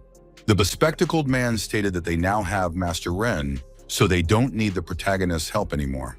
Xiaofan saw Master Ren and immediately realized that the man was still far from the Grand Master stage, and he couldn't even compare to Nei He. Our hero told Director Zhang that Master Ren doesn't have enough strength, so he doesn't advise him to go to certain death. Master Ren threw the teacup on the floor in anger and yelled at the brat who dared to underestimate him. He started taunting Xiaofan, thinking that he was just a kid without any experience who dared to appear in front of him. Master Ren walked past him, bragging that he was considered the strongest in the city beside the mysterious young master. Xiaofan crossed his arms and asked what if he was the mysterious Grand Master he was talking about just now. Ren turned around, smiled, and told the kid to stop daydreaming, joking that in that case he was the richest man in the world. Director Zhang, the officers, and the rest of the men also started laughing because they had never met someone as shameless as Xiaofan. Old Man Chu was angry. He wanted to stand up for our hero, but Xiaofan made it clear to him that it was not necessary to interfere. Xiaofan stated that he didn't come here to talk about who the great master really was, but to save the life of a hostage. The guy told Master Ren to follow him if he didn't want to die. Otherwise, the man would meet his end very quickly. Master Ren decided to show the guy his true strength as a deputy sectmaster Xinyi, and he didn't want to follow Xiaofan. The man jumped onto the ledge, wanting to prove to Xiaofan that he had no right to look down on the master. After that, he jumped down and activated his power, telling Xiaofan to stay put while he quickly rescued the hostages and returned to look into his lying eyes again. Master Ren, hovering in the air above the others, declared that he would show them how strong their Xingyi sect was. The man began to fly down directly from the roof, using a flying technique that impressed many because they saw this only in a TV show. The officer was delighted with Ren's abilities. He didn't think that the master was capable of such a thing, and now he wasn't surprised that Ren was the deputy head of the Yingyi sect. Director Zhang asked our hero if he had seen what a true martial artist had just done, and how dare he compare him to himself. Xiaofan sighed heavily when Zhang declared that Master Ren would go back and teach a lesson to an imposter who thought he was all-powerful. Meanwhile, Master Ren successfully landed on Earth to go to the chemical plant and free the hostages. The man hurriedly ran to the entrance of the warehouse to deal with the killers who were hiding there. Inside, the criminals were already waiting for him. While their leader was sitting on a barrel, the others were kicking Fu Qingming. Qingming started shouting, threatening the assassins that the deputy master would come here soon, and then they would beg them for mercy. The guy saw that the deputy master finally appeared. Ren said that now he would make the criminals who dared to kidnap his disciples suffer. Master Ren waved his hand to protect himself from the bullet. He was outraged that the assassin dared to use this toy in front of him. Then the criminal took out a grenade launcher and, smiling ominously, asked Grandpa what he thought about such a toy. The assassin fired a grenade launcher, certain that Master Ren would not be able to handle a projectile of this caliber. Ren shouted, asking the shameless trash how dare they use heavy weapons against him. He managed to protect himself with a force field. The leader of the criminal group adjusted his cap and agreed to fight Master Ren one-on-one as he wished. The man kicked off the ground, and a second later, he was already hitting Master Ren with a fist that was charged with purple chi energy. The boss managed to knock down the Shingsek master, and with one punch, Ren knew that this guy was at the peak of his inner strength. Wiping his face, Master Ren spoke to his dear disciple, saying that his master should escape first. Master Ren ran out of the chemical plant warehouse, shouting that he would save his disciple later. When Deputy Sectmaster Xing Yi returned to safety, he couldn't stop groaning for a long time after running for a long time. Concerned men in suits immediately ran up to him and asked the master if something had happened to the hostages. Ren replied that it was a very dangerous place because the assassins had heavy weapons, and their team had an expert with a level of cultivation no worse than him. He sat back in his chair and said that even he couldn't handle it, and the others couldn't. The man reassured himself because he was the only one who dared to go there alone, which meant that he was braver than ordinary people. Wiping away his sweat, Director Zhang asked Master Ren what to do. Since they didn't have much time left, the chemical plant might explode any minute. Master Ren replied that there were two options: ask his senior for help, but he was in Haidong right now, and he would have to fly here by plane for a few hours. The man also voiced the second option, to find this mysterious young master who might be willing to help them. None of the officers and businessmen present knew the young master. One of them only knew that he had killed Ni He with just one blow. Mr. Chu, smiling ingratiatingly, approached Xiao Fan and once again asked Mr. Li to help them this time. Xiao Fan turned around and left, telling the others that if he had gone to the factory first, they wouldn't have ended up in this situation. The others were sure that Xiao Fan would be shot before he entered the chemical plant, but they weren't even upset about the arrogant guy's natural death. Master Ren was sure that Xiao Fan wouldn't last 3 seconds in that factory, and he would be beaten up so badly that even his own mother wouldn't recognize him. Director Zhang was smiling. He didn't like this Xiao Fan from the beginning, and he was glad that he wouldn't see him again. The main character calmly entered the territory of the chemical plant when barrels of dangerous substances were already burning there. At this time, Fu Qingming was banging his head on the floor and pleading with the assassin, swearing that he really didn't know anything. Sectmaster Xing Yi begged the culprit to spare his life. In return, he was willing to do whatever he wanted. The leader of the assassin group was willing to show the guy the right path if he was so desperate to live. He stated that Fu Qingming needed to get Mudong Wangsu to call her father here, who would bring them the result of his research on the serum. Fu Qingming was overjoyed to hear that he had the opportunity to save his own life by completing a simple task. Qingming started begging the girl to fulfill the assassin's conditions, otherwise they wouldn't be able to leave this place in one piece. Mudong Wansuo was disappointed in Qingming. Now she didn't see him as a righteous superhero, but as a cowardly guy who should be ashamed of himself. The girl turned to the leader of the criminals she sent him, refusing to call her father or anyone else here. Dong Wangso recalled that her parents were in the military, and on one of the missions, her mother sacrificed herself to help her father get out. Her mother traded her life for her father's, and in the end, this mission became a success only for the organization. She thought it was an honor for a soldier to give his life for the welfare of the country, so she should sacrifice everything she has, even in this situation. Qingming continued to plead with the girl to do the sensible thing, but she suggested that the killer take her life right now, because she wasn't going to call anyone. Fu Qingming couldn't help but cry as he confessed that he didn't want to die, and asked who would become the Xingyi sect master if he passed away today.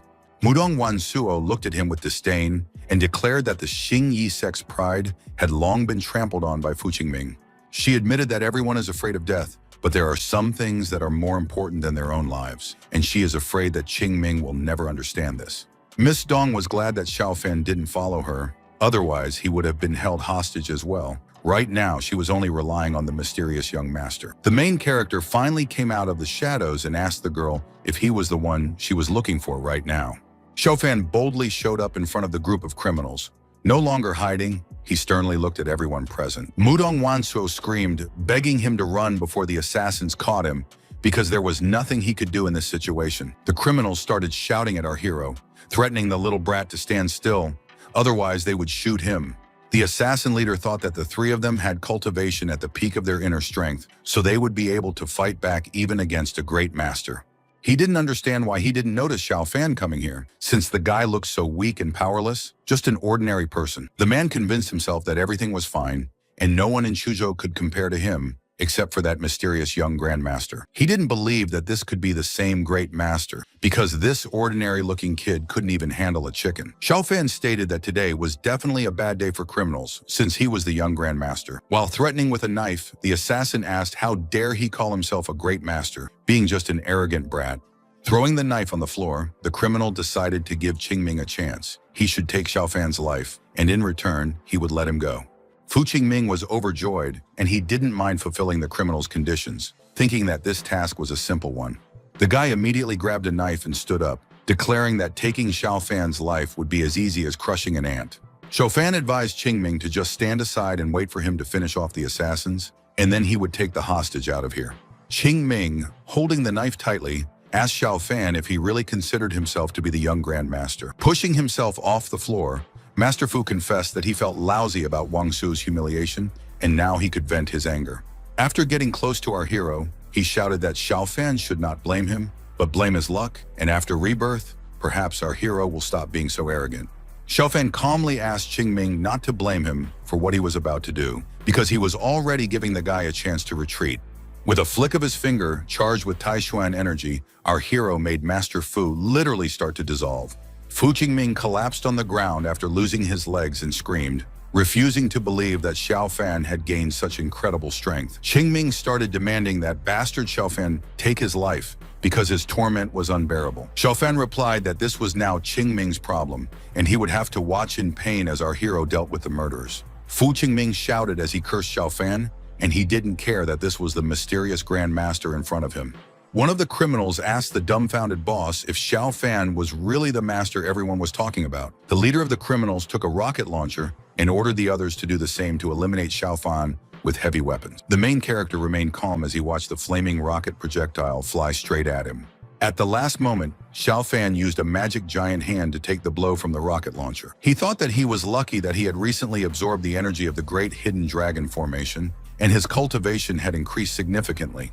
Out of the corner of his eye, Xiaofan noticed in time that the leader of the criminals had crept up on him and wanted to hit him. Releasing his sharp claws, the assassin shouted that he would still take Xiaofan's life, and tomorrow he would be famous throughout the city as someone who was stronger than the great master. Xiaofan smirked, asking how a man would become famous with such weak abilities. The main character waved his hand, in one movement depriving the criminal of the accumulated energy and ripping off his cap. The man collapsed to his knees and groaned in pain, taking fatal damage from our hero's Taishuan energy. The rest of the criminals wondered what to do now that their boss was dead, and they decided to run away. The guys couldn't move. They were demanding that Xiaofan not approach them when our hero started to approach them. Magical hands held the assassins, legs preventing the blonde-haired guys from taking a single step. The main character warned the criminals that it was too late to escape if they wanted to leave here.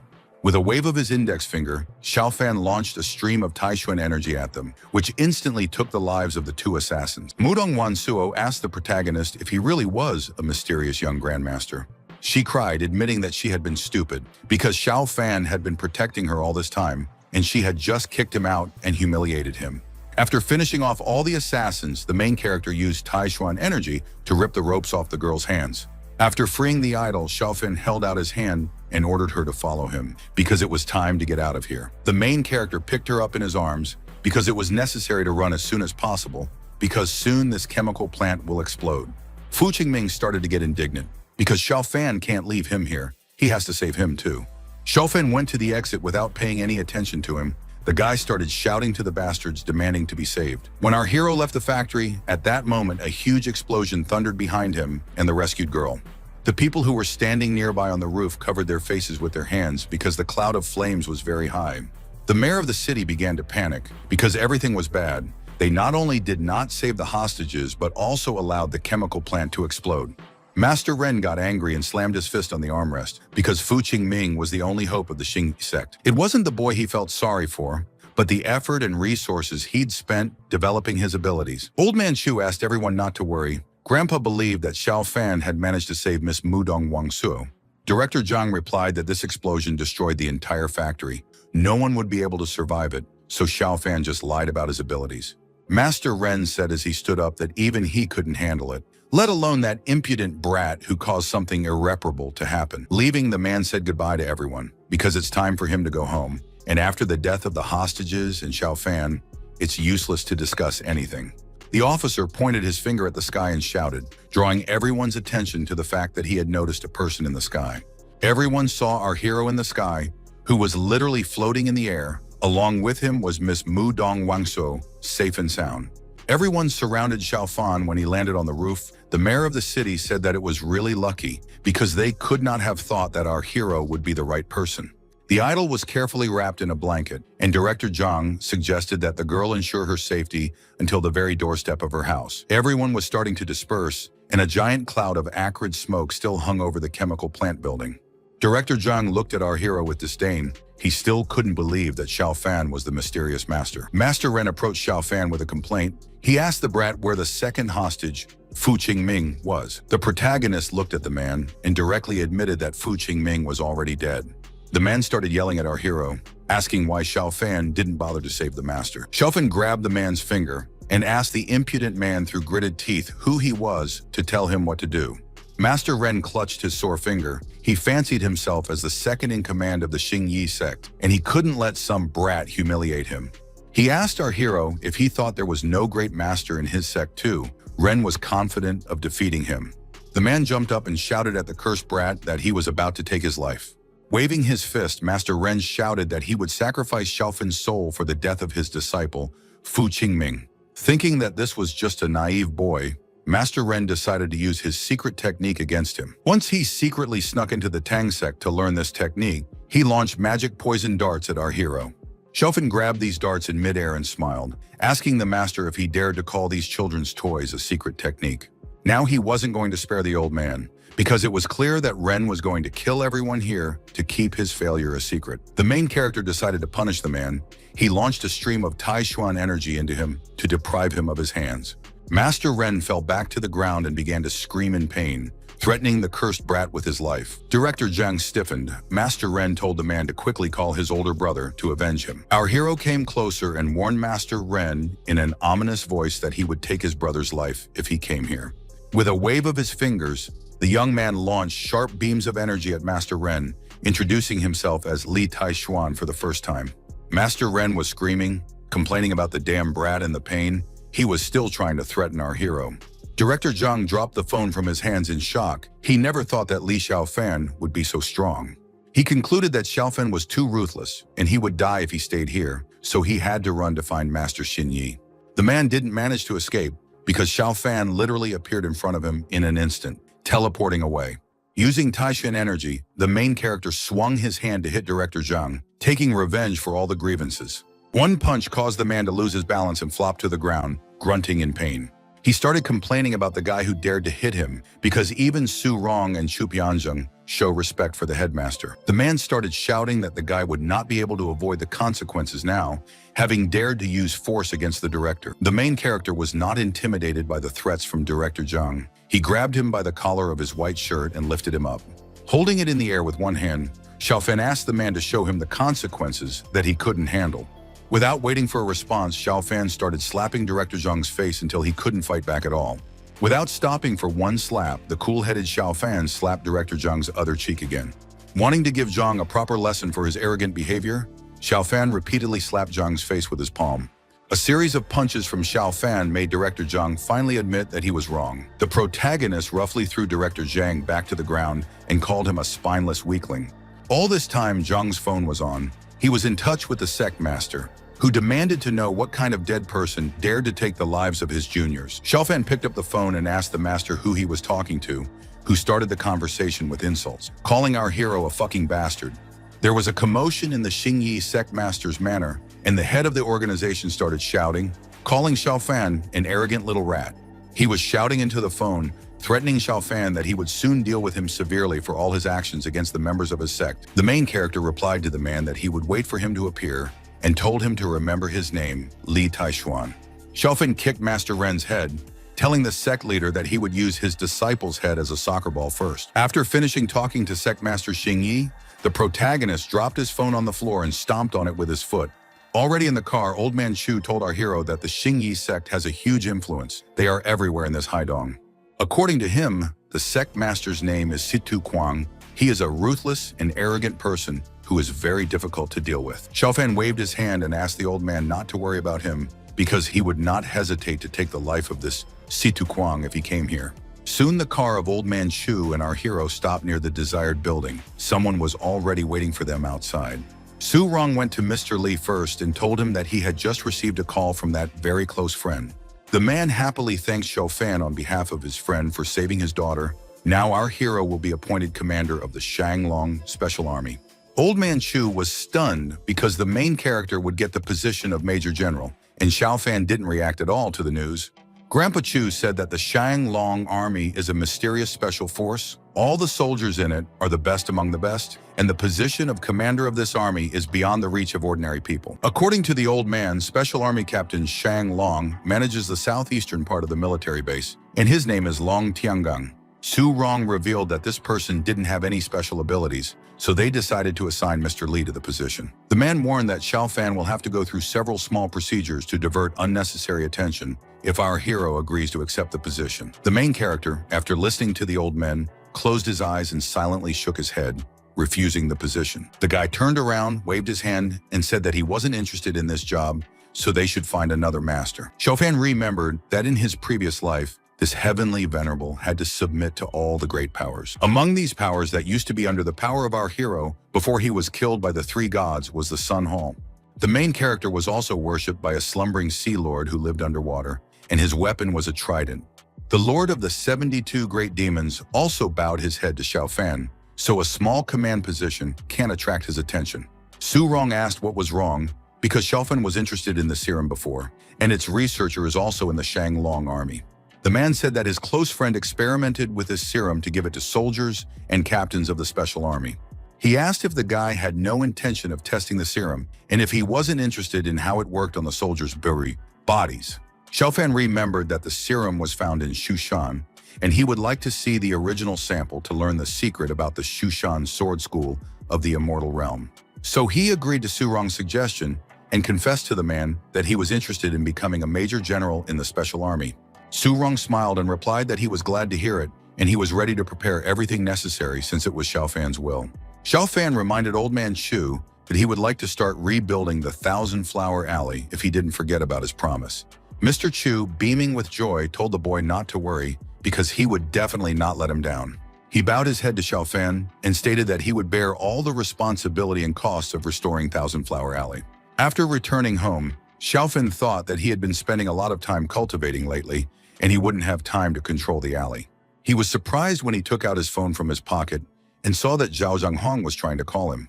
Fan put the phone to his ear and heard that Zhao Zhanghong had learned of our hero's new residence. Zhanghong only asked his old friend not to say that he had forgotten him, since they were classmates in middle school just recently. Our hero only remembered that Zhao Zhanghong had a good relationship with him during his school years, but their paths diverged at university. In a previous life, Xiao Kun humiliated Fan, but Zhao Zhanghong usually supported our hero, and as far as he remembers, Hong entered the University of Construction in Suzhou. Zhao Hong dared to invite Fan to have a barbecue at Yuezhang Culinary Street. Our hero didn't mind. A guy who had already had dinner at the institution told an old friend that he had heard about him getting a job as a trainee teacher. He asked how much a trainee teacher could earn in this job, and whether Fan could earn at least 4,000. Zhao Zhanghong asked how Fan was going to buy a house or find a wife if the real estate prices in the city were up to 3 million. The guy put his hand on the shoulder of an old friend and suggested starting a new business, opening a barbecue diner and dividing the profits in half. Fan smiled and confessed that he had just come here to ask an old friend for help. Zhao Zhanghong replied to our hero that he didn't want to work for these pennies, thinking that Fan wanted to ask for help with teaching work. The main character replied that he wanted to appoint Zhang Hong as the manager of Thousand Flower Alley and asked what he thought of the job. The blonde guy with glasses froze in surprise because he definitely didn't expect to receive such an offer. He laughed and said that Fan should have been better prepared if he wanted to make a joke, because he was already mad after a couple of beers. According to him, the Thousand Flower Alley mansion project would require an investment of more than 1 billion yuan, so Fan wouldn't have enough money. The man also heard that the Alley of Flowers is even haunted, so no one dares to take on this project. He reminded Fan that his teacher's salary was about 4,000 and asked where he could get that kind of money to invest. Fan laughed when Zhao Hong said that the guy definitely couldn't have that kind of money even if he robbed a bank. Our hero thought that for the first time in so many years of deprivation, he felt great again in the company of an old friend with whom he just drinks and talks. Zhao Zhenghong said that he had recently mentioned the most beautiful girl in his class, Lin Lanji. He asked if Fan remembered when he wrote her a love letter, and she read it out loud in front of the whole class to humiliate him. Hong reminded his friend of how the whole class made fun of him afterward, and he was bullied by a group of rich students. Xiaofan remembered that he was once a thin and weak boy who was constantly bullied by everyone. In middle school, a girl named Lin Lanji even suggested that Xiaofan use a puddle of her urine as a mirror to look at her ugly, poor face and realize that he wasn't her match. For Xiaofan's attempt to confess his feelings to a classmate, the boy was severely beaten by his classmates. One of them kicked our hero and asked if he was tired of living, since he dared to write a love letter to his girlfriend. That guy ordered his friends to start beating the defenseless Xiaofan with all their might with thick wooden sticks. When Xiaofan was being beaten up by 3 hooligans, someone decided to stand up for our hero and shouted for them to stop. Zhao Zhanghong usually threw himself into the thick of it to protect his friend. He covered him with his back and shouted that he wouldn't let hooligans bully Xiaofan. The bully with dark hair was indignant and shouted, asking who the bespectacled man thought he was, and threatened to beat him up too. Zhang Hong screamed out in pain as the vicious disciples slapped him on the back with sticks, but he still defended his friend staunchly. Thinking back on it now, Xiaofan thought that Zhao Zhanghong was truly courageous, and he was always willing to come to his friend's aid. Xiaofan put his hand on his friend's shoulder and promised him that he could now rely on him to protect his family, giving him a happy and rich life. When Zhao Zhanghong heard this, he almost choked, spitting out all the beer he had just drunk. He asked his friend to stop joking like that, because Xiaofan is now a trainee teacher with a small salary who can hardly even support himself. The guy laughed and said that he was willing to accept Xiaofan's good intentions, but it was worth a drink first. Lan was delighted with the barbecue. She told the master that she had never eaten anything like it, and it even tasted better than the vitality of those guys. A bewildered Zhao Zhanghong asked the girl what kind of life force she had mentioned, and asked Xiaofan if he had accidentally abducted this child. The main character hit the dough on the head with the edge of his hand so that she would stop talking nonsense in the company of his friend. Lan was holding back her tears, holding her head in her hand, and Xiaofan asked his friend to ignore her. A group of hooligans was walking nearby, and one of them began to molest the girl, asking the beauty to smile at them. The second bully, meanwhile, started shouting at a passerby to get out of here and not stare, otherwise he would injure him. Zhao Zhanghong turned around to see who was making a fuss while he was having dinner with his friend. He abruptly stood up and asked Xiaofan to leave now, otherwise he might also have problems. The main character looked at the gang of Gopnikovs and concluded that they intend to cause problems to his friend. The guy didn't make a mistake, because the hooligans came up to Zhao Zhanghong and started shouting his name. Their leader shouted that Zhang hadn't paid them for security last month, so he intended to burn down his diner if he kept delaying payments. Zhao Zhanghong asked Shi to calm down his anger, because he is in a difficult situation right now. He is broke because of his younger sister's illness. She refused to go to the meeting and slapped Zhao across the face, shouting that he didn't care if his little sister died or not. The bully with the red mohawk kicked the guy in the stomach and shouted that he came here to get money, and otherwise Zhao shouldn't blame him. He called out to his brothers, ordering them to burn the hell out of Zhao Zhanghong's diner. Brother Shi's subordinates brought cans of gasoline, and passers-by concluded that it was not worth getting involved with this hooligan. They heard that 6 months ago, the guy didn't pay for protection, after which his diner was also destroyed and burned to the ground. The hooligans, laughing, started pouring gasoline all over the diner to get back at Zhao for delaying the security fee. The main character couldn't let this happen, so he intervened and shouted, demanding that the hooligans stop. He crossed his arms and addressed Brother Shi, stating that this diner was under his protection. Xiaofan pointed his finger at the exit and demanded that Shi take his mutts and get out of here if he understood everything. The main character, frowning, sternly looked at the bully and warned that otherwise the consequences would be very serious. Lan decided to protect her master, so she asked Master Li for permission to teach these worms a lesson.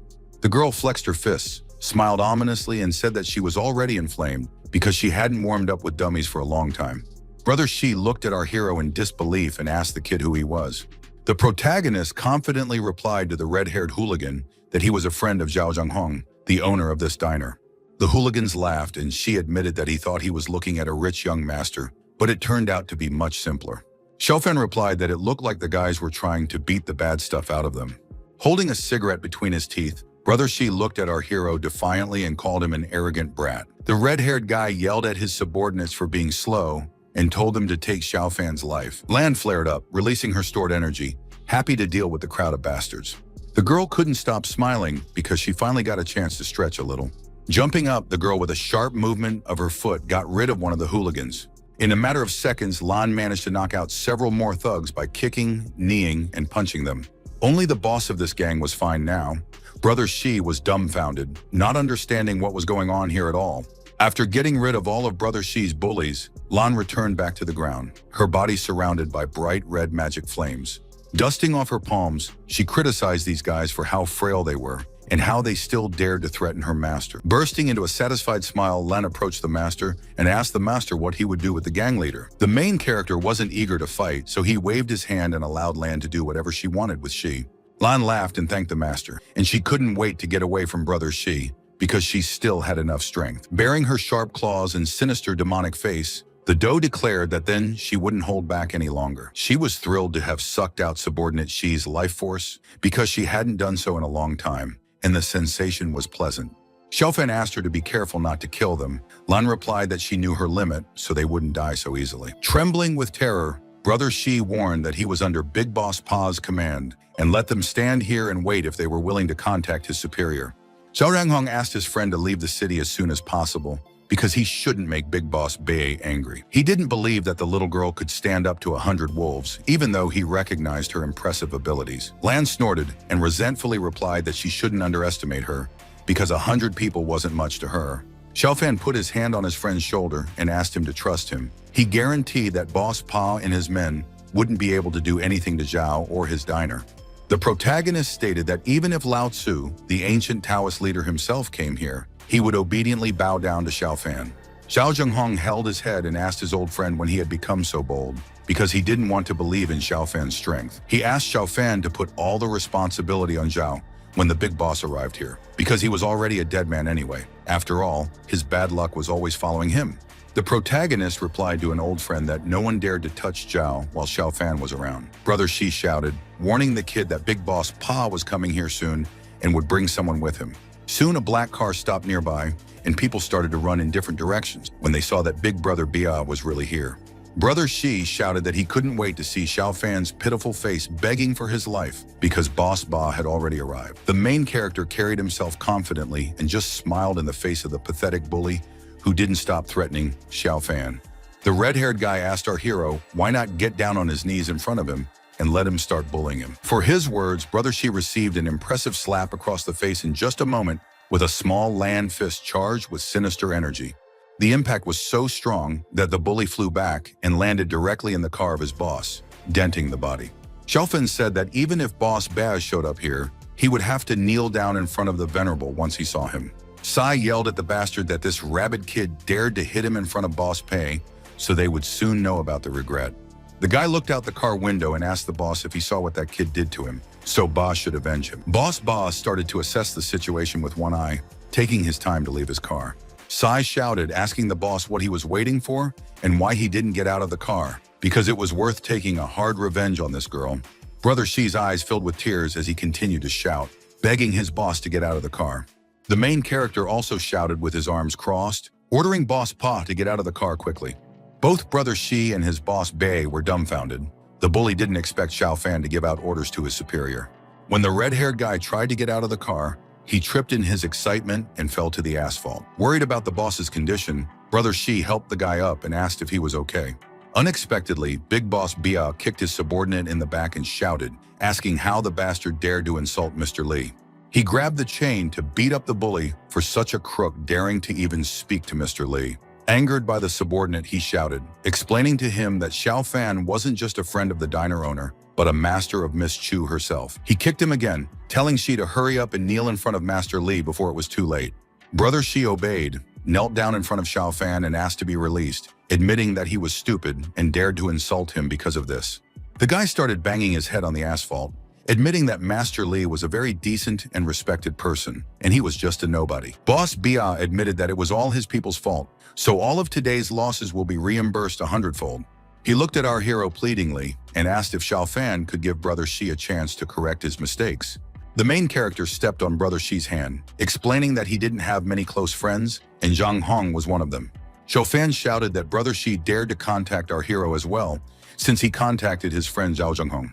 Brother Shi obediently lay on the asphalt and endured the punishment from our hero, screaming in pain while Xiaofan crippled him. The red-haired bully still managed to leave alive. He thanked our hero for not taking the life of this ant. The guy received another blow on the back, this time from his boss, who decided to hurry the subordinate. Zhao Jinghong now saw firsthand how much influence his old friend had, so he agreed to become the manager of Thousand Flower Alley. Zhang Hong asked where Xiao Fan was going to get so much money because building an alley requires a lot of investment. The main character replied to a friend that he should not worry about money and allowed him to start working tomorrow. Xiao Fan asked him what had happened to his sister, and he told him about his sister's advanced stage of kidney failure and his expensive treatment. He couldn't afford to be so brazen as to ask a friend to lend him money to treat his sister, even though Xiao Fan was a powerful man. Zhang Hao decided that he would continue to try to manage on his own without asking for help from outsiders. The main character wanted to help his friend's younger sister, so he asked Zhang Hong to take the boy to this hospital. Hao warned that it was too late, so the visiting hours were over and suggested that we go to the hospital tomorrow. The following events unfolded in Zhao Zhanghong's apartment, where he had returned after meeting an old friend. It was already deep into the night, but the guy was not up to sleep. He lay in his bed and thought about the problems of life. He remembered the words of his sister's doctor that her illness had reached an advanced stage, so it was necessary to raise $500,000 for the operation. Zhang Hong couldn't delay his sister's illness any longer. He needed to find a solution as soon as possible. Suddenly, Chen Xianfu wrote to him. He made it clear that he was aware of Zhang Hong's new position and suggested that the guy still needed money for his sister's surgery. Hong sighed heavily after receiving the message from Chen Xianfu because the conversation was starting to take on a strange atmosphere. Chen Xianfu suggested that a former classmate hand over all the building materials for the Thousand Star Alley to his company, and then he would receive money for his sister's treatment. Soon, the main character decided to personally visit the construction of new residential buildings on the territory of the Alley of 1,000 Flowers. He thought that when this part of the alley was finished, he could leave the property to his father to provide him with a good life. Suddenly, an expensive white car drove into the construction site, raising clouds of dust. The main character was forced to cover his face with his hand because a cloud of acrid dust hit him too. The guy silently dusted off the dust from his jacket, not bothering to complain to the driver, and the car stopped nearby. The bespectacled man in the car smiled and asked Xiao Fan to explain how to get to the construction site manager's office. The driver got out of the window when he recognized the boy standing nearby as a friend named Li Xiao Fan. The man got out of the car and complained to our hero that he didn't even say hello, even though they were former classmates. He was accompanied by a woman who said that our hero had the same poor sour look, even though she hadn't seen him in so many years. Xiao Fan recognized this pair as Chen Xianfu and Lin Lanjuri. He didn't expect that this dog and dog pair had finally gotten together. He thought that it didn't matter anymore, because now he was reborn, and sooner or later all his abusers would pay the bills. The main character asked a former classmate why he was looking for him, and made it clear that he was in charge here. Chen Xianfu pointed a dismissive finger at our hero because he refused to believe that he was in charge here. He and his girlfriend laughed out loud. The man said that after so many years of studying, Xiao Fan didn't seem to have made any progress at all. Still laughing, he asked how a person like Xiao Fan could be the owner of this place. Chen assumed that our hero was just carrying bricks here. Chen Xianfu suggested that Xiao Fan serve him, run after him and pour him tea, and clean the toilets in his company, because it was better than carrying bricks on a construction site. A former classmate offered him as much as 7,000 wen for such a job, not noticing that the immortal god emperor himself was standing in front of him.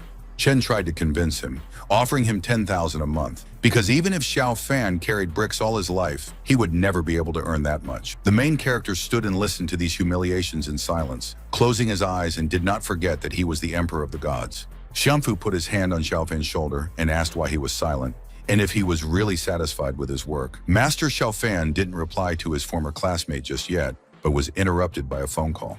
The guy ignored Xianfu, walked away and answered the phone. Zhao Zhanghong allowed him to come to the hospital to see his sister. The main character said that he should go, and it is their right to decide whether to believe him or not. Xianfu started shouting, demanding that Xiao Fan stop acting like an actor, because he would never be able to become the owner of such a place. The man immediately called someone and asked them to bring 2 guys because he wants to teach a stinking bastard a lesson. He was surprised when he heard that the guy's arm was broken and asked who had the guts to do it. Clenching his teeth in anger, Chen Xianfu said that Xiao Fan was just lucky, but even his own mother wouldn't know if he was seen by a man again. The next action took place in the hospital, where Zhao Zhanghong's sister was lying with severe kidney failure. The main character had already arrived at the hospital, and Zhang Hong met him and pointed to the room where his little sister was staying. In the hospital room, he adjusted the blanket for his sister and told her that they were still children. When their parents died, Zhang Hong worked hard to provide for his sister. He told Xiao Fan that he had worked as a part-time tutor in college and worked at a diner at night, and he didn't expect to face such a calamity. Jung Hong's younger sister woke up when she heard her brother's voice, and slowly, with difficulty, she opened her tired eyes. A gaunt, thin girl with black eyes was delighted to see her older brother and asked what he was doing here. The girl shared with him the happy news that she feels much better than before. Jung Hong's little sister looked at our hero questioningly because it was the first time she had seen him. Jung Hong introduced his classmate and best friend Xiao Fan to his sister, and our hero officially introduced his sister, Zhao Fei. The girl realized that this was her older brother's best friend. It was difficult for her to talk, and she started coughing. Xiao Fan asked her not to talk, seeing how hard it was for her, and warned her that he wanted to check on her condition, so Fei should lie down. She looked at her older brother in disbelief, who asked her not to worry and do as Xiao Fan said. Xiao Fei lay down and looked at our hero in disbelief, because this person didn't look like a doctor at all.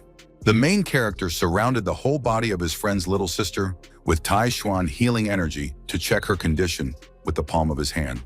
The haggard, pale girl closed her eyes and did not resist, letting the stranger perform all the necessary manipulations on her. Xiao Fei thought that she hadn't felt so comfortable in a very long time. A blush appeared on her cheeks, and the haggardness disappeared from her eyes. Zhao Jung Hong was delighted. His little sister visibly looked much better. He asked how she was feeling.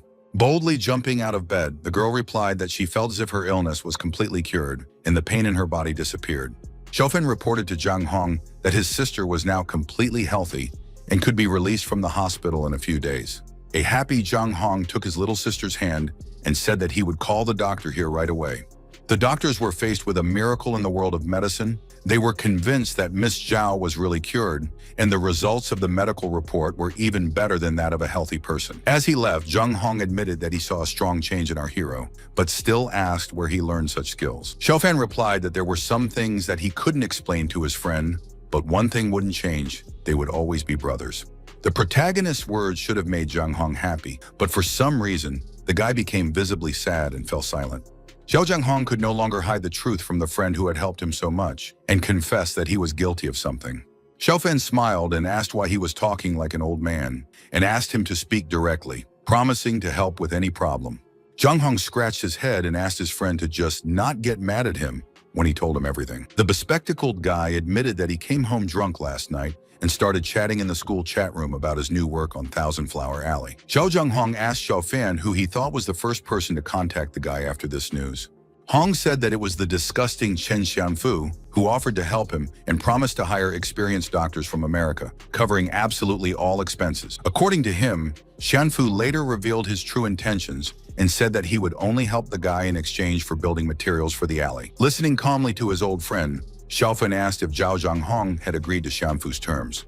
Zhao Jung Hong was ashamed, but he confessed to a friend that he was forced to agree to Xianfu's request because he never thought that Xiao Fan would cure his sister. The main character reassured his friend, saying that he had already thought of something serious, and this problem turned out to be a mere trifle. He patted Jung Hong on the shoulder and promised to deal with the problem. Only the guy needed to tell Xianfu to come to him. Jung Hong was glad that his friend didn't get mad at him. He was relieved and agreed to invite Xianfu to dinner tonight. He revealed that there are several other suppliers who will attend today's dinner, and Chen Xianfu's company won't be able to cover all the materials on its own due to the project's scope. Xiao Fan asked his friend to go back to his sister because she had already finished the discharge procedure, and they would see each other in the evening. Jung Hong tried to hint to his friend that it was time for Xiao Fan to start living a normal life, and his sister was already an adult and a beautiful girl. When the guy opened his eyes, it turned out that Xiao Fan had already disappeared for a long time. He was shocked because his friend was incredibly fast. Xiao Fan teleported away, thinking that he appreciated the kindness of an old friend, but no other women could take a place in his heart. He recalled Shui Xi again, namely the conversation he had with her in the Immortal world, when she had confessed that she didn't want to surpass anyone or reach an invincible level. Walking with the master at the waterfall, the girl said that she just wants to follow in the footsteps of Tai Xuan. Our hero took his beloved by the hand, and Shui Xi said that she was looking forward to the moment when Tai Xuan will stand at the top of the universe. Xiao Fan's heart sank as he heaved a heavy sigh and thought that Shui Xi must have already gone crazy by now, looking for a guy all over the universe. He became angry as he recalled the heavenly masters who had caused him to fall into the mud and be separated from his beloved because of the silent heavenly book. He promised himself that one day he, Li Taishuan, would definitely rise up again and returned to his path by killing these people. The protagonist doubted whether his assassins would have the strength to withstand the wrath of the great venerable Li Taishuan once that time came. Dinner had already started. The little bosses were flattering Chen Xianfu for getting such a big order for building materials and wondering who the new owner of Thousand Flower Alley was. Chen Xianfu, holding a glass of expensive red wine in his hand, cleared his throat before answering the men. The businessman admitted that the manager of the reconstruction of the Alley of 1,000 Flowers is actually his school classmate. He said that Zhao Zhenghong was a poor man with no education or experience, so he foolishly agreed when Xianfu promised to treat his little sister in exchange for a contract. Smiling wickedly, Xianfu guessed that the manager's little sister would surely die, and no one could save her, and he himself wasn't a naive piece of trash to give money for an operation. The bespectacled businessman noticed Boss Chen's trickery, and at that moment Xiao Fan burst into the room and said that he needed to talk to Xianfu. The man waved to the waiter and told him to get out of here quickly, because they, the big bosses, are busy discussing important matters. The second businessman got angry at Xiao Fan and shouted, threatening to file a complaint if he didn't get out of here right away. Chen Xianfu stood up and started laughing because he didn't expect to see his old classmate Xiao Fan again. He decided to introduce him to the businessman and introduce his former classmate Li Xiaofan. Xianfu offered to talk about his school days and said that his friend Lan was the school flower, and Xiao Fan was a toad who wanted to eat swan meat. He started quoting phrases from a love letter that our hero dared to write when he was in love with Lin Lanji. The man laughed and admitted that he almost died of laughter at the time, but later his smart girlfriend read this letter aloud in front of the whole class. All the businessmen started laughing loudly, telling Xiao Fan to look in the mirror and stop living in dreams, because such a person deserves to be poor all his life. Xianfu said that later he, a charismatic and charming guy, also wrote a love letter to Lan Ji, and then she became his woman. The businessmen began to compliment Chen Xianfu, claiming that Big Boss Chen's eyes were as deep as the sea, and he was a great man. The others also started calling Xianfu a great man and a winner, openly admiring the man. Zhongfu replied that he wasn't finished yet and explained how his village classmate was now hauling bricks at the Thousand Flower Alley construction site. He asked Xiao Fan what he was doing in this hotel and assumed that our hero worked as a waiter here because he didn't have enough money. Chen complained that Xiao Fan had shown his ignorance by turning down a position in a man's company for 10,000 a month. The businessman supported Xianfu, saying that he had already done enough for Xiao Fan, and he was an ungrateful kid who could not understand his good intentions. One of the businessmen said that now he would teach the stupid kid who turned his back on Boss Chen a lesson. Xianfu stopped him and asked him to forget about it, because everyone has their own aspirations, and it's not worth bothering with this kid. The men agreed with him, because Chen Xianfu is so noble that even after all these years, he wants to help a classmate, and he makes them admire him. The blonde businessman confessed that he felt very annoyed that this arrogant guy didn't even thank Xianfu for the job offer. One of the businessmen sided with Xiao Fan and said that Chen Xianfu and everyone sitting here had already gone too far. He stood up and asked Xianfu how he could laugh and mock his former classmate since he really wanted to help him. The man reminded that Boss Zhang and Boss Wang also used to carry bricks on the construction site when they were just starting out in the industry. The businessman asked them not to forget that they too were once poor, and even poorer, and now they began to look down on people. He asked the men what qualities they possessed to look down on other people and dare to make fun of them. The bespectacled man got angry and asked what qualities he had to point out to Boss Chen, who wasn't even older than him. The second businessman dared to push the guy and ordered him to kneel in front of Xianfu and apologize to the boss. The guy in the dark suit snorted and pulled the tattooed businessman's arm away from him, not wanting to obey him. Outraged, Zhou Wen confessed to the scum that he was even ashamed to be in the same room with them. The main character watching this thought that there weren't many people with strong character in this world. Chen Xianfu shouted, kicking Zhou Wen out of here, because from now on, the guy is not allowed to enter the Thousand Flower Alley project. Suddenly, Zhao Zhenghong, the manager of the Thousand Flower Alley project, entered the hall and immediately turned to Chen Xianfu. The guy said that from now on, a man is no longer allowed to participate in this project, so he does not dare to indicate here anymore. Chen crossed his arms and asked Zhao Zhenghong if he didn't want to cure his little sister's illness anymore. Zhenghong shouted, telling Chen to shut his mouth. After all, his sister's illness had already been cured, and he didn't need to pretend to be magnanimous anymore. The guy looked at his younger sister with a smile and asked her to come into the hall so that she could demonstrate her recovery to everyone clearly. Xiaofi went into the hall and greeted Xiao Fan first. The girl looked absolutely healthy. The main character, who was Xiao Fei from Death, turned around and nodded to the girl in greeting. Chen Xianfu couldn't believe what he saw. He said that it was simply impossible and started frantically taking out his phone from his pocket. The man said that last night, Zhang Hong sent him a picture of his sister confined to a hospital bed, and she couldn't heal in just one day. Zhang Hong replied that Xiao Fan had cured his sister, and it was a shame that such pathetic hypocrites as Xian Fike would never know how to repay someone's favor. The guy said that people like Jianfu have no right to mock others because he used his sister's illness to blackmail. Xiao also reminded the man of how Xianfu had summoned a group of hooligans to beat up Xiao Fan when he wrote a love letter to Lin Lanji. He officially informed Chen that Xiao Fan was the big boss of the Thousand Flower Alley renovation project, which cost more than 1 billion yuan. Chen Xianfu opened his mouth wide and cried out in shock when he was told the news and accused of being arrogant and hypocritical.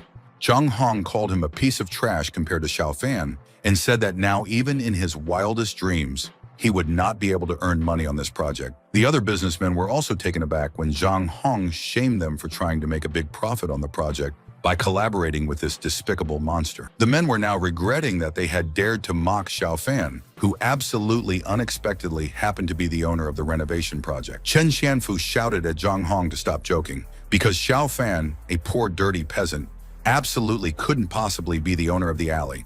He shouted that it was simply impossible, because the renovation project was purchased by the Chu family, and this boy could have nothing to do with her. The businessmen breathed a sigh of relief when they remembered that the renovation project actually belongs to the Chu family. Chen Xianfu asked Xiao Fan if he still wanted to say that he was also that mysterious young grandmaster. The conversation was interrupted by a girl in blue shoes who came in and said that she didn't know if Xiao Fan was the same Li Taishuan. It was Mrs. Hu Yang who barged in and claimed that she knew exactly who the real and only owner of Thousand Flower Alley was, and they would be Xiao Fan. The people present abruptly stood up from their seats to greet Miss Hu Yang. They didn't understand why she was here. The girl took our hero's arm and reproached a bunch of stupid people for being so stupid that they decided to kiss Chen Xianfu's smelly feet instead of supporting the real owner of the alley. Miss Hu Yang accused Xianfu of not even knowing why the Chu family bought this project, and admitted that it was bought specifically for Xiao Fan. The businessmen were dumbfounded to hear that Xiao Fan was the great benefactor of the Chu family, as well as the master of the daughter of the head of that family. Lin Lanzi was also shocked. She couldn't believe that the redneck Xiao Fan would turn out to be such an influential person. Ouyang explained to our hero that she went down because she heard someone shouting, but she didn't expect to meet him here. The businessmen gave our hero a startled look when Xiao Fan broke the silence and pointed at them. The main character stated that everyone except Zhou Wen had no right to interfere in this project from now on, especially Chen Xianfu. Xiao Fan also stated that they should settle old differences, so this mortal needs to prepare to entertain the Venerable One. When he was done, he allowed the others to leave. Only Zhou Wen remained in the room. Zhou Wen thanked our hero and warned that his company was inferior to others, but he didn't expect to get such an opportunity from Xiao Fan.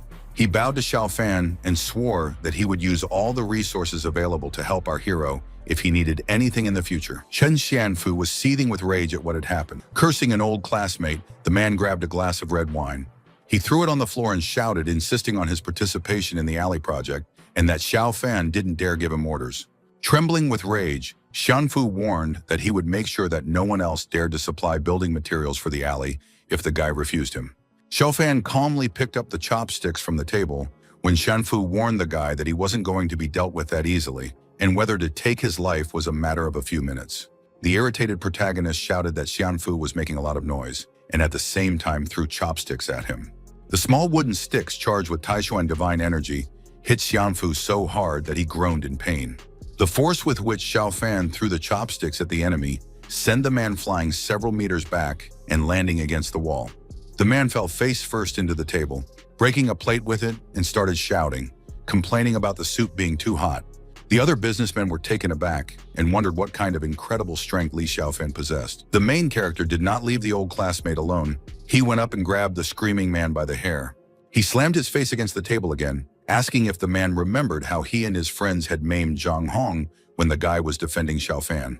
Xiao Fan threw Chen Xianfu to the floor and warned him that today he would cripple him too, so that he wouldn't get out of bed for the rest of his life. The main character began to take violent revenge on his high school classmate so that he would feel the same pain as him and Zhao Zhanghong. Chen Xianfu started shouting and complaining about the pain, asking our hero how dare he beat him up. The man grabbed the phone and warned Xiao Fan not to even dream of getting out of here in one piece. It was enough for him to make one call. The main character didn't mind taking a break. He plopped down on a chair and agreed to let Xianfu call someone. Xiaofan put his feet up on the table in a masterly manner, crossed his arms over his chest and said that he wasn't in a hurry, so Xianfu could call whoever he wanted. Zhao Zhanghong was visibly worried, and he turned to his old friend to tell him something. The guy warned our hero in his ear that the origin of Chen Xianfu is not simple, so he is worried. The protagonist waved his hand and told his friend not to worry, because he definitely wasn't afraid of Chen Xianfu's family. Appearing as the Emperor of the Gods, Li Taishuan declared that not a single person of Chen Xianfu would escape his wrath today. Zhao Zhanghong, who saw his friend's true appearance, froze in surprise. The guy rubbed his eyes, thinking that he was imagining it, and thought that Xiaofan really had changed too much. He had the aura of a powerful man. Zhang Hong deduced that his friend was no longer the humble boy he used to know, and he could only speculate about Xiaofan's past. A group of thugs rushed into the hotel, the leader of which shouted, asking what kind of short-sighted bastard dared to beat up Xianfu. Chen Xianfu, trembling, grabbed the edge of the table and warned Xiaofan that he was finished today, because Brother Shi and hundreds of his other people were already here. When a red-haired guy with a mohawk and a bandaged arm entered the hall, he froze in surprise. The bully inwardly screamed in fear when he saw the grinning face of the same Xiaofan who had crippled him the day before. He turned to the heavens, asking why, out of everyone in the entire world, he had encountered Xiaofan today, and hurried to escape from there. His subordinate asked Brother Shi if they didn't come here to deal with someone, and why he decided to come back. The red-haired guy slapped the subordinate in the face and ordered him to keep his voice down, because he has no idea what happened yesterday and who Mr. Li is. A happy Chen Xianfu found the strength to stand up. He and his woman were glad that Brother Shi had finally come. The man started waving his hand to get the guy's attention, but Si, sweating and turning pale with fear, left without turning around. Xianfu was trying to reach Brother Shi because he had to teach someone a lesson today. Xiaofan smiled when he realized that Xianfu was waiting for little Shi and asked the red-haired guy why he was running away. The red-haired guy flinched in fear as the protagonist shouted, ordering him to come here immediately. Smiling ingratiatingly, Brother Shi cautiously peeked into the hall and pretended that it was a nice coincidence to see Mr. Li here too. He ground his teeth in anger, cursing bastard Xianfu for dragging him into this situation.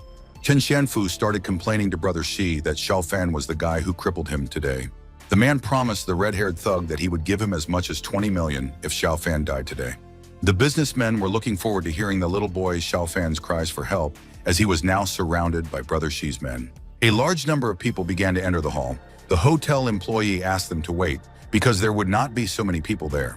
The men recognized the East Side leader, Kang, the famous boss of Ding District, Mr. Ye, as well as the business magnate from the shopping district, Sister Yang. Chen Xianfu was thrilled that so many older siblings had come here to support him.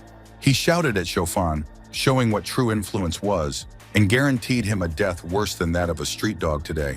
When Boss Bai and his men also appeared in the room, the others started cheering loudly. Chen Xianfu was breaking into a happy smile. It was really unbelievable that a busy person like Boss Bai would also come here to help him. He wondered what a small ant like Xiaofan would do now that even Boss Ba had arrived here. Everyone present started to greet Boss Pa, who was standing in the middle of the hall with an angry look.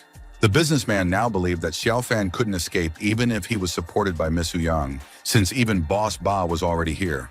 Chen Xianfu asked Brother Shi to hurry up and turn that boy Xiaofan into a pile of trash, and he would give him the promised 20 million.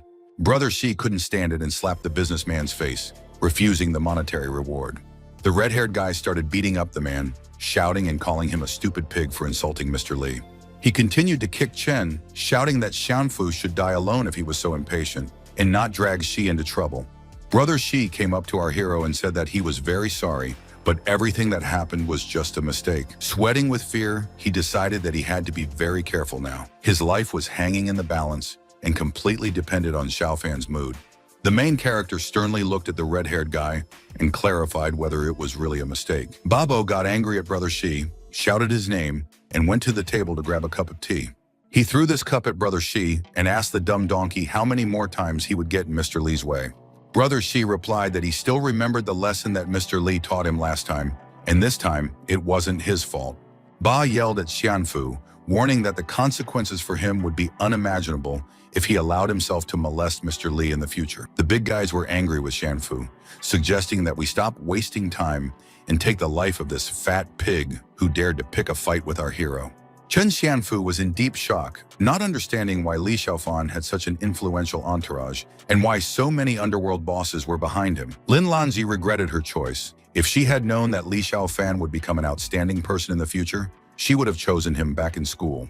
The main character stood up from his chair, causing everyone else to freeze in fear, and spoke to Chen Xianfu. Xiaofan walked over to the man who was lying on the floor after being beaten up and announced that he was going to do something today in front of everyone. Our hero swung his leg to hit a former classmate and shouted that he was going to maim him. The guy put his foot on the man's chest, and the man began to beg him to let him listen to him, now calling him his brother. Xiaofan had no desire to listen to a pitiful mortal. He kicked him, shattering the concrete floor beneath him. Clearing his throat, Chen Xianfu warned the protagonist that sooner or later, his brother would take revenge on him for this. Chen Xianfu broke through the floor with his body and fell to the lower floor, while our hero and Babo stood and watched in silence. Soon, Xiaofan went outside and paramedics arrived to put Xianfu on wheelchairs and take him to the hospital. Lin Lanzi ran up to our hero. She admitted her mistake and that she had done something wrong with the guy in the past. The girl coquettishly tucked a lock of hair behind her ear and asked if they could start over. After all, she had heard that the ex-girlfriend had broken up with Xiaofan. She didn't expect the main character to just turn around and send his first love from high school. Lanzi was angry at the guy, thinking that this freak would definitely not find anyone better than her in this city. She wished to him that such an arrogant man would never find a girlfriend. At that moment, Miss Ouyang came over to her. When Lanzi turned around, she immediately smiled when she saw a girl with pink hair standing in front of her. Miss Ouyang swung her hand and slapped the girl's face, asking how she had the guts to talk to Xiaofan like that. Lanzi held her cheek and burst into tears, while Ouyang called her just a trash who didn't even dare to approach Xiaofan from now on. Brother Shi and the rest of the city's bandits were impressed by Miss Ouyang's action, calling her a very domineering woman. They looked at the girl with pink hair with loving eyes, admitting that they liked her very much anyway. Miss Ouyang approached our hero and advised him to be careful with Xianfu's brother, Chen Xianlin, because this time he had offended the Chen family. She said that Chen Xianli is very talented from a young age. He was born a martial arts genius and destroyed many talented masters. Xiaofan asked her not to worry, since even Sect Master Xing Yi couldn't scratch him, so Chen Xianli wasn't a threat to him at all. Blushing, Miss Ouyang leaned on our hero's shoulder and suggested that we have dinner together, since he probably hasn't eaten anything yet. The main character upset her, indifferently replied that he still had other things to do, so he postponed dinner indefinitely. Miss Ouyang started flirting with the guy, coaxing him to have dinner right away. The bandits envied our hero, believing that he was truly blessed by heaven, because he was always surrounded by the most beautiful girls. Chen Xianfu was already in the hospital, all bandaged up, and he didn't stop saying that he wanted Xiaofan to lose his life. The man, who couldn't speak clearly because of the bandages, told his brother that he should avenge him by sending Xiaofan to the grave. The burly red-headed man jumped up from his chair and swore that he would make Xiaofan pay tenfold for bullying his brother. His eyes shone bright red with anger, and he declared that he intended to make our hero's life a living hell. The main character and Lan returned to the construction site, where the reconstruction of the Alley of 1,000 Stars project was underway. Mudong Wangsuo called him because she couldn't properly thank our hero for saving her life due to her busy schedule. The girl told the guy that she had just left for another country to give a concert, but was going to return to Chuzhou in 2 days. She decided to invite Xiaofan to dinner so that she could properly thank him for saving her life. Mudong Wansuo explained that she never found the right moment to say thank you to Xiaofan personally for his feat. She often thought about the time when she looked down on our hero and criticized. Now she regretted this stupid act every day. The girl was unpleasantly surprised when Xiaofan apologized to her and refused dinner because he didn't have any free time. Mudong Wansuo was angry at her rescuer because Xiaofan dared to hang up the phone without even waiting for her to answer. At that moment, the manager came into her room and saw that the girl was angry, so she asked what had happened. The manager was angry at the idol for turning down a role in a Hollywood movie, even though the woman had been fighting for the job for her for so long. The woman told Miss Wangsuo that director Ryan's work is phenomenally great, and his fans are in every corner of the world. According to her, all the elite actors from all over the world dream of working with this director, and Miss Wangsuo dared to reject his offer. Mudong Wansuo stood up silently as she listened to her manager's complaints because she was tired of these reproaches. She admitted that she found something even more valuable than this role, and she should return to China as soon as possible. The blushing girl looked at her manager and said that she was bewitched by this man. The manager turned pale with horror and stared at her charge, asking if she was serious. The main character, meanwhile, was at the construction site. He concluded that the project will be completed in 3 to 4 months. Zhao Zhenghong ran up to him and shouted, informing him that a large crowd had gathered at the construction site. Xiaofan asked Zhang Hong to calm down first and tell him what was going on here normally. Zhang Hong began to thrash and grab his head, saying that the construction site was cut off from water and electricity. Even the supply of sand and stones was cut off. According to him, this can lead to the fact that construction will be suspended, which means they will lose many millions of yuan. He said that last night a gang of vile thugs invaded the construction site, brutally beating most of the workers and even killing two. Zhang Hong said that the police were unable to track down the attackers, and all the workers ran away because they were afraid to work here. The manager suggested that the boss contact Mr. Chu, because in such a dangerous situation, you can only rely on him. The main character could have solved this problem without the help of Old Man Chu, but suddenly he noticed a golden business card flying straight at him. He pushed his friend back so that the card wouldn't hit him, and he didn't understand what Xiaofan was doing. Xiaofan easily grabbed the business card with 2 fingers, preventing the intruder from pulling off his clever trick. The main character saw a man in a suit on the roof and immediately assumed that Chen Xianfu's henchman was standing in front of him. The masked man announced that there would be a banquet in honor of Xiaofan at the Chen family mansion at 8 o'clock tonight and asked if he dared to attend. Our hero asked the guy to tell Chen Xianfu that he should prepare for the consequences because Xiaofan will definitely not be afraid to come. An indignant Lan asked if Master wanted her to deal with this arrogant guy, but Xiaofan wouldn't let her. He grinned as he stated that he was going to teach the Chen family tonight and let them know what remorse and torment really meant. The following events unfolded on the territory of the airport, where Ms. Wang Su arrived after a concert tour. The blue-haired girl called someone and asked if they had managed to find out where Li Xiaofan was now.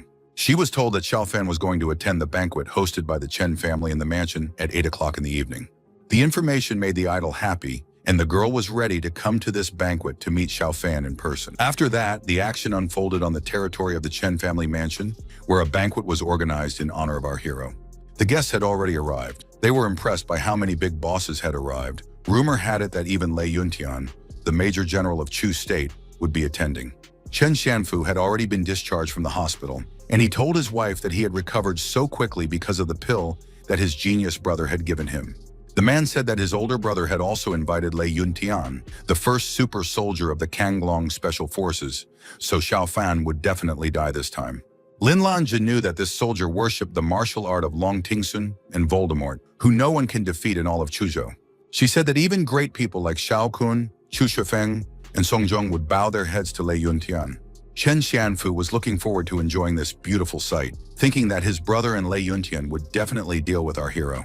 Chen Xianli was already sitting on the sofa in the living room and chatting with Lei Yuntian. He was very happy that the Grand Master had arrived for the banquet.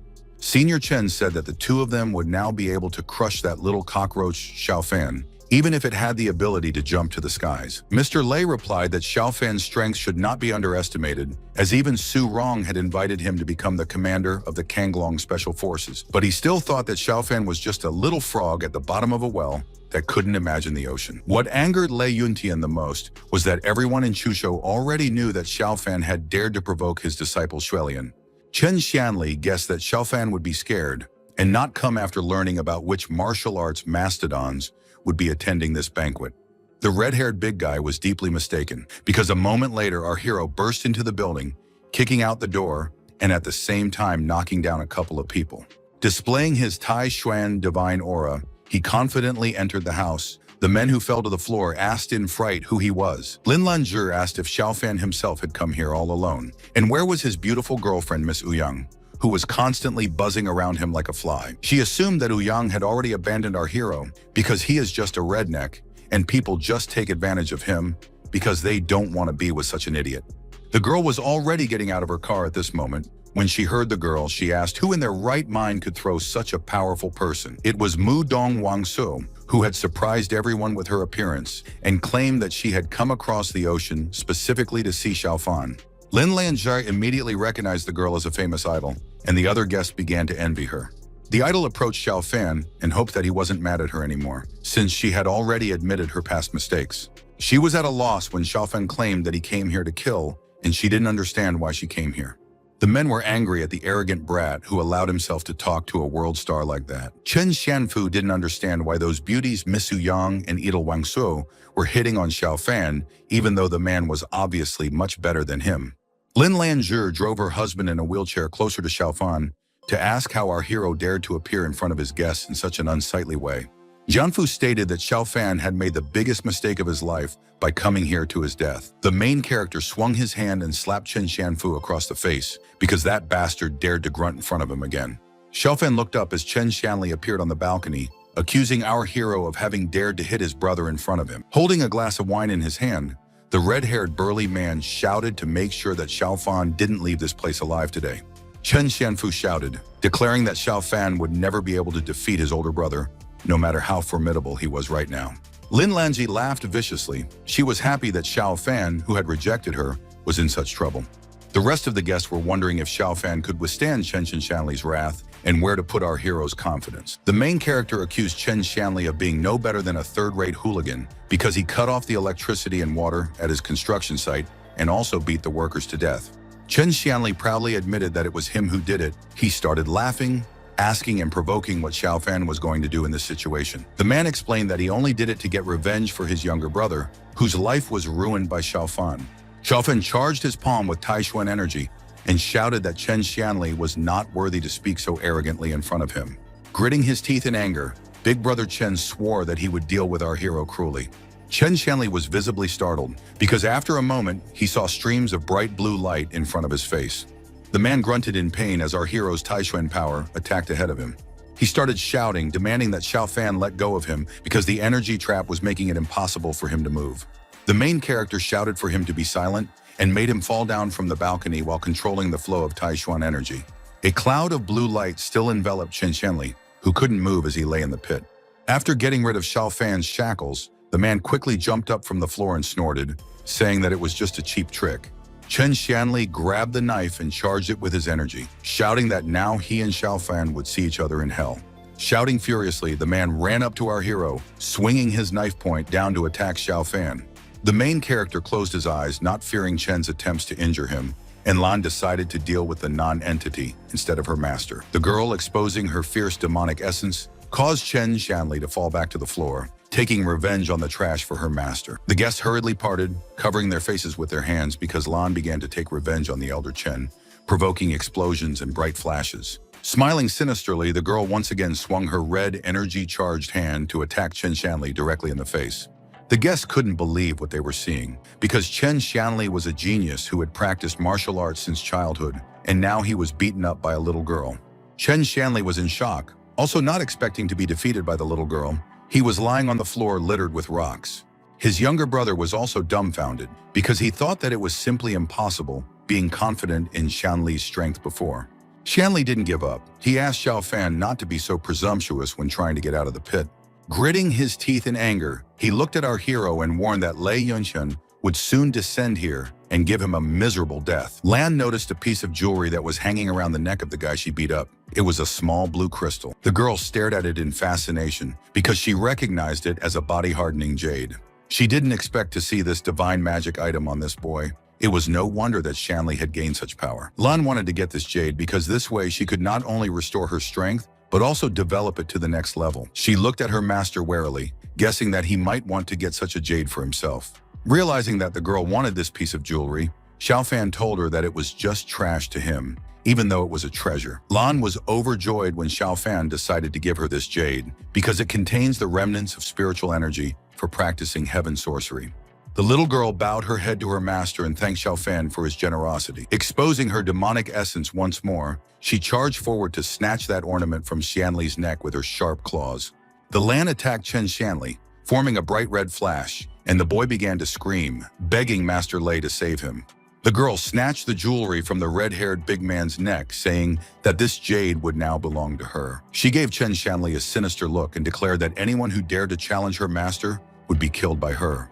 Chen Xianli no longer had the strength to resist. He lay on his side and waited for help, while Lan charged her arm with energy again to attack him.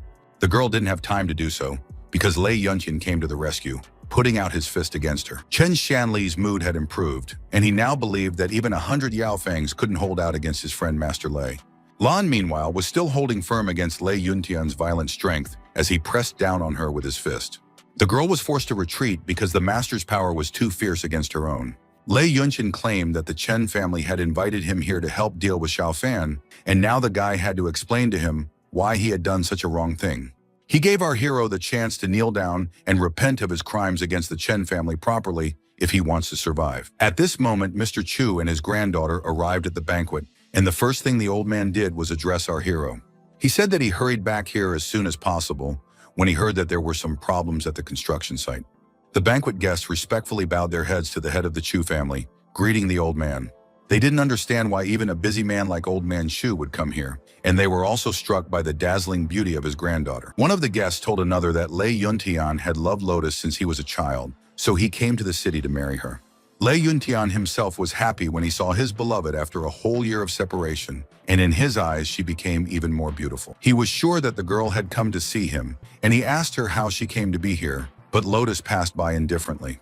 Lotus apologized to Master Li for arriving too late and hoped to get forgiveness for the incompetent disciple. The main character waved his hand and replied to the worried student with pink hair that everything was fine. The guests were annoyed to see that Lotus had come here to see this brash boy, because usually this girl is very cold to everyone, and in front of Xiao Fan, she is very accommodating. Mr. Chu turned to Lei Yuntian and asked if he thought he could afford to mess with Xiao Fan. He said that he would try to convince Mr. Li not to kill the guy today, just for the sake of Lei's future. But he should not forget that Yunqian is a mediocre martial artist. Lei Yuntian assumed that the old man's mind was beginning to degrade, and he didn't think that Chu could comment on his actions in public. The guy got angry and asked who in this city he, Lei Yuntian, couldn't beat if he shouldn't even mess with Xiao Fan. Grandpa Chu shouted, telling the ignorant blockhead to shut up as he was trying to save his life right now. Lei Yuntian refused to believe that Xiao Fan was the mysterious Grand Master, since it was impossible for any cat or dog to become one.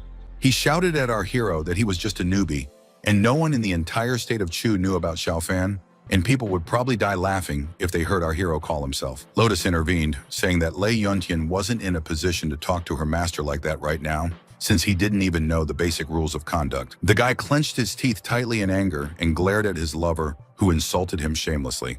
He couldn't believe that the girl scolded him because of this clumsy boy and asked what people would think about it. After all, everyone knows who the Lotus Man is.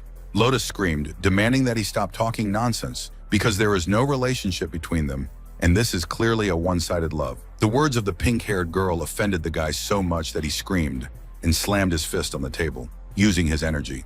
He admitted that he did not expect to receive such an attitude from his beloved, and for sure she will regret her behavior in the future. Lei Yuntian announced that he was going to deal cruelly with Xiao Fan on her words, so that she would understand who the pathetic aunt really was here. Old Man Chu advised Xiao Fan to be careful. After all, Lei Yunyan fought on the battlefield all year round, honing his skills. Xiao Fan calmly replied that he didn't care. However, he would like to see how great Long Tianyu's disciples really were. But before that, the protagonist still had unfinished business, and he turned his gaze to Chen Xianli lying on the broken floor. He went up to him and declared that Chen Xianli's vessel of sins was full to the brim, and he couldn't let him live any longer. The red-haired guy screamed in terror, begging for Senior Lei Yuntian to come to his aid. Lei Yunyan stood up for his friend and indignantly asked if Xiao Fan still dared to try to harm Chen in front of him. Xiao Fan asked Lei how a scoundrel like him dared to stand in front of this venerable one, and declared that a lowly idiot like him would never be able to stop him. With a wave of his hand, the protagonist directed a stream of Taishuan energy directly at the red-haired burly man's head. This was the final attack against Chen Xianli, who collapsed on the broken floor and no longer showed any signs of life. Chen Xianfu, who was confined to a wheelchair, screamed in horror at the loss of his beloved brother. Lei Yunyan tensed, wondering just what kind of inner strength Xiao Fan possessed. After all, he couldn't even defend against it.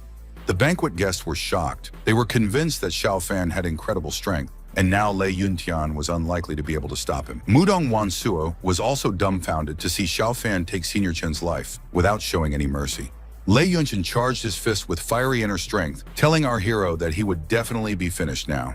He charged forward, followed by a giant image of a magical green dragon that was intent on taking Xiao Fan's life. The banquet guests were shocked to see the dragon fist. It was a powerful martial arts technique, one of the most famous martial techniques. Chen Xianfu was trembling with anger and hatred towards our hero. He wanted Xiao Fan to go to hell today, and his brother would be avenged. Lei Yunchen directed all the fiery power of his dragon fist directly at the protagonist, shouting that he would take his life. The purple-haired guy laughed viciously. He was sure that Xiao Fan couldn't withstand this blow. His expression changed dramatically as the flames dispersed, and he saw the results of his attack. Lei Yunchen's fist was completely stopped by the index finger of our hero, who called the opponent's trick childish games. Yuntian couldn't believe that he had used more than 60% of his inner strength on this strike, and Xiao Fan had managed to block it with just one finger. The banquet guests were horrified to see Xiao Fan's frightening abilities, as he only needed one finger to block the attack. The main character grinned and declared that his opponent was just a narcissistic kid, but not the #1 master in Shuzhou. Xiao Fan stepped aside, saying that Lei Yuntian was definitely no match for him, even if this venerable one would only fight with one hand. Lei Yuntian didn't want to give up. He shouted that Xiao Fan was forcing him to use another technique that he didn't think he would use in a place like this. Frowning in anger, he said that even the master had warned him not to use this technique unless absolutely necessary. He clenched his fists tightly and yelled with all his might. A huge image of an elderly, muscular, ancient martial artist appeared above him. Lei Yuntian's eyes turned into two pockets of flame. The veins on his forehead bulged, and his entire body ignited with magical fire. The image of the giant fighter was already aimed at our hero. Lei shouted that today the guy would meet his end, but Xiao Fan was not afraid of this. The main character looked at the opponent's fist charged with inner strength and laughed as he watched his pathetic attempts. The young man simply held out his hand and stood there, while a frenzied Lei Yuntian swung his fists, threatening Xiao Fan with a violent reprisal. Venerable Xiao Fan simply grabbed the opponent's fist, preventing Lei Yuntian from waving his hands in front of his face anymore. Lei Yuntian didn't give up. He shouted the Rickshaw King spell to use the 11-palm strike against Xiao Fan. The main character just pushed the guy's fist away from him, thinking that it was interesting because he is able to practice the Golden Ganga Dharma technique. Xiao Fan easily parried all the opponent's blows, and it was enough for him to do so with just one hand and his own inner strength. Lei Yuntian fell off his feet when Xiao Fan decided to use his giant Taishan energy arm to stop the Rickshaw King as well. Master Lei stopped. He refused to believe what was happening and asked how such an absurdly strong person could even exist. The main character admitted that the opponent's blows were good, but unfortunately, it was difficult to even call it a fight. Lei Yuntian was startled when Xiao Fan grinned, clenched his fist, and said that it was probably time to get this over with. Mr. Chu was afraid for Lei Yuntian, and he shouted for the protagonist to show mercy. Lei Yuntian was now on the defensive, putting his hands out in front of him to prevent Xiao Fan from attacking his face.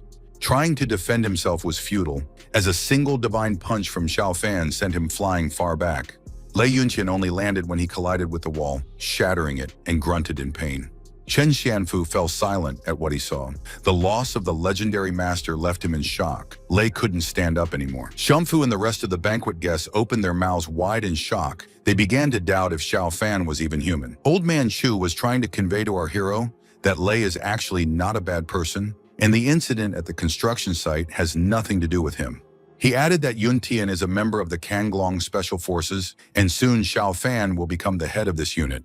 Lei Yuntian gritted his teeth as he struggled to his feet, and Xiao Fan declared that he was willing to spare his life for Mr. Chu's sake. The main character looked down at the defeated master and asked if he wanted to live or not.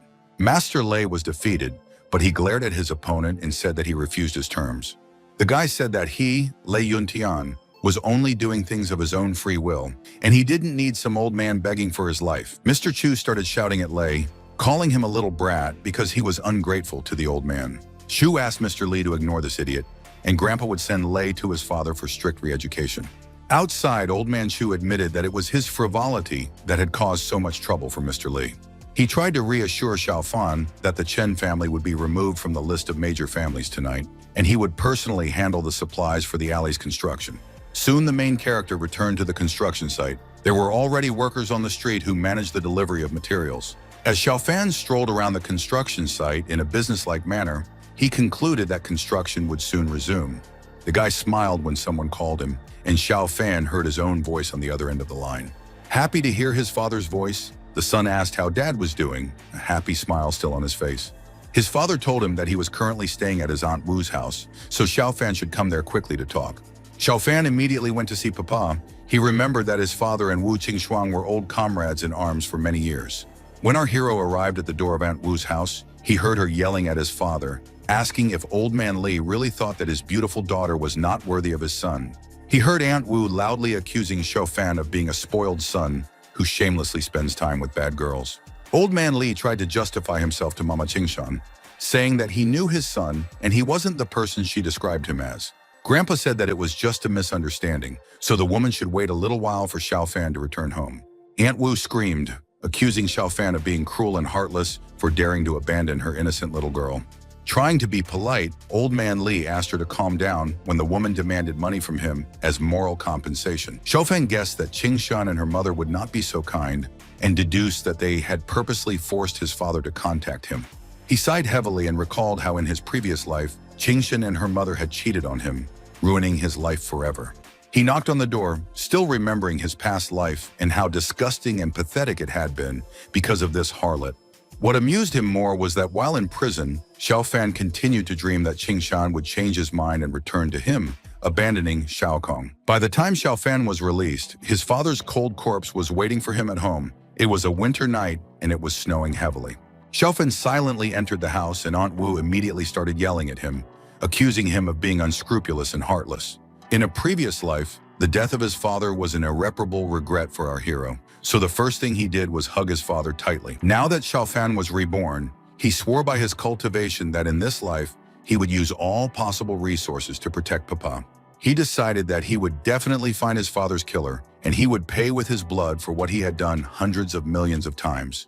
Mr. Li asked his son why he was so sentimental, and if he really missed him so much since they hadn't seen each other for only a month. In his previous life, Xiaofan never thought that he would be able to reunite with his beloved father. Since his rebirth, this was the happiest day for him. Aunt Wu screamed again, demanding that the men stop being affectionate and stop being rude and ignoring her. She asked Xiaofan if he was going to compensate her daughter for moral damages for abandoning her. The main character accused the woman of shamelessness because she swaps black and white, confusing the right with the wrong. Aunt Wu shouted at old Li that he had now seen with his own eyes what a scoundrel he had raised his son to be. Mr. Li gave his son a stern look and demanded that he explain what was going on here. They sat back down on the sofa, and Old Man Li told the matchmaker that he hoped for his son and Qingshan to be reunited, since the two of them have been communicating for a long time and maybe even understand each other right away.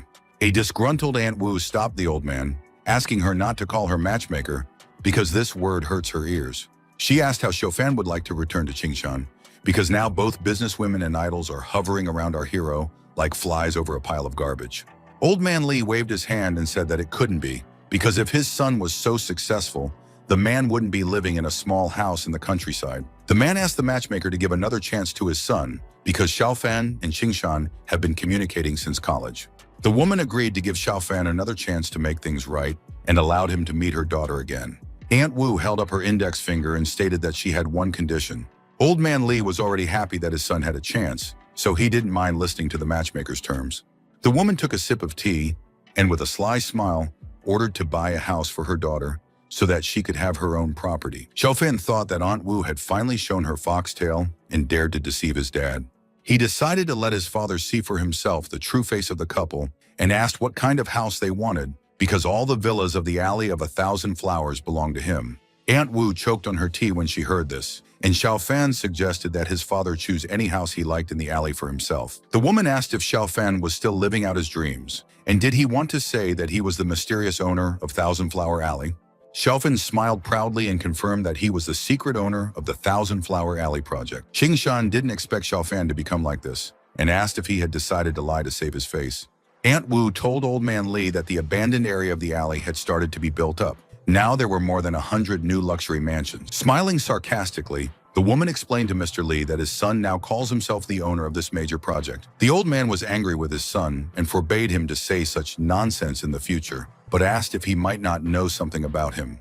The man thought that his son really aspires to greatness, but right now, his child can't even afford to rent a room in the Wu house without the help of his dad. In the evening, when Xiaofan was walking with his father, our hero suggested that his father rent a room for him in a 5-star hotel. Old Man Li replied that one night in a 5-star hotel would be very expensive, so he was willing to stay in a cheap hotel. The father advised his son to save up all the spare money because Xiaofan came to Chuzhou for a short time, and his salary is not so big. Suddenly, manager Zhang Hong called Xiaofan and informed him that there were several contracts that our hero had to sign personally. The main character replied to an old friend that he understood everything and agreed to personally come to the office to sign contracts. Xiaofan asked his dad to call him if he needed anything, but he still had to go because there were contracts waiting for him to sign. Old Man Li slapped his son on the back of the head and told him not to bother with him so much and not to worry about him since they were no longer in the Wu household. He told his son to stop bragging about what he didn't have, and Xiaofan said that he couldn't explain some things to his father yet. Finally, Xiaofan asked Papa not to be deceived by Mother Qingshan and not to comply with their request for a house. The man thought that his son does not know anything yet because you need to show sincerity to the woman you love, and he wants to take care of him. The next day, when the old man checked into a modest room and sat on the bed, his phone lying on the nightstand rang. It was Aunt Wu, who reminded the man of his promise to buy a house for her daughter and hoped that he wasn't one to waste words. Mr. Li replied that he would bring Xiaofan to buy a house for Qingshan today and also send the woman the address. Before coming to Chuzhou, the old man sold his house and land, borrowed money from neighbors, and collected all his savings, but he barely had 1,000,000 yuan left. Looking at his bank statement, the man thought that his son's well-being was more than just some money. Back at the Thousand Flower Alley office, Aunt Wu told her daughter that the poor redneck would always be like this, and they discussed Xiaofan's recent boast. The woman was glad that her daughter did not stay in a relationship with this poor boy. Otherwise, she would have lived in poverty for the rest of her life. King Shan replied that Xiao Fang was a cheapskate because he had put his father in the cheapest hotel where only guest workers live. She thought that she couldn't wait to see Xiao Fan's unhappy face when they bought the house in Thousand Flower Alley and found out who the real owner of the project was. When Aunt Wu was looking at herself in the mirror, Old Man Li came and immediately apologized for making them wait so long. The woman decided to make a joke, asking the old man to tell his son to leave the most expensive villa for them because he allegedly owns the Alley of 1,000 Flowers. The man replied that he had already scolded his son for his bad behavior, and Aunt Wu shouldn't take all that nonsense seriously. He admitted honestly that he could not afford to buy a villa because it was worth tens of millions, and he himself had never been to a villa in his entire life. Aunt Wu said nothing and turned away resentfully, concluding that, after all, a redneck is a redneck. Old Man Li suggested that they go have lunch together and pay for the lady's food, and then discuss the details of buying a place for Qingshan. The man called his son, asked where he was now, and offered to have lunch together. The main character replied that he had an appointment with the manager of the department in the Alley of 1,000 Flowers, and it would take some time. Li was embarrassed that the women were listening to his conversation through the loudspeaker of his old phone, and Xiao Fan once again mentioned that he was now the owner of the alley and was littered with paperwork. Aunt Wu snatched the phone out of the man's hand and started shouting, accusing Xiao Fan of lying shamelessly and threatening to expose the whole lie of the guy. Old Man Li asked Mother Qingshan to keep her calm because his son was just joking and she shouldn't take it seriously. The man mentally scolded his son because now that his lies were exposed, the old man would be ashamed to show himself to people's eyes. They soon entered the Thousand Flower Alley office, where they were told that the complex's grounds were located in a thriving area of Chuzhou, and the project owner had invested billions of yuan in the construction. Aunt Wu and her daughter looked at the mock-ups of the mansions with delight, and Old Man Li admitted that these houses looked very expensive. The man was embarrassed, so he asked Aunt Wu to go somewhere else, because the real estate here is too expensive. The woman replied to the office employee that she had come to see Xiao Fan and asked her to call him here. The employee, smiling sweetly, replied that no one here works with that name, they only have Zhao Zhenghong. Aunt Wu made sure that Old Li had heard it too, and asked him to call his son here for an explanation. The man did not understand why this pair of mothers and daughters behave so viciously and try to humiliate other people, even though his son is wrong. He asked Aunt Wu to be reasonable and leave his son alone, leaving this trivial matter aside and work on restoring Qingshan and Xiaofan's relationship. The woman looked at Old Li with displeasure when he suggested that they go to the suburbs, where the prices of houses are much lower. Aunt Wu screamed, thinking that the old man was just bullying her because her precious daughter shouldn't live in the suburbs. She shouted that the man should go and get some credit if he didn't have any money and threatened to deprive Xiao Fan of a peaceful life. Mrs. Wu loudly declared that she would not allow her only beautiful daughter to enter a poor village family. Old Li tried to stop his matchmaker, begging her not to leave and listen to him. The woman screamed, demanding that Old Man Li stop calling her matchmaker because she was getting embarrassed. Mr. Li offered to negotiate. She would only give her 1,000,000 because the villa in the Alley of 1,000 Flowers is inaccessible to him. Aunt Wu laughed and advised her daughter to kick the old man and Xiao Fan out of the house when the Lis purchased a house for her to rent out. Qingshan started to pretend that money didn't matter. The most important thing was that Old Man Li was a reliable and honest person. She complained about the generation of rich guys who chased after her, but she still decided to stay with Xiao Fan even though he ruined her good intentions. The girl began to cry, saying that Mr. Li now only had his cheating son to blame for being so dishonest. Old Li was ashamed. The man blamed not his son, but himself because he could not help his only child with money for the house. Suddenly, Xiao Kun appeared in the Thousand Flower Alley office and approached Auntie and Qingshan. asking what brought them here. The guy admitted his guilt for what happened between him and Qingshan last time and apologized to the girl. The woman introduced old Li Yang to Xiao Kun, whose father is the director of East Star Cola and has a large company under his own name. Aunt Wu said that Xiao Kun, who has a rich and influential past and a promising future, is the best candidate to be her daughter's husband. Young Xiao Kun looked at our hero's father with disdain and asked the women who the old man was. Qingshan waved her hand and replied that it was Li Xiaofan's father, a redneck who had promised to buy her a house. Old man Li shuddered in shame when Qingshan revealed that she and her mom were already humiliated by a man's offer to buy her a measly $1 million house in the suburbs. The man stood up for himself and told Qingshan that she was saying inappropriate things and asked her to at least call him uncle. He explained that the houses in Thousand Flower Alley were too expensive and he couldn't afford to buy even one, but he still wished the children a happy life like any parent. Xiao Kun stood up for the girl and told the old man that she was right, but Li didn't have any money or influence, so he shouldn't make a fool of himself. The guy handed Qingshan the key to his 130 square meter house in Xiang district and gave it to her in honor of her birthday. Qingshan and her mother were beaming with joy because this area is one of the most prestigious in the city. The house prices there are more than 4 million. The happy girl hugged Xiao Kun and kissed him on the cheek. She forgave him for past offenses because he treats her so well.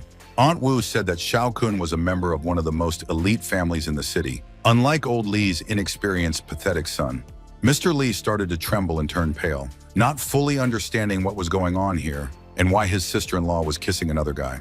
The pale-faced man demanded that the woman tell him who Yang Xiao Kun was and what it all meant. Xiao Kun rudely explained to the old man that Qingshan was his girlfriend, and his beggar son was not worthy to be around this beauty. Ian called the guard over, who smiled ingratiatingly at the young master, and asked what he could do for him.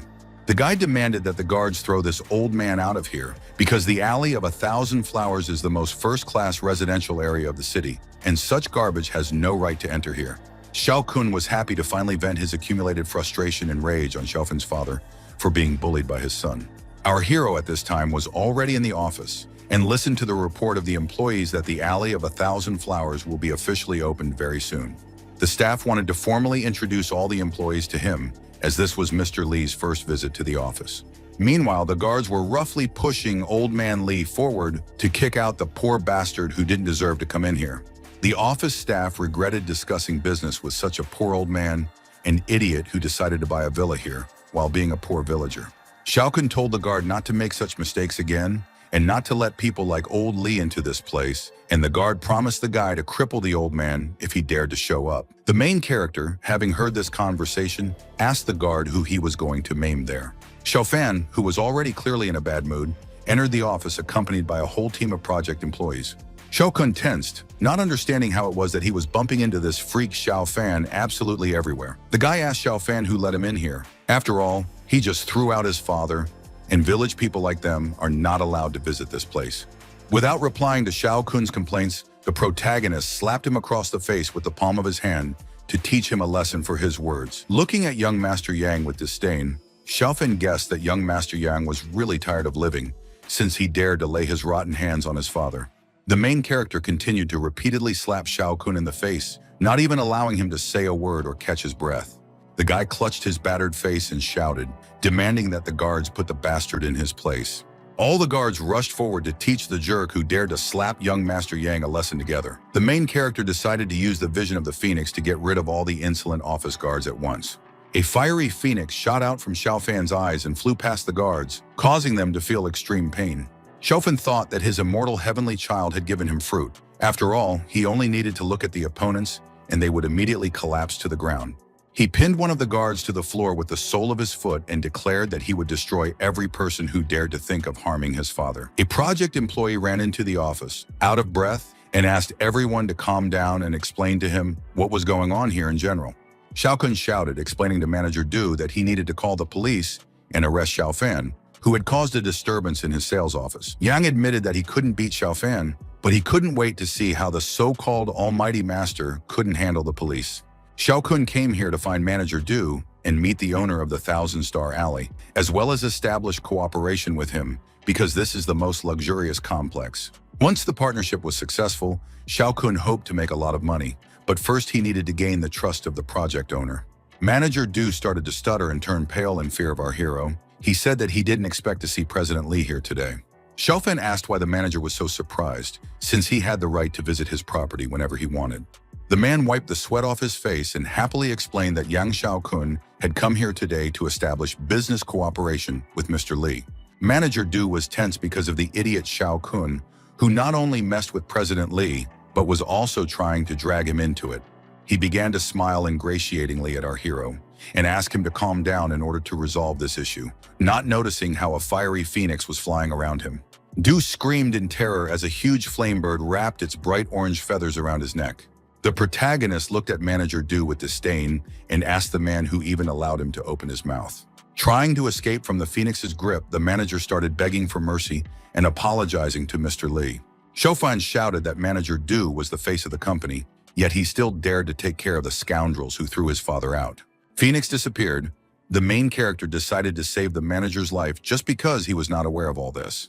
Xiaofan stated that Manager Du no longer deserves to hold his position, so he's fired. President Li ordered the man to roll out of here. He was still sitting on the floor, clutching his injured throat. Lan walked over to Uncle Li and offered the old man tea with a sweet smile when the situation had calmed down. An elderly man asked his son who this little girl was, because he had never told him about her. Xiaofan replied to Dad that her name was Lan. He picked her up on the street. She is very talented in martial arts, so she is now living with him and training. Old Li thought how sorry he was for the girl who was abandoned by her parents and was glad that his son picked her up. He closed his eyes and almost cried because he decided to give Lan family warmth and be a good grandfather to her. Beaming, the man asked Lan to call him her grandfather, which surprised her greatly. She thought that she had been cultivating for hundreds of years, and she was actually an ancient demon, and some old man wanted to become her grandfather. Lan puffed out her cheeks and turned away without answering, and Mr. Li thought that she was just shy. At this time, Xiaokun was gritting his teeth with anger and injustice, because he found out that crazy Xiaofan was the owner of the Alley of 1,000 Flowers. Zhao Zhenghong stormed into the office and shouted at the employees, calling them worthless idiots and blind dogs for daring to kick out the owner's father of this alley. Two shamed sales office employees bowed their heads to the manager and apologized to him for their rude behavior. Zhang Hong asked Mr. Li what he proposed to do with these girls, and he specifically referred to his friend as the boss in order to create an image of the boss of these cretins for him. The main character pointed his finger at the girls and shouted, ordering them to bow down and apologize to him. The girls screamed, asking who he was to make her apologize for such a trivial matter, because talking to this old farmer was just disgusting. Xiaofan released the heavenly phoenix child out again and said that the woman should be punished for insulting his father. A fiery phoenix began to hover around the brazen employee of the sales office, and the girl screamed in pain and horror. She started screaming, begging someone to help her because she didn't want to die and didn't understand why her clothes suddenly caught fire. The second employee immediately fell to her knees and apologized to our hero, explaining her act as ignorance. Jingshan and her mother were shocked. They didn't understand how Xiaofan had changed in such a short period of time, and now he is the owner of 1,000 Flower Alley. The woman blamed herself for ridiculing Mr. Li and his son in such a ridiculous way because the whole truth had come out. The blonde concluded that Xiaofan was definitely hundreds of times better than Xiaokun on all counts, and now she blamed herself for being stupid because she cheated on our hero. The main character stunned his father with the news that he wanted to make a surprise for Dad, so he bought an alley of thousands of flowers for him. After showing the mock-ups of the houses, Xiaofan said that the project is organized according to the taste of his father, and he can enjoy gardening and fishing on the territory of the complex. Xiaofan now had the task of developing a life-prolonging pill so that his dad wouldn't die so early. Old Li was shocked that in just a month, his son had become so amazing. Now he was proud of his child who was famous throughout the city. The man cautiously asked his son if Xiaofan could tell him the price of one villa in this alley. The main character replied that not so much. The prices of houses in the Alley of 1,000 Flowers are on average about 70 million. The elderly man opened his mouth and turned pale in shock because he could not even dream of a house for such a huge amount of money. Qingshan really wanted to live in the 1,000 Flowers villa. Now the house Xiaokun had given her felt like a squalid hut. Aunt Wu put on a smile and carefully approached our hero and old man Li, addressing her dear relatives. Old Li asked her not to call him that because he was tired of a woman's lies and wouldn't fall for the same trick twice. Wu laughed and praised the man for his sense of humor, and also allowed her daughter to marry his son, because it is a blessing for her family. She admitted that she had already calculated the date of the wedding, and the 8th of May seems to her a very significant day. Old Li replied that it was his son's marriage, so he would decide what decision to make, and he would accept anyone. King Shan grabbed our hero's hand and looked at him hopefully, asking if they could start over. The main character removed his hand and coolly told the girl to scram, not wanting to have anything to do with King Shan at all. Aunt Wu got angry and yelled at our hero for this, because her daughter wants to start all over again, but he did an unfair thing, not even giving her a second chance. She consoled her daughter, and Xiaofan warned that he would never find a better woman than Qingshan in his life because he thought too highly of himself.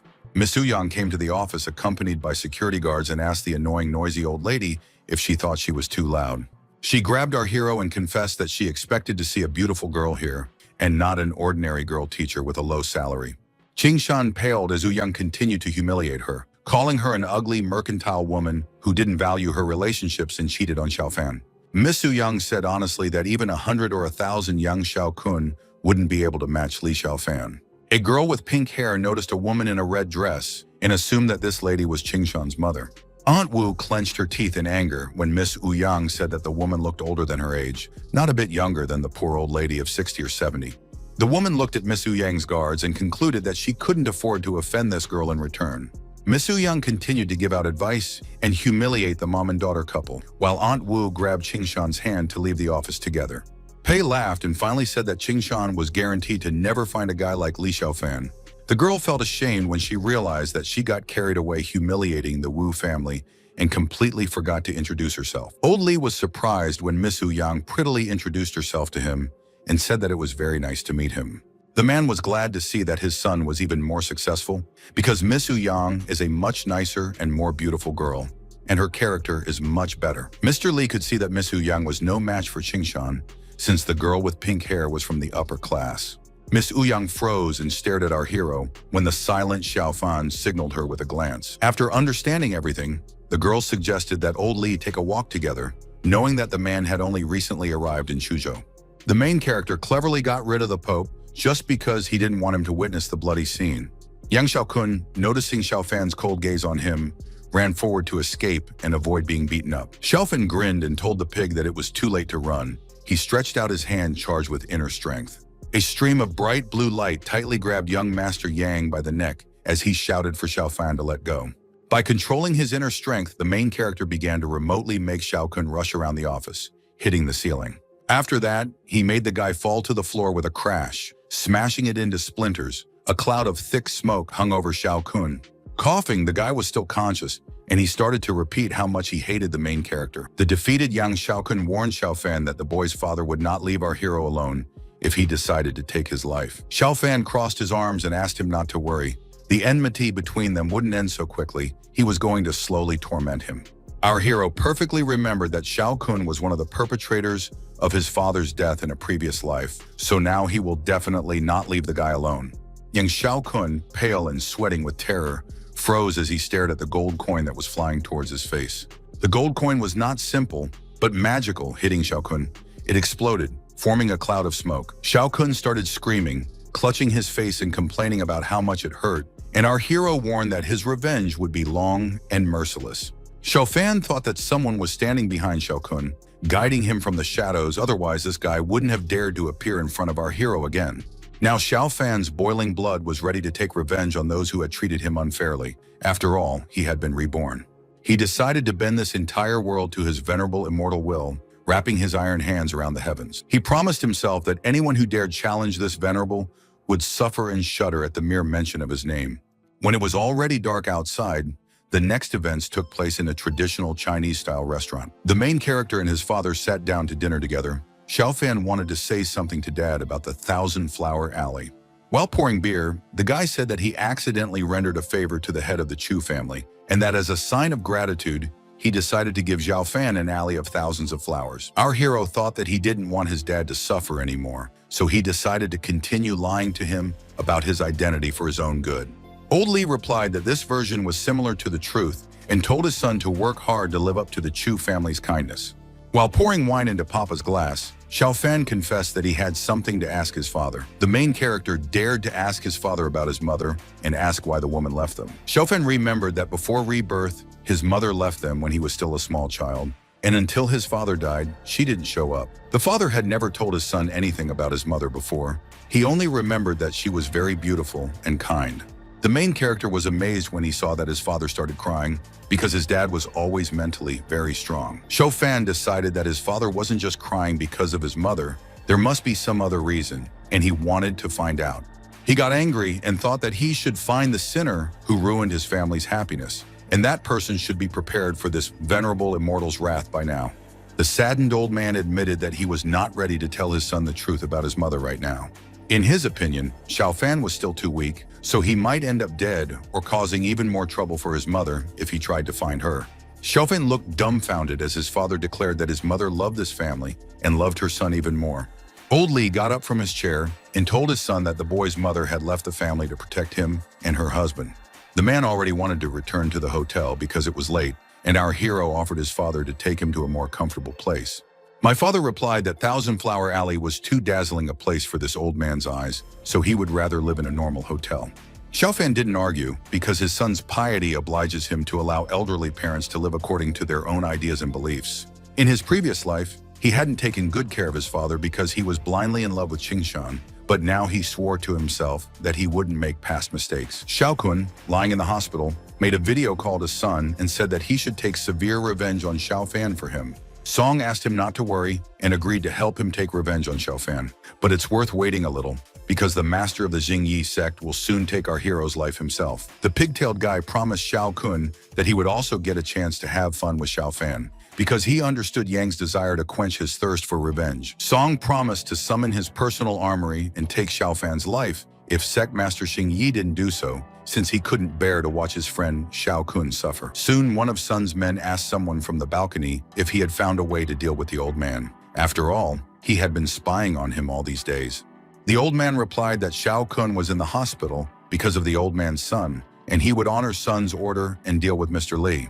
A subordinate reported to the boss that their target was on an antique street that wasn't far from their store. Old Li was taking a walk with Miss Yang at this time, and the girl showed him the famous street of the city and asked him to walk around alone for a while she went to the toilet. An elderly man approached one of the shops that sold antique items that interested him. He decided to take a closer look at Chinese porcelain antiques and thought about buying them for his son, not noticing that a robber had crept up on him. Old Li only had time to turn around and open his mouth when he noticed a suspicious guy wearing glasses walking up to him. The stunned old man frantically moved to the side when that vase-carrying guy shouted at him not to block his way. The red-haired guy with glasses deliberately bumped into his grandfather and dropped the vase. Mr. Li collapsed on the ground and started complaining about the pain in his legs, and the guy accused him of breaking his vase on purpose. Grimacing in pain, the man looked at the stranger and sincerely apologized to him for the broken vase. The guy squatted down and said that the broken vase belonged to the Ming dynasty, and now the old man has to pay him for it. Otherwise, he will call the police. The passers-by didn't interfere because this is a matter for the powerful boss Lu, and even though this guy did it on purpose, it's best not to mess with him. The old man was terribly sorry that he broke the vase and was willing to pay for it, thinking that it didn't look too expensive, so he could afford it. Holding the elderly man's collar, the bespectacled guy showed his palm and reported that the vase was worth 500,000 yuan. Mr. Li broke out in sweat and turned pale when he heard this amount, because for a village farmer, it was a huge amount of money. The guy started tugging at the old man's collar and shouting that he wanted to get his $500,000 right now. He pushed Mr. Li away and shouted for him to stop wasting his time and hand over the money for the broken antiques immediately. The old man politely asked the young man not to be so unreasonable because he couldn't give him that amount of money. The man started calling out to passers-by for help because everyone saw that this guy had purposely bumped into old Li. People didn't want to interfere with Boss Lu's business, so they decided to quickly get out of there without helping the old man. The robber with glasses pushed his grandfather again and told him to stop whining because he would have to pay for the vase anyway. He waved his hand saying that, otherwise the man will not leave here today. A whole crowd of bandits appeared behind him. Panicking, the old man tearfully asked the hooligans to believe him because he really didn't have that much money. Mr. Li suggested that the hooligans pay 50,000 for the vase, which is more than nothing. The guy smiled slyly as he deduced that this old beggar still had some cash, so he now requested 700,000 from him. He warned the old man that the longer he waited, the more money he would have to pay, so he should give it back immediately. Old Li panicked. He didn't know how to get out of this trouble, and he was already regretting coming to the street today. The man asked the bandits to accept his situation and let him go, because he really can't give them $500,000. The bandit adjusted his glasses and replied that he couldn't let the elderly man go because he wasn't such a good person. He suggested that the old man call his family or take out a loan so that the bully would get his money anyway. Old man Lee spread his hands apart, not knowing what to do, and the three bandits, flexing their fists, began to approach him and laugh viciously. Fortunately, Miss Ouyang came to the rescue in time, and she screamed, ordering the robbers to stop right now. When she returned from the bathroom, Xiaofan's father was nowhere to be seen, but she noticed a crowd of onlookers nearby. The pink-haired girl then started to panic because she knew what Xiaofan would do to her if she lost his father. And then Miss Ouyang saw Mr. Lee being bullied by a red-haired bully, grabbing his hands. She went up and shouted, asking the bandit how he dared to raise his dirty hands against his father, and demanded that he let the old man go now. Red Bandit let go of his grandfather and froze when he saw Miss Ouyang in front of him, who was insulting him nonstop. The guy got angry and yelled back at her, telling her to shut up and mind her own business. Smiling slyly, he then approached the girl and offered to give her 1,000,000 yuan if she really wanted to save that old man.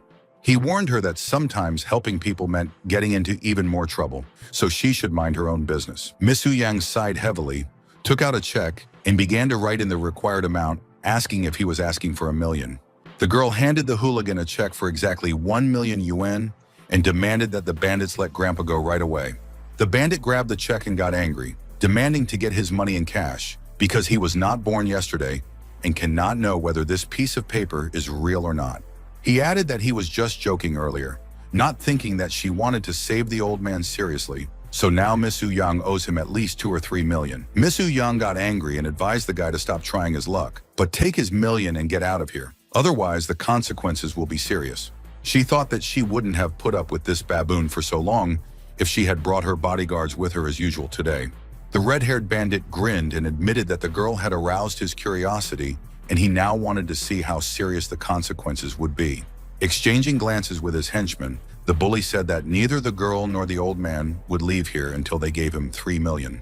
The robbers began to push Miss Ouyang and the elderly man roughly, telling them to move faster. Their leader told the girl to call her family and tell them to bring 3 million here, otherwise she wouldn't be able to leave this place. The guy was happy because under the boss's orders, Lu had brought this old man here, and now he was going to cripple the man to take revenge on Xiaofan. The bandit did not know how this miss is connected with our hero, but he concluded that she is a person close to him because she is so desperate to help this old man. Old man Lee blamed himself for what had happened, but Miss Ouyang told her uncle not to worry because she had already called Xiaofan and he would come to help soon. The bully said that the girl had just made it easier for him because this place would now be Xiaofan's grave. The red-haired guy greeted Boss Lu and reported that he had caught the right person, so he should come here and see him personally. The bandit didn't even have time to notice that the atmosphere in the room changed to gloomy, and one of his henchmen was attacked by someone. The second hooligan screamed in fright, asking the leader what was going on, as the others behind them instantly disappeared. Strands of dark energy began to envelop this guy as he screamed, begging for the boss to save him. The red-haired bandit tensed up on his own, shouting for the assailant to show his face. The terrified guy screamed, asking his guys to show up, because absolutely all of his people seemed to disappear in a couple of seconds. He saw a small girl smiling sinisterly in front of him, who asked her uncle if he was looking for someone. The bandit started in fright, not understanding where this girl came from or who she was. Grimacing in horror, he pointed a finger at her and asked if the whole damn thing was really her doing. Lan began to act like a completely innocent girl and asked her uncle how she could even do something bad. After a moment, she once again released her demonic essence, smiling sinisterly at the red-haired bandit.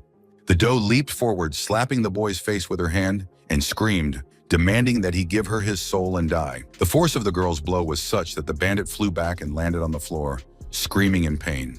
The battered guy looked at the doe in fright and concluded that this was not a girl, but a real demon.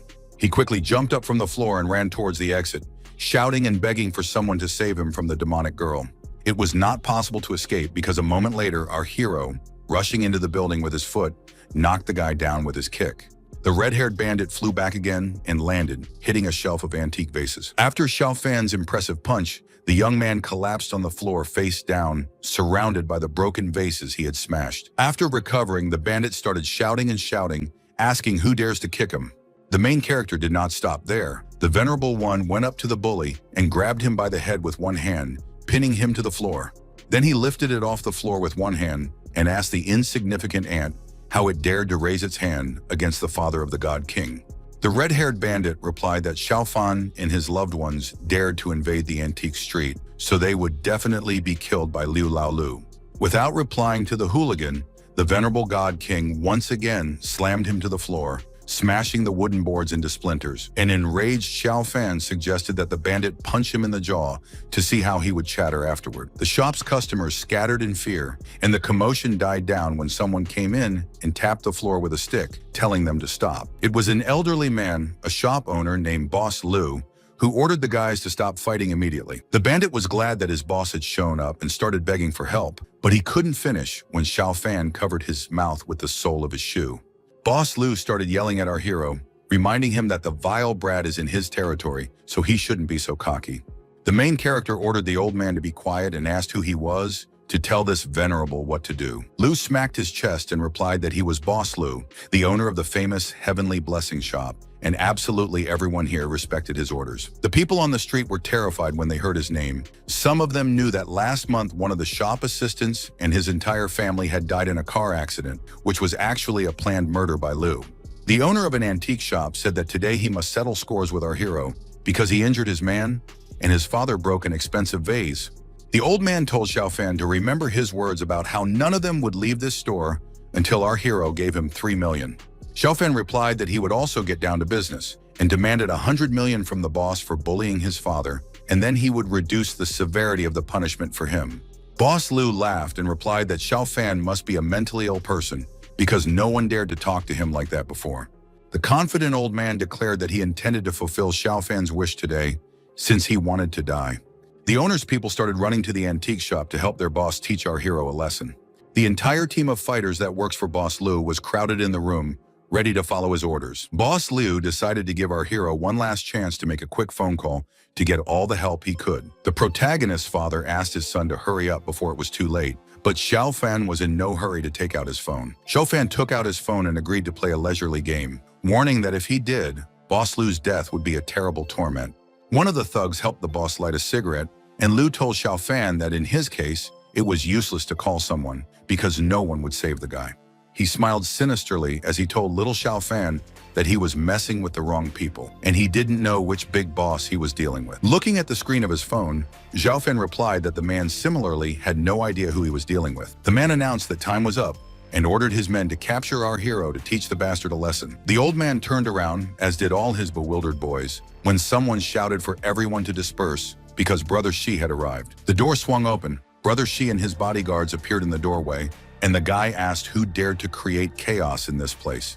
Boss Liu, smiling, asked Shi if he was here to buy antiques, and advised him not to come here unnecessarily because his people could personally bring the guy any goods. Brother Shi, ignoring the shopkeeper, approached our hero and bowed his head to him, expressing his readiness to receive any order from Mr. Li. Xiaofan pointed his finger at Boss Liu and told Shi that this bastard dared to deceive his father and even threaten him. Shi tensed up when he saw our hero's anger, because now he will have to deal with this matter well. Otherwise, he won't be able to bear Master's anger. Brother Shi started to slowly approach the boss of the antique shop, who put on a smile as he tried to calm the mercenary down. The red-haired guy slapped the man in the face, shouting that he was a moron because he didn't come here to buy his damn stuff. An enraged Brother Shi kicked the old man, asking if Boss Liu didn't want to live anymore if he dared to insult Master Li. A blonde bodyguard in a dark suit announced loudly that Brother Bei had also arrived. Babo also came to the antique shop on the orders of our hero, followed by a whole crowd of his people who know how to fight well. Boss Liu cheered up as he thought that Brother Ba had definitely come here to stand up for the old man, and now the brat would no longer stand like this with his head held high. A burly red-haired guy with a scarred face entered the antique shop, accompanied by security guards. After collapsing on the floor, Boss Liu immediately started complaining to Ba that this little brat dared to insult him. Ignoring the old man's complaints, Ba approached our hero, bowed his head to him, and reported that he had called all his subordinates here, and there were more than 2,000 of them. Babo shouted, warning everyone present that anyone who dared to offend Mr. Li today would pass away on the spot. The shop owner's subordinate panicked, grabbed Boss Liu's arm, and asked what they should do now. Boss Liu's face once again shone with a satisfied smile when he heard that even the mayor of the city, Mr. Chen, had come to the store. The shopkeeper told Smelly Brat that he and all his people would have to bow their heads when his uncle came here.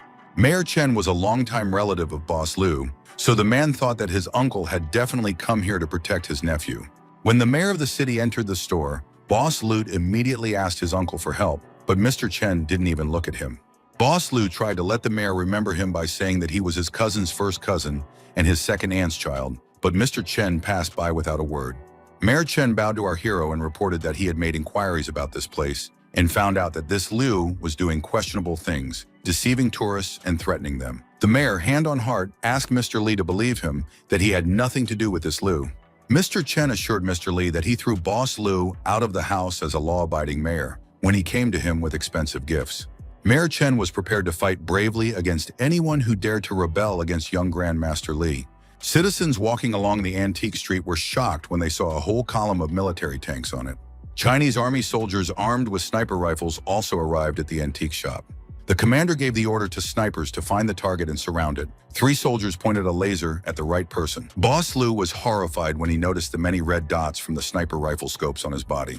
Su Rong got out of the armored car, and the man first turned to the main character. He stated that he was forever indebted to Xiao Fan for saving Mudong Wansuo's life. So after the call, he immediately gathered his personal strength and rushed here.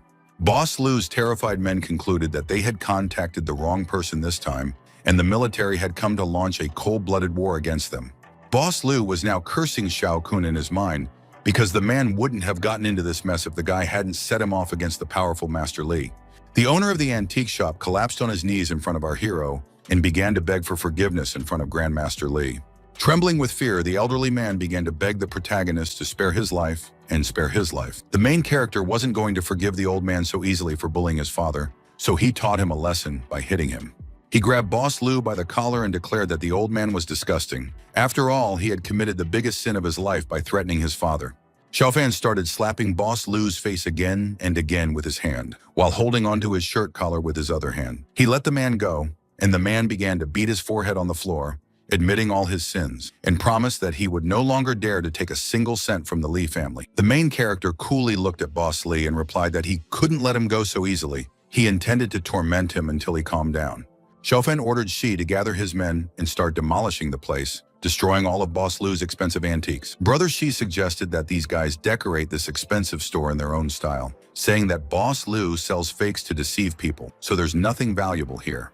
Boss Lu tried to stop them, begging them not to do so. He suggested that the matter be resolved in a more peaceful way. The guys from Brother Shi's team started swinging axes and shovels, smashing wooden furniture and ceramic vases. The shop owner was terrified. He tried to convince them to stop doing it, because he spent a lot of money on all these things. After the main character gave an order to Babo to drive bulldozers to this store to level it to the ground, dumbfounded Boss Lu looked at our hero with wide eyes. After all, this is not just his shop, but also his home. Very soon, a yellow bulldozer arrived at the site and began to destroy the walls of the building, making it uninhabitable for life and business. Boss Lu was kneeling in front of his destroyed fine shop, complaining about having spent over 10 million on it. Zhou gave the old man a month to restore the shop to its previous state, and our hero will destroy it again, and so he will do it several times. Our hero pushed Lu, shouting that he didn't even dare to run away. Otherwise, Xiao Fan would track him down and take revenge on him 100 times harder. The main character left the old man alone and coolly left while Boss Lu was lying on the asphalt in front of the destroyed building. Xiao Fan turned to the gang of hooligans, asking the nobodies how they dared to touch his father in the first place. The enraged venerable waved his hand, causing all 3 bandits to collapse to the ground and wished them to go straight to hell. Turning away, Xiao Fan thought that anyone who dared to blackmail this venerable's father should be prepared to die. Old Li walked up to his son, accompanied by Miss Yang, and asked Xiao Fan if he had invited all these people. Babo and the others bowed their heads to the venerable one, and Taishuan recalled how he had spent thousands of years in the heavenly realm, looking through the sea of time and the realms of nothingness. The protagonist recalled how he had personally put an end to the fates of many powerful clans and witnessed the rise and decline of countless superpowers. Wherever the immortal sovereign went, he would leave behind countless bodies of slaughtered people. After a few mundane days, the action unfolded in the evening, on the territory of the luxurious villa of the main character. Over dinner, Old Li suggested that his son visit their family shrine and attend the ceremony next week. Xiao Fan was taken aback when his father mentioned Miss Pei, saying that she was a very sweet, kind-hearted, and beautiful girl. The old man told his son that he was already at the right age for marriage and their neighbor Lao Wang had even become a grandfather. The main character, without answering the Pope, got up from the table. The man tried to stop his son and asked him to sit down. The older man visibly stiffened when he answered the phone and was told some news. He was outraged when he found out that he could not participate in the ceremony and expressed his dissatisfaction into the phone. Angered, he asked the relative not to forget that he was also still a member of the Liu family and threatened to talk to Shishu Gong about it. Mr. Li was shocked when he heard that it was Shishu Gong who decided not to allow the man to attend the ceremony. The man firmly stated that in any case, he would attend this ceremony because it is his right. Xiaofan asked Papa to calm down and tell him what happened, because he shouldn't be so angry. It's not good for his health. The main character transferred the energy of the fiery phoenix to his dad and said that everything was fine because his son was nearby. He promised to deal with any problem of his father. Xiaofan secretly channeled his qi into his body to clear his meridians and calm him down. Old Li was stunned. He didn't understand why his body was suddenly filled with vigor and energy. The man drank some water and said that his brother just called him and forbade him and Xiaofan to participate in the ancestral worship ceremony because they blackened the face of the earth. Indignant, Mr. Li didn't understand why the family treated them like this, since they were also part of the clan. The old man knew that his brothers had made good progress in life, one of them a businessman and the other a politician, only he remained a poor farmer. He closed his eyes and began to reproach himself for being the only one running a small furniture factory and struggling to maintain his daily life. Xiaofan remembered that in his previous life, his uncles had despised his father in every way, were callous and heartless, and there was no kinship between them at all. When the protagonist's father died, they didn't even show up for his funeral. Only some of the younger family members came. Our hero in the past life experienced only oppression and ridicule from his uncles, so now he considers them ruthless bastards. This time, the uncles had decided to be even more outrageous, and he couldn't forgive them for Xiaofan and his dad being literally excluded from the family. The guy told his father that he should not argue with anyone. He asked him to entrust his son with solving this problem. Xiaofan stood up and stated that they were going back to Yunzhou, and they would attend the ceremony because no one would have the guts to stop him. Soon, the main character and his dad have already boarded a high-speed train that will take them to the hometown of the Li family. Looking out the window, the Venerable One recalled how he had just been reborn on this train, and now he was returning to his hometown. He closed his eyes and crossed his arms, thinking that the two routes were different, but the purpose of the trip was the same, namely to wash away past humiliations and take revenge on all those who in the past and present life dared to stand in the way of our hero. A few hours later, our hero, his dad and Lan, got off the train and left the local station. The protagonist was overjoyed when he took out his phone and saw that Fang Xiaodong was trying to call him. In junior high, Xiaofan and Xiaodong were classmates and best friends. Even in university, they didn't lose touch with each other. Xiaodong heard that Xiaofan had returned to his hometown, so he invited him to Zhang Liwan's birthday party, and our hero happily agreed. Originally, the guy wanted to come to the city in an expensive car given to him by Lotus, but his dad doesn't like such transport, so they arrived by train. Xiaofan wasn't eager to attend a friend's party by driving an expensive car, because more than anything, he doesn't like to show off and stand out. Old Li got in the car, telling his son that he would go home first because he didn't want to stop his son from meeting his old friends. The main character put his father and Lan in the car, the taxi left, and the guy waved goodbye to them. Xiaofan himself got into a high-end car with a private driver to show up to a party of school friends soon. In the car, he remembered that, in his previous life, his class leader, Zhang Lijuan, had mysteriously disappeared right after her birthday. By the time the police found the girl, Zhang Lijuan had completely lost her mind and became mentally unstable. In the end, the girl's family fell into despair, sending her daughter to a psychiatric hospital, and Li Huan was unhappy for the rest of her life. Looking back now, the whole situation seemed very strange to Xiaofan, and he wondered what had happened to the headman back then. He remembered that in middle school, his math grades were terrible, and after school, the head teacher always tried to help him improve his knowledge, even when she was sick. The teacher asked the headman to go to the hospital because she had a cold and fever, but the girl agreed to be treated only after helping Xiaofan with mathematics. Moreover, in his school days, Xiaofan's family was poor. His father was a simple carpenter in a small furniture factory and did not earn more than 800 won a month. All the students went to school with new backpacks, and our hero's bag was as old as possible. Because of this, everyone laughed at the guy. There was even a group of hooligans who would always wait for Xiaofan at the gate to make fun of him and make fun of him. At the end of the second grade winter break, the school started collecting more than 1,000 yuan for living expenses, tuition fees, and other fees. but Xiaofan's father didn't have enough money to cover these expenses. Xiaofan's uncles were rich, so Xiaofan's father turned to them for help, but the men coldly chased him away without giving him a penny. The men told Xiaofan's father to get the hell out of here, since the poor bastard couldn't afford to pay for his son's education. Back then, even though it was spring outside, it was the coldest day for old Li. The brother's merciless words pierced through his heart like an icy blade. Even to this day, the main character remembered the day when the father tried his best not to cry in front of his son. Then the father told his son that he blamed only himself for this, because he could not meet even the most basic needs of the child. At that moment, Xiaofan swore to himself that at some point in the future, he would have to earn a lot of money and rise above all those who made fun of his dad. But the boy's will was getting weaker every day, and our hero's dad was upset because he was the only one who didn't pay for his son's education from the whole class. Xiaofan's teacher constantly put pressure on his father, which only increased the stress and anxiety in the man's life. Many classmates found out about the financial situation of Xiaofan's family, and they became even more cavalier towards the guy. At one such moment, when the guys in the class were taunting him, the head teacher grabbed Xiaofan's arm and told him to follow her. Headman Zhang Liuan took our hero outside, and the boy asked the girl why she had brought him here. The girl handed him an envelope and asked him to pay for his education, and also do not hesitate to contact her for help in the future. This venerable lord still remembered how warm and kind he felt at that moment. Headman Liuan was truly a kind-hearted girl. He knew that the headman's family was also going through a financial crisis at that time, but the righteous girl still decided to help a classmate. The main character told his driver to take him to the shopping district because he needed to buy a gift for his girlfriend. Soon, a black car pulled up in front of the desired store, where Xiaofan decided to buy a gift in honor of the headman's birthday.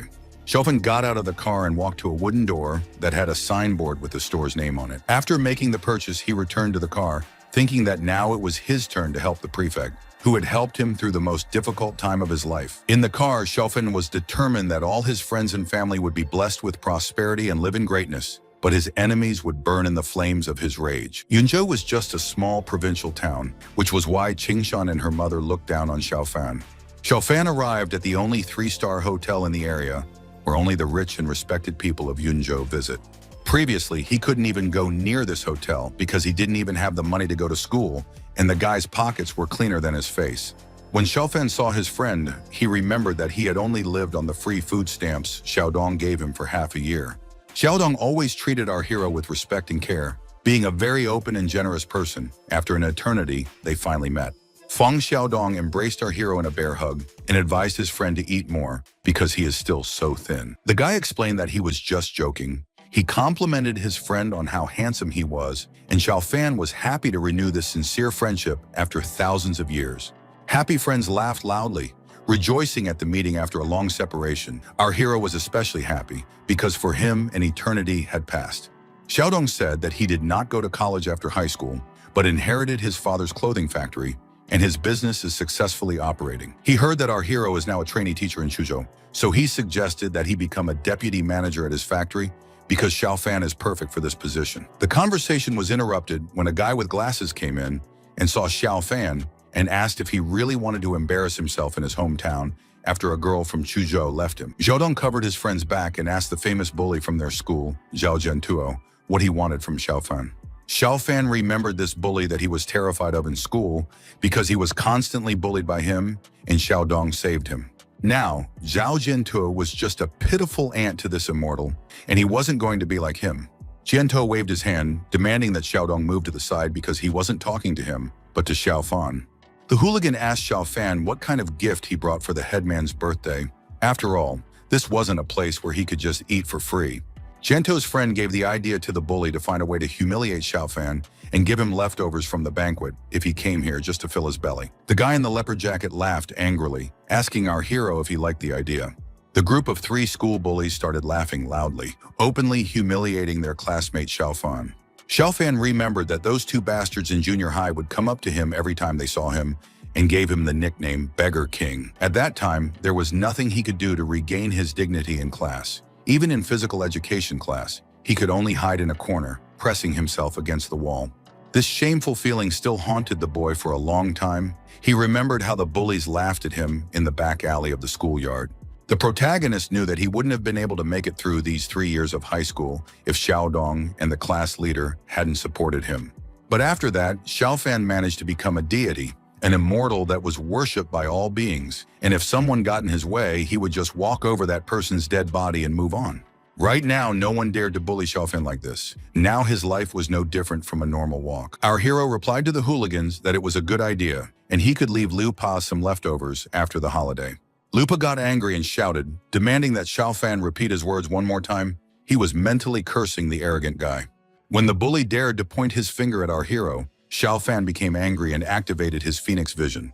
Xiaodong pushed Liu Pa away and asked him who he thought he was, since Xiao Fan was his brother, so by insulting him, he was also insulting Xiaodong. The boy shouted, warning Liu Pa not to blame him for being rude if the bully continued to act like this. Xiao Jiantuo decided to step in. He told Liu Pa to step aside so that he could deal with Xiaodong and Xiao Fan himself. A bully with glasses said that our hero was incredibly lucky today because this time they decided to let him go. The main character replied that those were his words, and if Jiantuo dared to mess with him again, he wouldn't be so lucky again. Jintao and his friends turned around and left, suggesting that Xiao Fan should enjoy this small victory today, but they would talk again next time. Xiaodong handed our hero an envelope with money, saying that with this 10,000, the guy should buy a gift for his old age. He was just afraid that Zhao Jiantuo and Liu Pa would find an excuse to humiliate Xiao Fan again during the birthday party. Xiao Fan put his hand on his friend's shoulder and thanked him for his concern. However, he had already prepared a very valuable gift for the headman that money couldn't buy.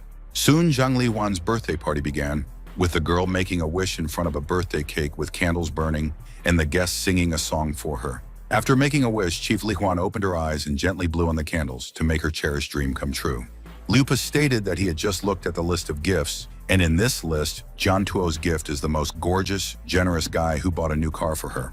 The prefect was embarrassed by such a gift, and her friends discussed that Jiantuo had been in love with her for a long time, but the girl did not accept her feelings. One of the guys began to praise young Master Zhao, because everyone knows that such a car costs at least $200,000. Zhao Jiantuo waved his hand and wished Li Huan a happy birthday, saying that it was just a small gift from him. From the very beginning, he expected that he would use this car as bait for a girl who would definitely be touched by such a gift. Xiaodong told a friend that this Jiantuo always uses his dirty money to play with girls, one of whom he had already brutally abandoned when she got pregnant by him. The fate of that girl, according to Xiaodong, turned out in a tragic way, because before giving birth to a child, she died. The girl's parents wanted to take revenge on Zhao Jiantuo for their daughter, but they also died in a car accident. Xiaodong was sure that this death was definitely a crime committed by Jiantuo, but the police didn't have enough evidence to arrest the guy. The prefect was embarrassed to accept such an expensive gift, so she thanked Jiantuo and refused the car. The party guests were stunned, because if they were the girl, they would gladly accept such a gift and not disrespect young Master Zhao.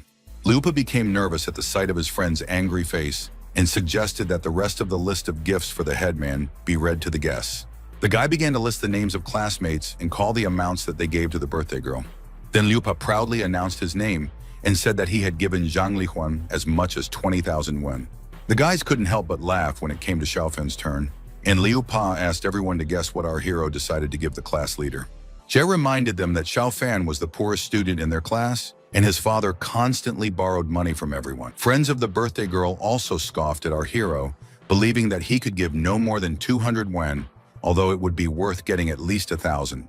Xiao Fan was silently humiliated when Liu Pa told him that our hero works as a teacher in a school for 3,000 or 4,000, and recently he was abandoned by a girl. Liu Pa took out and showed everyone a gift to the headman from our hero, shouting that everyone should see a present for the birthday girl.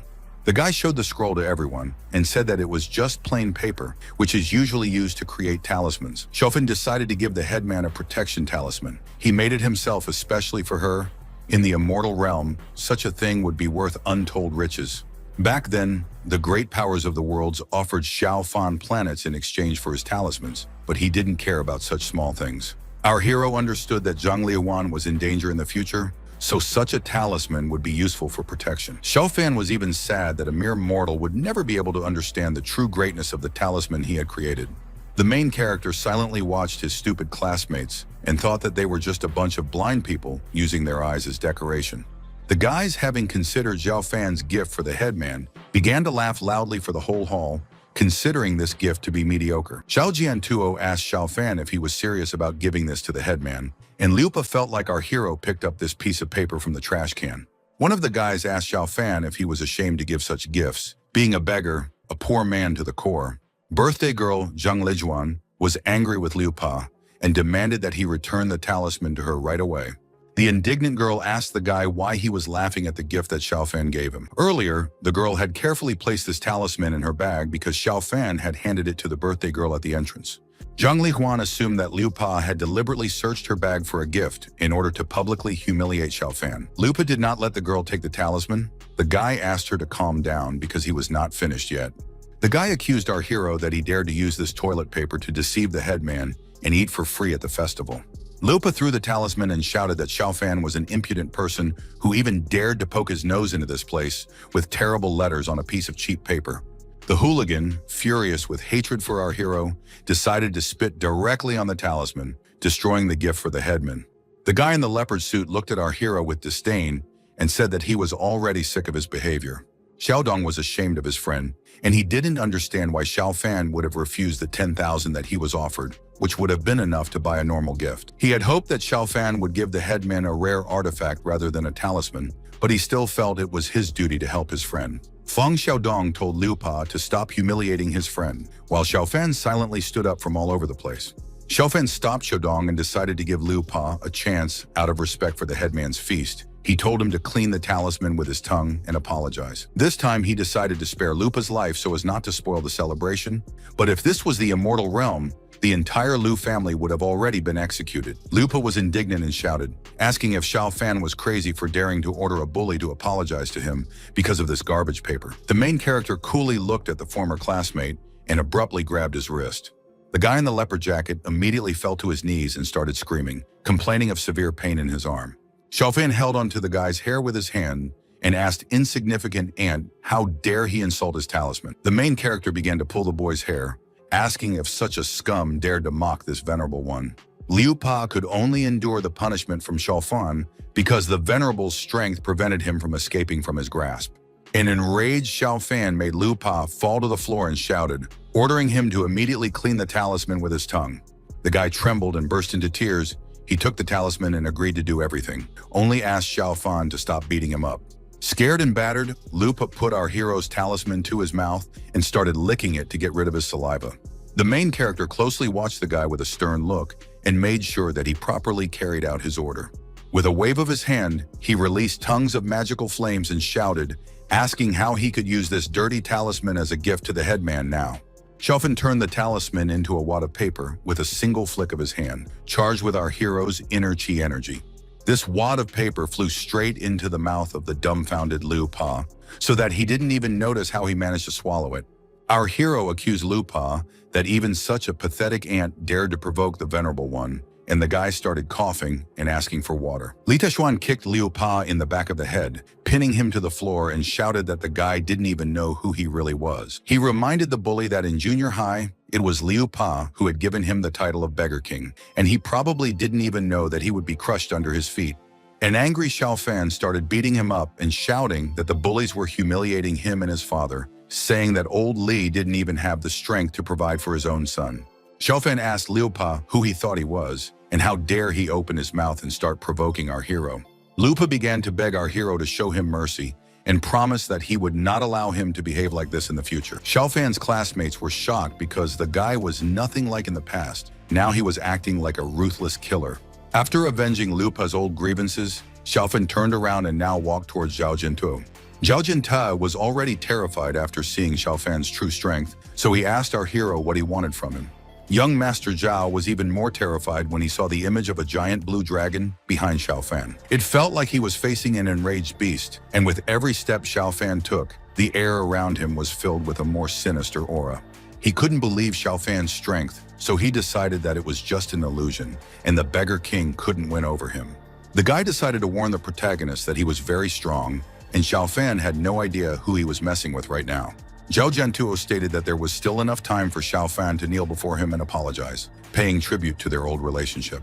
Before the boy could finish speaking, Xiao Fan silenced him by slapping Zhao across the face with a palm charged with inner strength. Jiantuo was shocked because he couldn't block our hero's simple slap, even though he had recently broken through to the level of an inner strength expert. Xiao Fan calmly slapped Zhao Dou's face again, asking what he was going to do about it. The rest of the classmates were shocked because the weakest Li Xiaofan they knew was a secret expert. Xiao Jiantou was angry because Xiaofan dared not just beat him up, but disfigured his beautiful face in front of his goddess Zhang Liwan. The guy released his inner strength and swung his fists, shouting that he intended to take Xiaofan's life. In response, Xiaofan grabbed him by the neck, preventing the guy from attacking him, and stated that he could tell him the same thing. The main character pushed the school bully forward. Zhao Jiantuo broke the walls of the institution with his body, flying out into the street. After finally landing on the ground, the defeated young master Zhao started coughing. The bespectacled guy stiffened, glaring at our hero from under his brows when he saw Xiaofan slowly approaching him. Xiaofan bent down in front of him and said that Zhao didn't even know what the Venerable was like when he was angry, and he didn't know exactly who he was facing. Our hero put his foot on the guy's shoulder, and Zhao dared to laugh and suggest that class leader Xiaofan also likes him.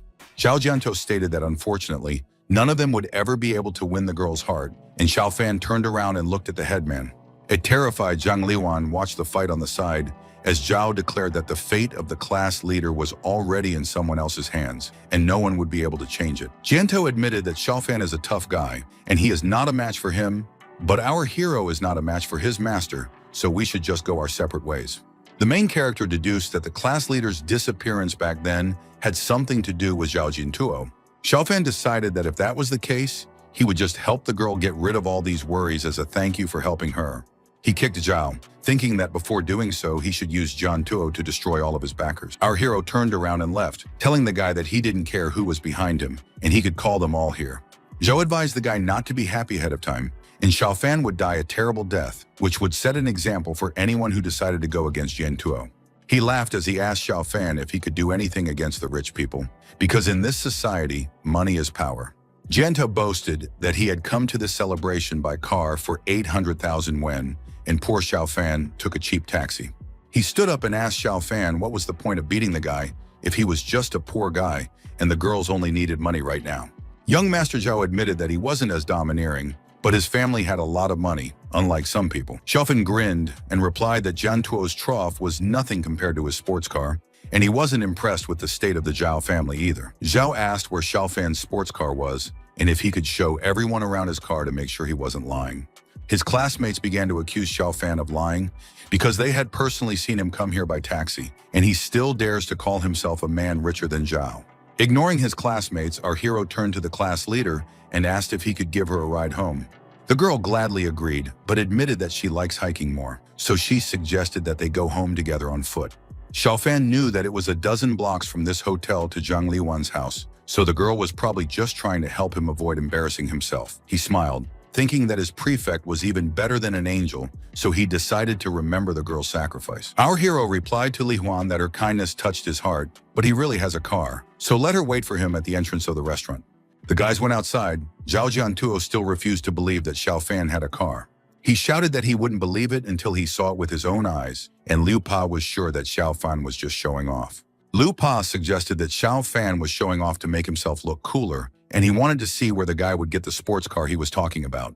Unlike the guys, Zhang Liwan believed our hero because he is not one of those who likes to throw words around. Xiaodong was nervous, wondering how his friend had managed to become so successful in a few years that he had bought a sports car for himself. After quite a while, Zhao Jiantuo wondered where Xiaofan was and concluded that he was just a worthless poor loser who lied about the car. Zhao proudly declared that he was the richest person here, unlike the boastful idiot Xiaofan, and Liu Pa supported the young master. The pink-haired guy suggested that a poor man like Xiaofan had never even ridden a real bike. Classmates suggested that the headman stop waiting for this fool and return to the restaurant because the girl is too naive and easily succumbs to other people's sweet talk. Zhao asked the girl to stop thinking about this idiot and let Jiantuo take her home, because at this rate, she would be waiting for Xiaofan until dawn. Young Master Zhao furrowed his brows and looked to the side when he heard a loud sound. Our hero's classmates were stunned when an expensive red sports car passed in front of them. The car was heading straight for Jiantuo, who got scared and covered his face with his hand, while his friends shouted at him to be careful. The main character, who was driving a red sports car, sharply hit the brake pedal with his foot so as not to hit people. Xiaofan's classmates were startled when the car braked sharply in front of them, turning sideways on its axis. Class leader Zhang Liwan opened her mouth in surprise when she saw Xiaofan driving an expensive sports car. The door of the sports car opened, and Xiao Fan asked the headman to get in the car so that he could drive her home as promised. Xiao Jintu grimaced with envy because he knew the model of this car. It was a 20 million Ferrari Portofino. Li Wen got in the car and first of all said thank you to Xiao Fan for the trip because this is her first time sitting in such an expensive car. Gento lamented because he sincerely hoped to defeat Xiao Fan with his money, but our hero was much richer. The guy looked at his car and thought that compared to the Ferrari of our hero, this black SUV is just garbage. Getting angry, Zhao Jiantu started kicking his car and shouting, admitting that he was just a disgrace. Young Master Zhao got into his car and thought that his reputation was mixed with mud today. He picked up the phone and thought that the hatred in his heart would live forever if this Li Xiaofan didn't go to hell. An angry Jiantu urgently called someone to ask for help in the fight against the main character. Jiantu saw his beloved sitting in the red car in front of him, smiling sweetly as she chatted with Xiaofan. Grinning, young Master Zhao stated that Xiaofan had decided to meddle in his own business, so his family would be wiped out tonight. It was already dark on the streets of Yunzhou City when the main character and his class leader were returning home. Xiaofan promised the girl that he would never forget her kindness, and no one would dare to offend her as long as he was around and she would live in wealth. Zhang Liwen thanked the main character and said that these words touched her to the core. She tucked a lock of hair behind her ear and asked him how he'd managed to make money on such an expensive car and what he'd been doing since college. Xiaofan admitted that he was actually a trainee teacher at a school in Chuzhou, and the car belongs to his friend. The girl thought that this makes sense because a young trainee cannot save up for such an expensive car. Zhang Liwen decided to warn Xiaofan to be careful with Zhao Jiantuo. She said that this Jiantuo is not so simple. Not only does he have power and wealth, but there are also some very dangerous people in his family. The girl agreed that Xiaofan could stand up for himself, but the one who stood up for Jiantuo didn't look like a human. He was more like a god. Li Kun had warned him that he wouldn't be able to fight him, so he should leave town with his father, and the further he went, the better. Xiaofan was now certain that Zhao Dian was involved in the elder's disappearance in his previous life. Otherwise, he wouldn't have said those strange words in the hotel. The main character opened his mouth in surprise because he suddenly felt the presence of dark qi energy. He squinted and noticed that the dark energy streams were coming from the headman Zhang Liwan, but the girl's strength was still weak. For Xiaofan, this was indeed unexpected because he didn't know that the 9 yin qi body could be present on Earth. If he remembered correctly, the 9 yin qi, the essence of the moon gathered during the full moon, gradually permeates the human body and is also completely the opposite of Xiaofan's true qi. Xiaofan's sacred body was taken from the first chapter of the True Taiwan Sutra near the ancient tree. Cultivating the True Taiwan Sutra to perfection can even devour the sun. But this path to the sun generates only true qi. Some produce yin, dark energy, while others produce yang, light energy, and this was a natural cycle. In his previous life, Xiaofan couldn't take the last step in cultivating because he still hadn't found the source of the powerful yang power. At that time, the guy had spent almost 1,000 years roaming the immortal world, where there might be traces of this energy, but to no avail. Only then did the protagonist find out that the traces of the 9 yin qi in the immortal world had already completely disappeared. That was why those 3 bastard gods had dared to attack Taishuan on that ill-fated day, after coveting the Book of Heaven. But that didn't bother Xiaofan much. He knew that without the 9 yin qi, the Book of Heaven was just a piece of paper, and the gods couldn't open it. Now it turned out that those gods were just idiots who spent most of their power stealing the Book of Heaven, and the energy needed to open the artifact ended up in the lower world. Xiaofan knew that the 9 yin qi body was too weak right now, and there was still a long way to go to get a true body. However, it is almost impossible to obtain a true body on Earth, so Zhang Liwan will have to go to the immortal realm. The main character firmly decided that he would save the class leader from this sea of suffering. The guy thought about it and did not hear the girl calling him. Zhang Lixuan was worried about something, and she asked Xiaofan if he thought they had already passed this block. Xiaofan chuckled in response, but he thought that he was Li Taishuan, so he didn't need to use his eyes to assess the situation. The boy noticed a large network of roads around them, which gradually narrowed, slowly luring him and the girl into a trap. Zhang Liwan said that they returned to the same place they came from. Even the scenery outside the window was the same. The main character assumed that it was a ghost, beckoning into a trap, who decided to cause them problems at such a late hour.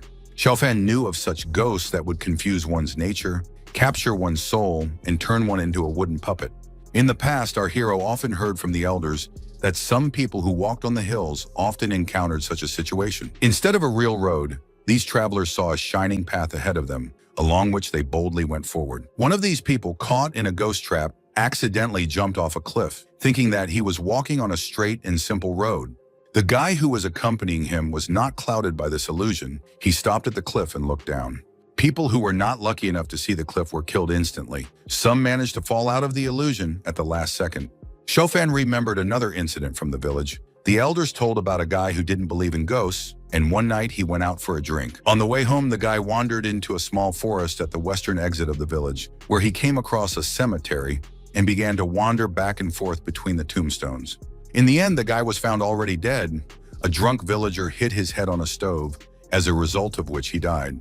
Zhang Liwan visibly tensed up. She asked Xiaofan to get out of the car and just run if anything happened. Our hero replied to the class leader that he would not ignore the danger if she was in it and would take care of any situation. The girl thought that the guy wouldn't have enough strength because the people behind Zhao are much stronger than that bully, so Xiaofan should run as far as possible in any danger. A new round of illusion began. Now the rain began to pour down on our hero's car, but it was not ordinary, but red. Xiaofan was not impressed by this trick, and he looked at the red drops that were falling on his windshield with displeasure. The red rain was getting worse by the second, and a mysterious man with an umbrella jumped out in front of the car. The main character was forced to abruptly press the brake pedal, seeing a stranger in front of him. When they stopped, Xiaofan and Zhang Liwen saw a man wearing a black cloak and a hat standing in front of them, grinning slyly. Xiaofan boldly got out of the car, deducing that this stranger was the author of all these anomalies. Zhang Liwan was also not afraid to get out of the car, taking an umbrella with her to shield herself and Xiaofan from the red rain. The girl turned to the mysterious man, saying that Xiaofan had nothing to do with it, so he should let the guy go. The stranger replied that he couldn't let the guy go because he was next to her today, so it was kind of fate. The man in the hat shouted at Zhang Liwan not to keep Master waiting and went with him, because it was difficult for the old man to walk right now. The class leader got angry and told the mysterious man that she refused to go anywhere with him. Using her dark energy, the girl flew high above the ground to attack the man. Zhang Liwan, who was surrounded by a powerful aura, began to climb up the tree pillar, clinging to it with her fingernails. The man in the hat stood silent and motionless, shielding himself with an umbrella from the red rain when the girl was about to grab him. Xiaofan wasn't surprised that the girl was different from other people. Zhang Lihuan was already close to the Grandmaster level. Yinfeng waved his hand, throwing the girl away from him so that she flew high into the sky because she, in his words, clearly overestimated her strength. The main character did not let his favorite class leader fall. He caught the girl and carefully covered her with an umbrella. Xiaofan hugged her in mid-flight and thought that it was dangerous because the girl might have been injured if she hit the pole. When they landed back on the ground, Xiaofan handed her an umbrella and told her to stand here while he dealt with the rest himself. Zhang Liwen screamed, asking what he was doing. After all, she had told him to run as fast as possible, and now he was risking losing his life. The girl moaned in pain as just one drop of Yin Feng's red rain fell on her dress. Grimacing in pain, she thought that the blood rain god's cultivation was truly terrifying, and Yin Feng might have already reached the Grandmaster stage. She tried to call out to our hero and stop him, not understanding why Xiaofan is so confident, because Yin Feng is obviously stronger than him. She didn't know what Xiaofan had been through over the years, but to her he was always a little brother who was weak and needed help. Zhang Liwen closed her eyes and shook her head, refusing to stand and watch her little brother die. The class leader decided to negotiate. She agreed to go with Yin Feng to the master, but only he should let Xiaofan go. Yin Feng replied that the girl wasn't in a position to dictate terms to him, and that brat would definitely go to hell tonight. Folding the umbrella and charging it with dark energy, the man thought that Xiaofan was definitely no match for him. After all, it was unlikely that he was stronger than Liwan, who could not withstand even one blow from Yin Feng. The man greeted Xiaofan and said that it looked like fate had brought them together today, and he asked if the guy really hoped to beat him in a fight. Yin Feng decided to give our hero a chance at life. If he falls to his knees and begs for mercy, then the man may reconsider his decision. Xiaofan also had a suggestion for him, telling him to make it up to the class leader, otherwise his life would be turned into hell. After creating a vortex of dark energy, Yin Feng laughed and said that it seems like all wars in the outside world are crazy. Grinning self-consciously, the man in the hat launched a swirl of energy from the red light at the crazy brat. This technique was known as the Blood Rain School's Storm Strike. The vortex of energy turned into a golden hand. The main character, wrapped in a divine aura, just stood there and watched as the giant red hand approached him. He grinned and thought that this lord wouldn't mind learning the power of the Earth's great masters. He was curious about what the man was capable of. Preventing Yin Feng's red hand from attacking, Xiaofan launched his giant divine palm in response. The two huge magic hands of the two great masters collided with each other. A bright purple flash formed between them. Yanfeng laughed and accused Xiaofan of being overconfident for thinking that he was capable of resisting him, the great master. The girl began to feel very worried about her youngest. She turned pale and covered her face with her hand, saying that it was all over. Zhang Liwen was wrong, because the protagonist managed to destroy the opponent's magic hand with his own, crushing it. Yanfeng was dumbfounded. He put almost half of his strength into this trick, and Xiaofan managed to fend it off. Liwen was also shocked to see her friend's abilities, and she asked Xiaofan where he got such power from.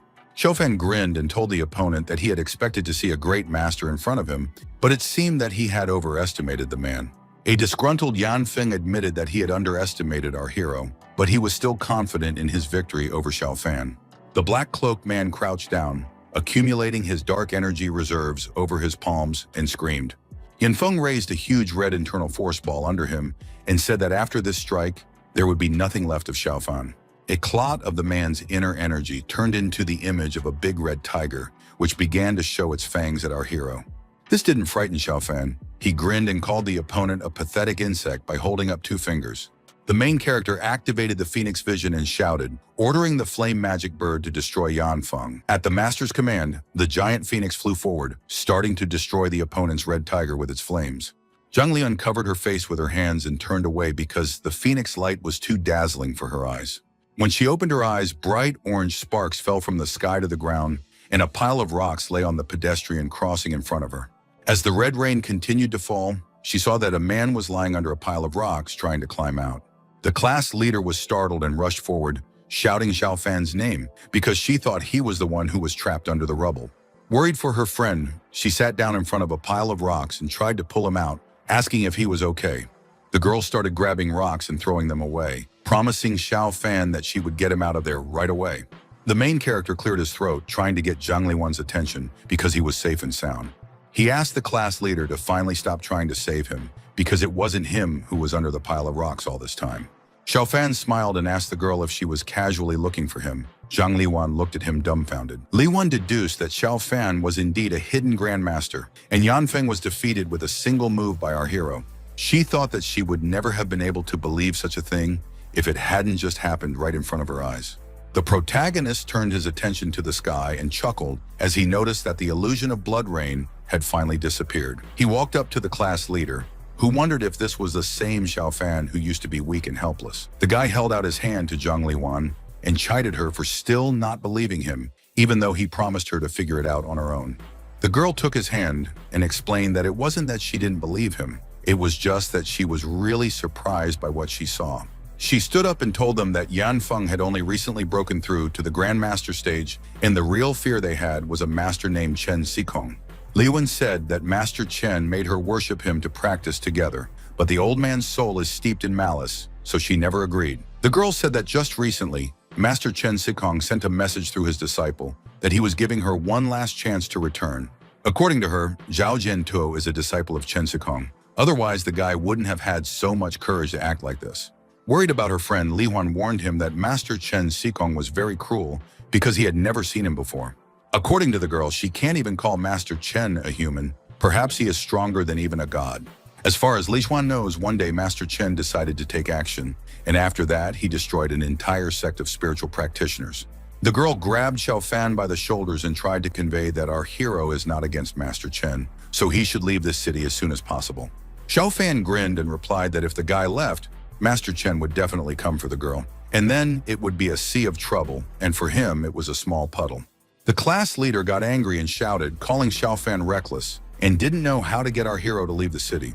The main character tried to calm her down and asked her to give him a chance to repay Li Huan for her kindness to him. The girl sighed heavily and replied that she would never have given him that 1,000 yuan if she had known what problems that money would bring him now. Xiaofan replied that he would still have helped the class leader, even if she hadn't given him the money back then, since they had been friends since high school.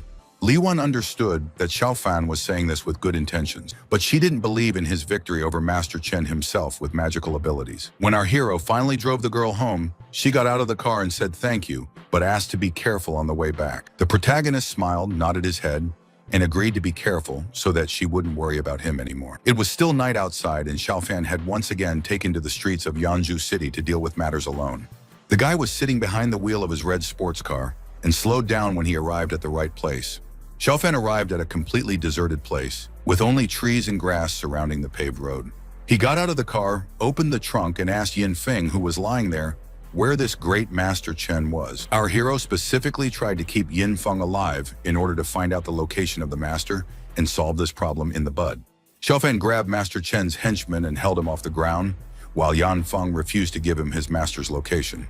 The guy looked at Yin Feng sternly and replied that he had at least hundreds of thousands of methods for interrogating great masters. It only took the protagonist 10 minutes for Master Chen's disciple to agree to reveal his master's location to the guy.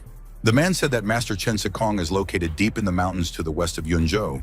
This mountain is called Changmang and has hundreds of miles of descents and ascents. Xiaofan looked down at the man and asked what details Yin Feng knew about Changmang Mountain. Gritting his teeth, Yin Feng confessed that according to some people, Mount Changmang is home to a mountain god. He said that in ancient times, demons and ghosts caused problems for people, so the inhabitants sacrificed cattle to the mountain gods to suppress evil spirits. In the 30s and 40s of the last century, a gang appeared in Yunzhou, which brutally cracked down on local residents and set fire to houses. According to Yin Feng, the local soldiers then decided to rescue the civilians by leading them through Changmang Mountain to leave the district. The man said that the robbers tried to take the lives of both soldiers and civilians. This story is now called the Night of the Full Moon. The mountain god immediately woke up that night. The whole mountain was shaking. A whole flock of ghosts followed him. People seemed to be in hell on earth, but all the robbers died. In recent years, local residents have tried to climb Mount Changmang, but each time the mountain god was furious and caused earthquakes. Yin Feng said that now it is impossible to count how many people died from the rage of this mysterious mountain, Changmang, which looks like a giant living monster. After one tragic expedition, no one dared to go to the mountain. The civilians were afraid to even mention the name Changmang out loud. Xiaofan grinned and thought that Master Chen had several ways to cultivate on this mountain if Yin Feng's words were true. Now our hero was not interested in Master Chen, but was more curious to learn more about this mysterious mountain, Changmang. Intuition told the guy that this mountain is not so simple. It probably harbors some mysterious creature, so he must go there. Yin Feng had something else to tell our hero, and he promised to report important information if he promised to let him go. The main character did not like that the man dared to dictate terms to him, so he hit him and he screamed in pain. Xiaofan, who had the image of a blue dragon behind him, shouted, asking the pitiful insect if he dared to set conditions on this immortal.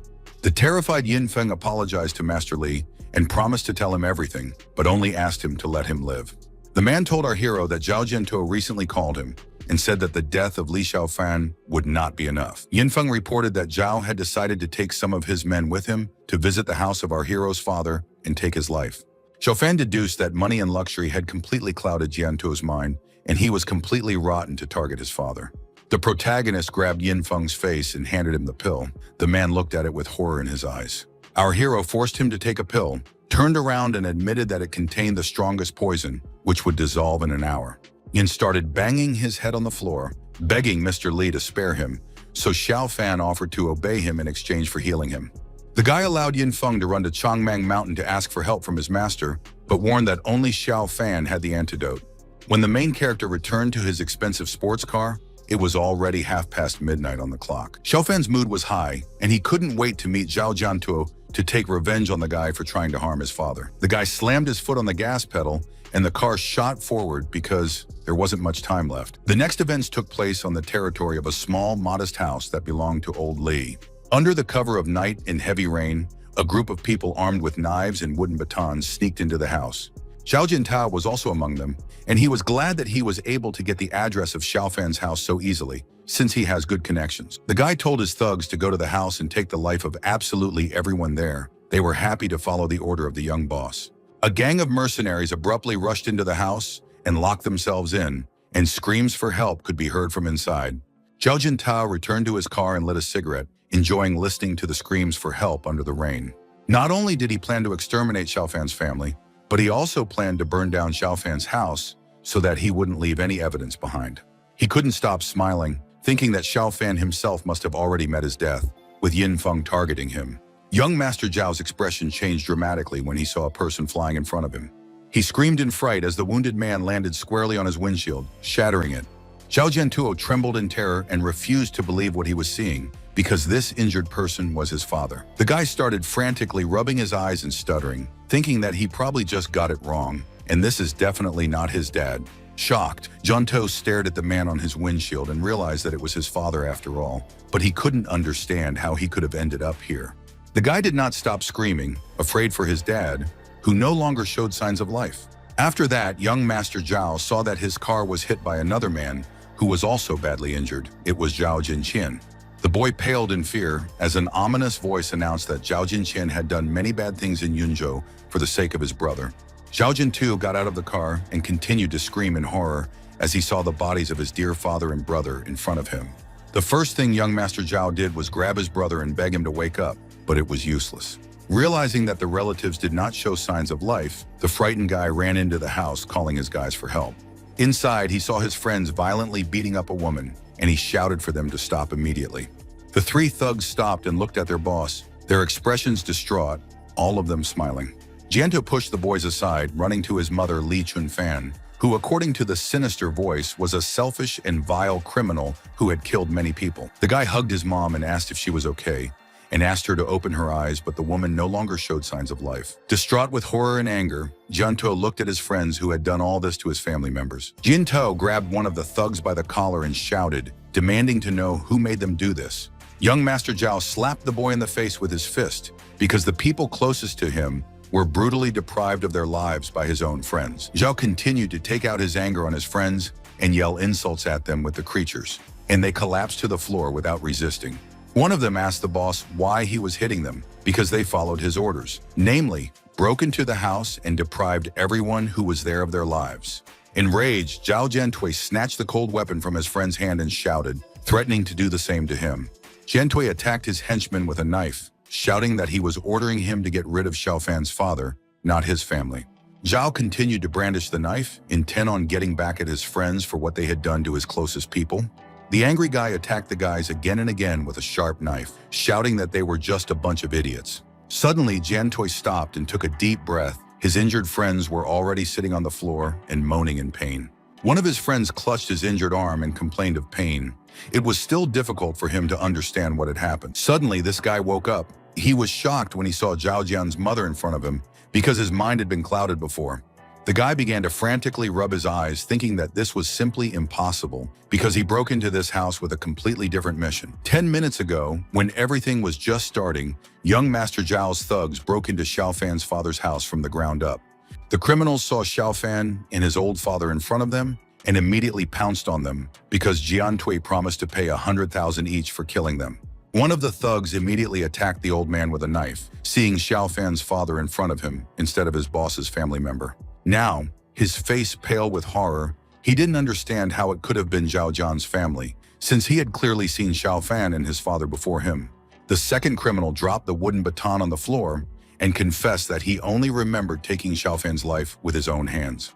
One of the guys wondered where Xiaofan was then, while the other was still sure that he had personally sent him to hell. Suddenly, the guy said that unfortunately for Jiantuo, the crime had already been committed, and Zhao himself ordered his people to take the lives of their relatives. Xiaofan said that Zhao signed the sentence for his entire family with his own hands, wanting to destroy our hero and his father. Yin Feng was also there, and he asked Master Li what he thought about his illusion magic skills, which he had just recently learned. The man explained that this illusion distorted reality for these bandits and made them think that Zhao Jintuo's family was Master Li's family. Smiling ingratiatingly, Yin Feng asked Mr. Li if he could give him the antidote to the death pill now. Yin Feng stopped smiling when Master Li asked the man not to rush, but to be patient. Zhao Jiantuo was dumbfounded. He asked Yin Feng why Xiaofan was still alive and why he didn't send the kid to hell. The man shouted, telling Master Chen's disciple to shut up and don't dare mess with him or Mr. Li anymore. Indignant, Yin Feng accused young Master Zhao that if it wasn't for him, Master Li wouldn't have beaten the man up and disfigured his face. The angry man grabbed the guy by the collar and started shouting, accusing Zhao of almost getting Yin Feng killed because of him. Zhao Jiantuo yelled, asking why Yin Feng had decided to take it out on his parents back then instead of dealing with him personally. The main character approached Jiantuo and said that he should be the one asking him this question. An angry Xiaofan asked Zhao why he had decided to drag his father into his nighttime games and wanted to destroy his entire family. Our hero said that tomorrow Zhao will become a national celebrity by hiring the people who took the lives of his parents and his brother. Grinning, Xiaofan reached into his jacket pocket to take out something and declared that Zhao would live forever in endless pain and remorse. He showed him a piece of paper and asked Jiantuo if it was true that he enjoyed using his money to bully people. Xiaofan promised the guy not to do anything to him, but in return, he would need to sign a contract right now to transfer all of his property to Master Li. Gritting his teeth in anger, Jiantuo waved his hand and shouted that Xiaofan could only dream because he wasn't going to sign anything. The main character concentrated a whirlwind of Taishuan energy around his hand and replied that Zhao had no right to refuse. Zhao Jiantuo screamed as Xiaofan used Taishuan energy to throw a knife at the boy, injuring his arm. After this venerable man stared at the guy and dropped the contract on the floor, the piece of paper slowly began to fall down. The contract for the transfer of all the real estate to Xiaofan was right in the palm of Zhao's hand. The guy signed the contract with his own blood. Angry at Xiaofan for this trick, young Master Zhao threw that blood-stained piece of paper back at him. Xiaofan took back the contract, telling the guy that from today on, all of his family's assets would be transferred to his father's name. Soon, a whole convoy of police cars arrived at Old Li's farmhouse, the scene of a violent crime. Special-purpose law enforcement officers got out of the cars. Among them was a man in a burgundy suit. He entered the house and showed his ID, introducing himself as Assistant Commander Li of the Panther Unit. His subordinates pointed their guns at the suspects in the crime, and Zhao's thugs raised their hands in surrender. Protagonists looked at Assistant Commander Li with displeasure, not understanding why they all decided to show up here. The blue-haired man began to look around the room, asking what was going on here and who had taken all these people's lives. Xiaofan claimed that Zhao Jiantuo instructed his men to do this and stepped on Yinfeng's foot to make him give the same statement to the police. Jiantuo grabbed the hand of Mr. Li from the police and told them that Xiaofan and Yinfeng had conspired to frame him, and in fact, he was innocent. The kids shouted that the real culprits were Li Xiaofang and Yinfeng, and they had set up the whole thing to frame Zhao. Young Master Zhao kept repeating that he wasn't guilty of these crimes because the people who were killed were his parents and brother. Captain Li saw Xiaofan and recognized him as his brother. He reminded him that the policeman's father had forbidden our hero and his father to come to the ceremony and did not understand how the guy had the courage to return to the city.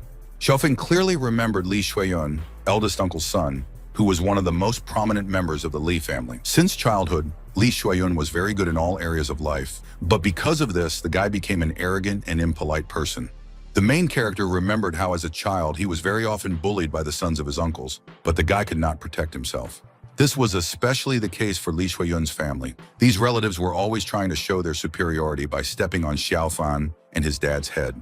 Xiaofan claimed that Zhao Jiantuo came here tonight and caused a disturbance, and it's easy to find out with the evidence. He also reminded his cousin that he was a member of the Li family, and the family holiday was a tribute to his ancestors, not to Li Shuiyun and his dad.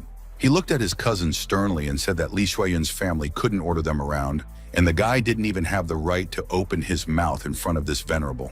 Li Shuiyun opened his mouth in surprise. After all, his cousin was so different from before. Now he wasn't nervous in front of him, not daring to even say anything. The guy assumed that Xiaofan wasn't afraid of him because he was too angry, not to mention that he was just a poor man.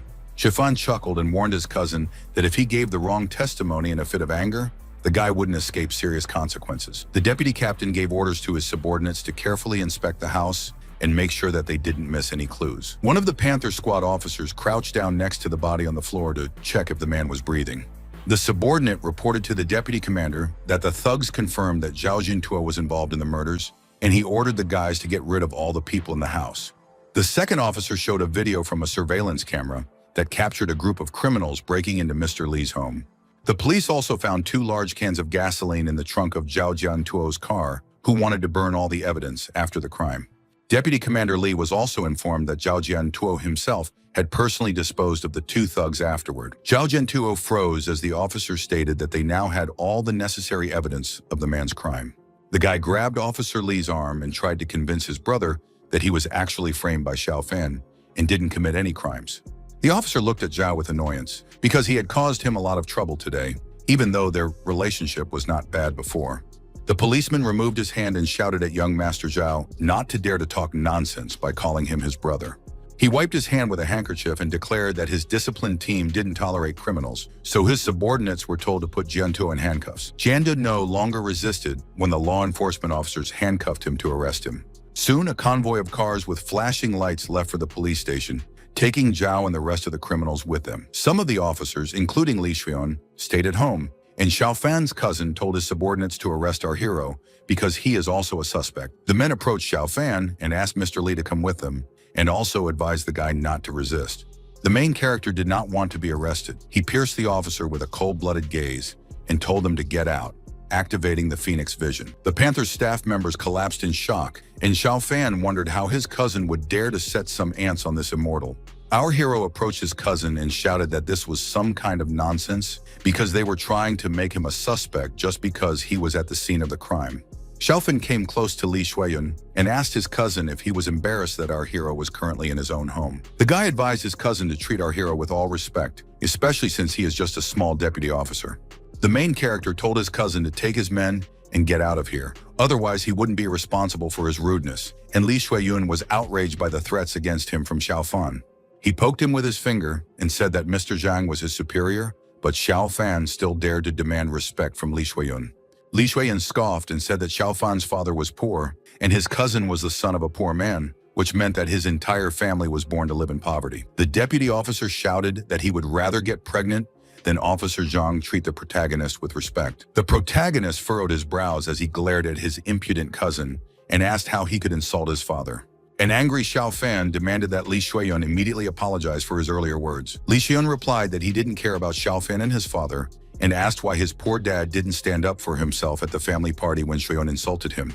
The deputy officer started laughing out loud until he cried, mocking our hero's father for not even being able to answer him. Xiaofan slapped his cousin across the face, shouting that he deserved to be beaten up because he was disrespecting him and his dad. Li Shuiyun got angry and shouted, asking the protagonist if he was tired of living and how dare he hit him. The guy asked if it was okay if he hit him and told Yin Feng to go over to the deputy officer and do the same. Yin Feng flexed his fists and obeyed Mr. Li's order without a murmur. He started slapping Li Shuiyun's face again and again. Enraged, Li Shuiyun shouted that he was a second in command, and now Yin Feng and Xiaofan were finished for daring to attack him. He tried to draw his service weapon to punish his cousin and his mercenary, but the gun in its holster seemed to disappear.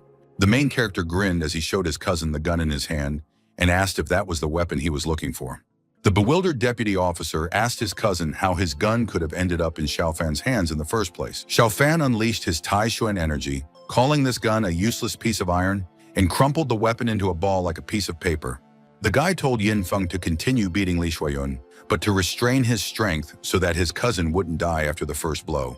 The man with the long hair agreed to do Mr. Li's errand and was willing to teach the deputy officer a lesson. He started beating up Li Shuiyun, and Xiaofan reminded his cousin how he repeatedly insulted his father at family gatherings and called him a poor man in front of all the relatives. Coolly watching the beating, the main character told the man to teach this impudent guy a good lesson. Li Shuiyun decided to run away, saying that Yin Feng had no right to beat him up, but the man wasn't going to let him go so easily.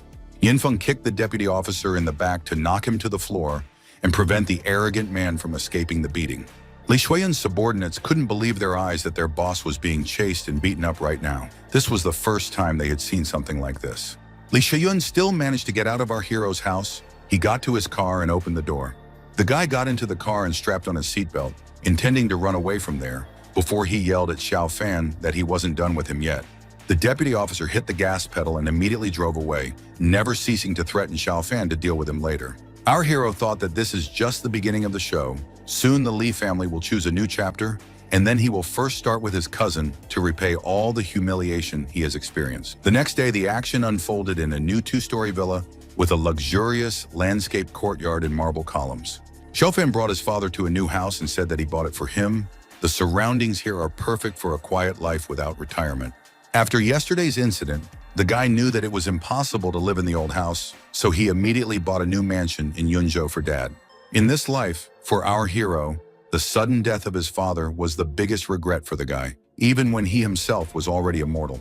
Now, fate had given Xiaofan the opportunity to live this life again, so he was determined to keep his father safe. He frowned as he recalled all of his father's abusers. He wanted to make them all beg for mercy while bowing his head to the old man. At lunch, old Lee said that the family reunion dinner would be held tomorrow at noon, and Xiaofan's uncles would also be there. The main character became angry, remembering his uncles and their families, who in the past constantly ousted and oppressed his father. He knew that his uncle's family was worthless. Only money and status mattered to them, and they even teamed up to deprive Xiaofan's father of his rightful inheritance. Our hero's father was always a sincere and honest person, and he didn't welcome such family methods. Xiaofan had the same attitude. Now that Xiaofan has returned to Earth, he will take revenge on his arrogant relatives not only for his father, but for himself as well.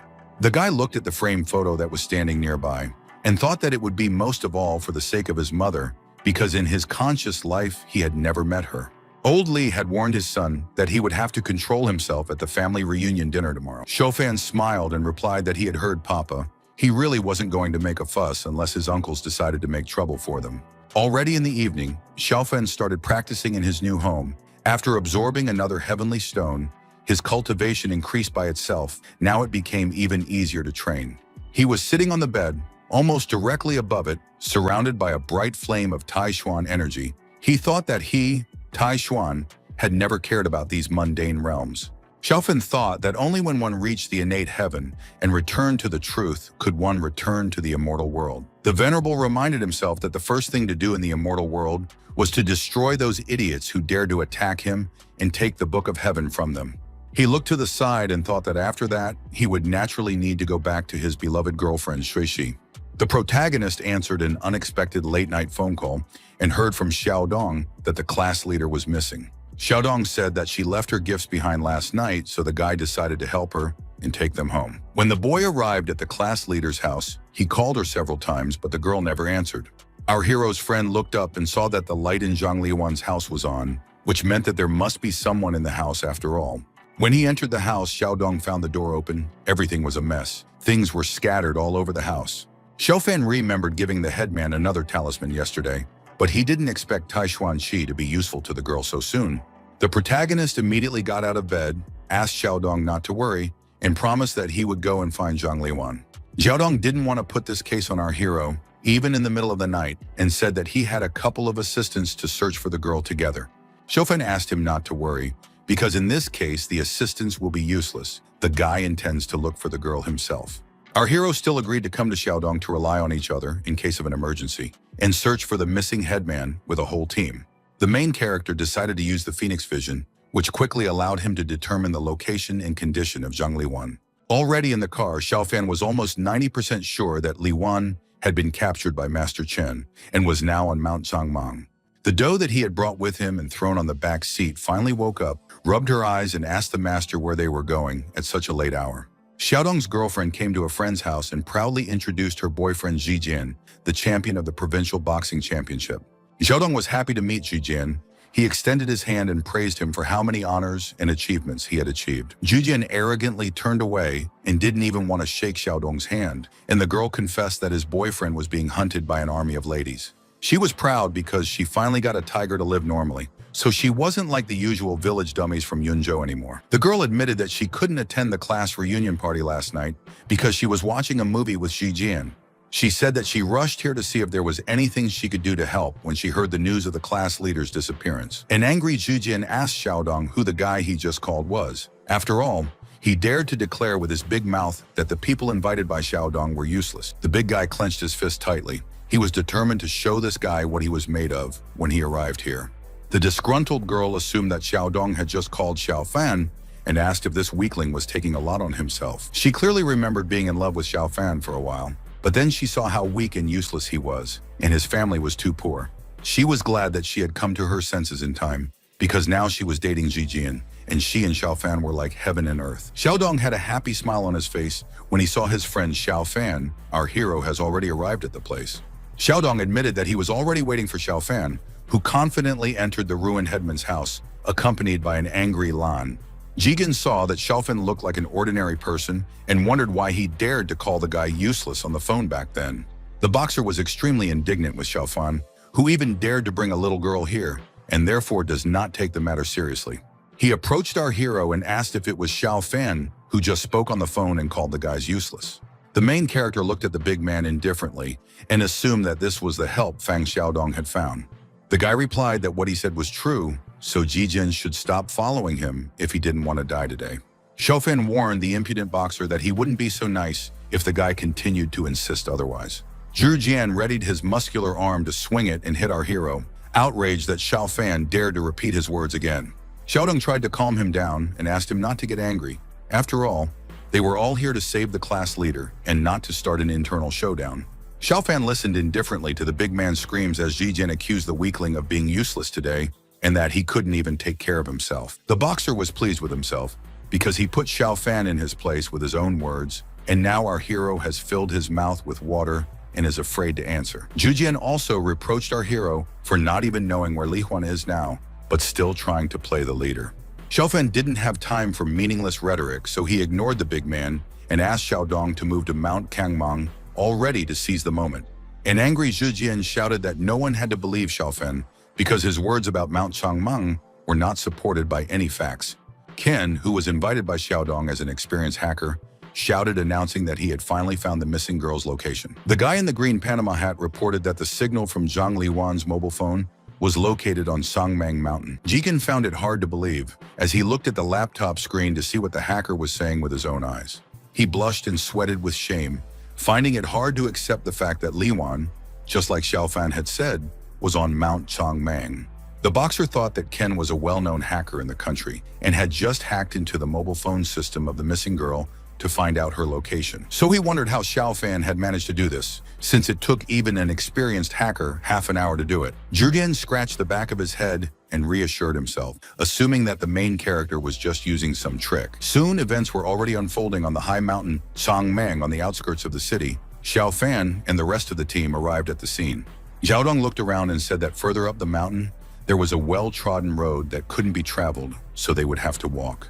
Lan reported to Master Li that the ghostly aura here was even stronger than in Thousand Flower Alley, and it had been a long time since she had tasted such pure ghost energy. The girl took the arm of her boyfriend and admitted that she was a little scared, because she had heard many times from old people stories about the evil spirits that live on Mount Changmeng. Jijin hugged the girl and confidently declared that it was enough for her to follow him, and then he would ensure her complete safety. The big man turned around and told those who were scared to get out of here because he didn't want to carry any ballast. The girl also advised Xiaofan to leave because she still remembers what a defenseless weakling he was in his school days. The main character decided to warn the guys that Sangmang Mountain is not as simple as they think, so it's not too late for them to leave it either. The indignant girl turned around and asked the weakling who he was trying to scare. She thought that Xiaofan was definitely not as good as her new boyfriend. Xiaofan didn't try to change their minds, so he left indifferently, allowing them to do whatever they wanted, and Lan suggested that the owner go up the mountain because there are so many more ghosts there. Xiaodong approached Luo Sheng and warned her that Xiaofan was actually a good fighter, a very strong and dangerous guy. He proudly told her that Xiaofan had beaten up that little bully Zhao Jiantuo last night, and the girl wouldn't have believed it if she hadn't seen it with her own eyes. Luo Sheng replied that Xiaofan, a useless loser, couldn't possibly be as good as her boyfriend, even if he had learned a few tricks. The girl said that her boyfriend Jijian is not only a provincial kickboxing champion of Yunzhou. According to her, Jiyan was also ranked among the top 10 fighters in the National Fighting Championship. Luo Sheng told Xiaodong that even if 10 Xiaofangs attacked Ziqian, they would not be a match for her boyfriend, and it was impossible to even compare them. Xiaofan, who had heard all this, didn't understand how this rabble could be so arrogant in front of this deity, not even knowing that Zhao Jiantuo was a disciple of the famous Chen Xikong. He decided that it was useless to explain anything to these mortals. The most important thing right now was to save the class leader as quickly as possible and not waste time on useless people. Master Jurgen was informed that there was a fork in the road ahead, and it was likely that one of the paths would lead them faster to Changmeng Mountain. The boxer told Ken to move faster, to use GPS to figure out which way they should go next. Opinions were divided. Hacker Ken said that the left path is a faster path, and Lan insisted to turn right. Ken got angry and told the little girl to stop talking nonsense, because they couldn't go to the right, it would be too long. A disgruntled doe looked at the boy and asked him who he had just called shallow because she was old enough to be his mother. Jijin was annoyed. He suggested that Kyung go to the left right now, instead of arguing with some ignorant girl. The main character still decided to warn the guys that all of them will not leave the mountain alive if they decide to take the left road. Boxer Jian thought that the bastard was trying again because they were still alive. Even though Xiaofan had warned them not to go to Changmeng Mountain, he didn't stop shouting, threatening to hit our hero, and Luo Xiang tried to calm him down by telling him to let Xiao Fan go his own way, because that way they would only get rid of the extra ballast. Hacker Ken finally told our hero that he had been putting up with him for a long time and would have sent Xiao Fan to hell long ago, if not for Ji Jian.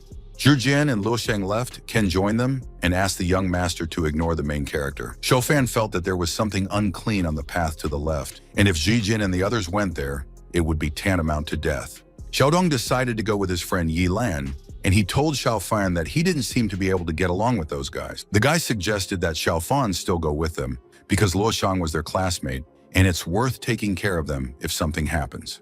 Last night, Xiaodong had personally seen how good Xiao Fan was at fighting, and he was sorry that Luo Xiang and the others didn't understand our hero's true strength yet.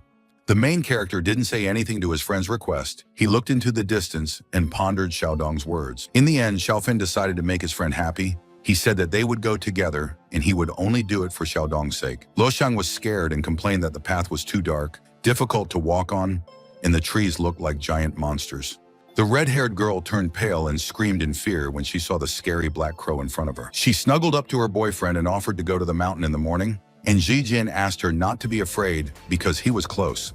Zhu Jian, seeing our hero, thought that the coward was just scared, so he decided to follow the boxer around for the sake of protecting himself. Smiling ominously, the boxer decided that he would get rid of the three of them as soon as possible if there was any danger on the mountain. Suddenly, the big man saw two people in the distance, calling for help without stopping, noticing some passers-by on the path. It was an elderly woman and her granddaughter.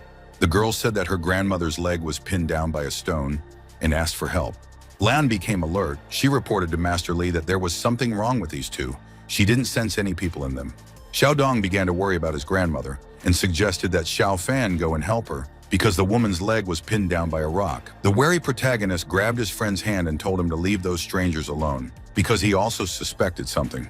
Xiao Fan decided to use the supreme immortal eyes to expose the grandmother and her granddaughter. His pupils began to emit a bright orange light. Just as he thought, the grandmother and granddaughter turned out to be the spirits of Songmang Mountain, who pretend to be people to harm real people. Our hero has already realized that on this mountain, there are many spirits who bring only chaos to the world because they do not want to go to the circle of reincarnation and suffer. He was sorry that these spirits didn't understand that in order to continue living, they must pass to the next world, understand the secret of the Tao, throw off their shackles, and break through the void to the immortal realm. Zhu Jian started taunting the main character, calling him a real coward for telling him not to help that old lady. The boxer told Hacker Ken to go and help that grandmother and not be like some coward who was already afraid of everything from the cradle. Ken agreed to help his grandmother move this huge rock, and the guy bent down and lifted it to free the old woman. The boy helped the old woman up, and his grandmother thanked him and said that Ken had a good heart and wished that God would protect him. Hacker Ken blushed when his grandmother's granddaughter snuggled up to him and started complimenting him on how cute he was. He looked at our hero with a proud smile on his face and asked the coward what he would say now. The guy had not yet noticed with what faces his team was standing. Even the big man Zhu Jian turned pale in horror. Luo Xiang opened her mouth and froze. Xiaodong was also afraid. Lan stood to the side and thought that this was just child's play. She looked at the imaginary old lady and granddaughter with disdain. Ken, a confused hacker, asked the guys why they were all looking at him so strangely and what was wrong with Ji Jian. Ji Jian shouted for Ken to turn around and look back, while Luo Xiang hid behind her boyfriend's broad back because she was too scared. When Kun turned around, he didn't see the cute grandmother in front of him, but a real monster. But the grandmother was still acting friendly. The monster with sharp fangs said that he was very hungry that night, but fortunately the food came by itself so that he finally ate. Ken started shouting for his friend Ji Jian to save him, and the monster attacked the hacker while eating its dinner. Ji Jian finally came to his senses and saw what was going on. The boxer was afraid for Ken, but he didn't do anything yet. The brave big guy still rushed forward and shouted at Ken to hold on, because soon he would save the guy. Angry, Ji Jian swung his foot and tried to attack the monster to save Ken from a terrible death. The boxer kicked the monster's back again and again, but the monster didn't even seem to feel the blows and continued to devour its prey.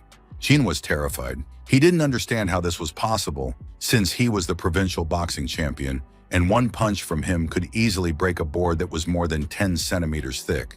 The guy didn't stop trying to attack the monster. He hit the monster again and again with both his legs and hands, but it was useless. The monster turned around and asked the young man not to interfere with his food and not to worry, because after the meal he would take care of him. Ji Jian stood aside, his face pale with horror, finding it hard to believe that they had actually encountered a cannibal ghost. The monster swung its arm so that the big man flew back several meters because Zijian was interfering with his enjoyment of the meal. The old lady's granddaughter also showed her true monster face. She approached Luo Xiang, saying that she only eats beautiful girls. The red-haired girl was trembling with fear and crying. She froze in horror and demanded that the monster not approach her. The monster opened its terrifying mouth, revealing its sharp teeth, and Luo Xiang screamed, begging Zijian to save her.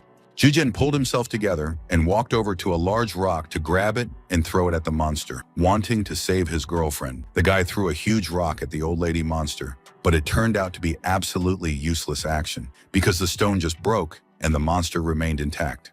The monster didn't have a scratch on it, and the ghost of the old lady opened its mouth and bared its sharp teeth, growling at the big man. Angry at Zijian, the monster shouted that the guy was now a dead man and swung its hand, attacking him with its sharp claws. Zijian was shrinking before his eyes, and the monster began to suck his life energy out of the guy at a distance, not allowing the boxer to even move. The monster continued to happily absorb all of the boxer's life force, growing stronger and stronger with its energy. When the meal was over, Zijian collapsed to the ground, unable to stand up any longer because he had lost all his energy. Luo Xiang didn't know what to do now. Her boyfriend was already dead, and she felt like everyone else, including her, wouldn't leave this mountain alive today. The two monsters surrounded the girl, and the old lady asked Luo Xiang not to waste her energy and let the monster just consume all of her strength. The red-haired girl didn't want to give up so easily. She was screaming, begging to come to her aid, and the monster had already opened its mouth on her. Xiaodong started asking Xiao Fan to save the girl because they were classmates after all. The main character sighed heavily because he wasn't eager to save the people who had previously insulted the Venerable One. He still agreed to help Luo Xiang for the sake of his friend, appearing before the monsters as the angry emperor of the Taishuan gods. The monsters stopped when our hero told them to go away. They stared at the angry Immortal in silence. A great master was able to sweep away everything in his path with just a single word, and that was enough to send the monsters flying away. The monsters traveled a long distance before landing far away in the mountains, after which there was a deafening explosion. It didn't kill the monsters. They were determined to take revenge on our hero who dared to appear on their Cangmang mountain. Luo Xiang ran towards Xiao Fan, begging him to save her, and the evil spirits started to approach her again. The two monsters merged into one single entity, and a new monster appeared in front of Xiao Fan and his classmates. A vicious ghost with green skin and long hair rushed forward to pounce on Xiao Fan with its sharp claws. It was enough for the main character to activate his protective sphere to push the terrible monster away from him. The monster didn't give up. It asked the pathetic man if he thought he could stop it with this pathetic trick. The green-skinned monster became alert when it appeared that Xiao Fan would actually be able to stop it. Tai Xuan energy surrounded him from all sides, forming a sphere. The monster asked when Xiao Fan managed to put him in this cage. Xiao Fan replied that he was going to let the monster go because of its hard life and difficult cultivation, but the ghost was too ungrateful. The main character stretched out his hand, concentrating a bunch of Tai Xuan energy in his palm to lethally attack the monster. After that, the Venerable One clenched his fist tightly to destroy his protective dome at a distance, thus destroying the monster. A moment later, there was no trace of the evil ghost, and a bright orange flash appeared in the sky. The monster turned into a bundle of malevolent energy. He was about to report the incident to Grandmaster Chen because Xiao Fan is too powerful. The doe did not let the tadpole do this, but went up and grabbed the ghost by the tail, which greatly angered the monster. The monster screamed, demanding that the little brat let it go, but Lan wasn't afraid. She said that the ghost looked quite delicious. Exposing her demonic true face, the Lan absorbed the malevolent spirit to increase her strength even more. Luo Xiang couldn't believe her eyes. The weakling from her school, Xiao Fan, was so strong that he destroyed this terrifying demon in one fell swoop, and her boxer boyfriend was nothing. She didn't know when Xiao Fan had changed so drastically, since he had always been the most humble and weak boy. She concluded that all this time, she and her boyfriend were making fools of themselves, and our hero didn't care about them at all. Luo Xiang approached Xiao Fan and asked him why he hadn't bothered to save them earlier, because if he did, Zijian and Ken wouldn't have died. Xiao Fan asked if she thought that Zijian and Ken had died because of him, and asked her not to forget the warning he gave at the beginning.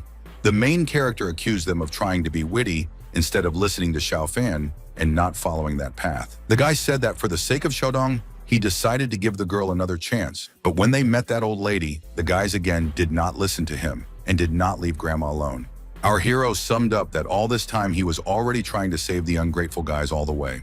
Frowning, the Venerable looked at the red-haired girl and asked if any of them had listened to his words.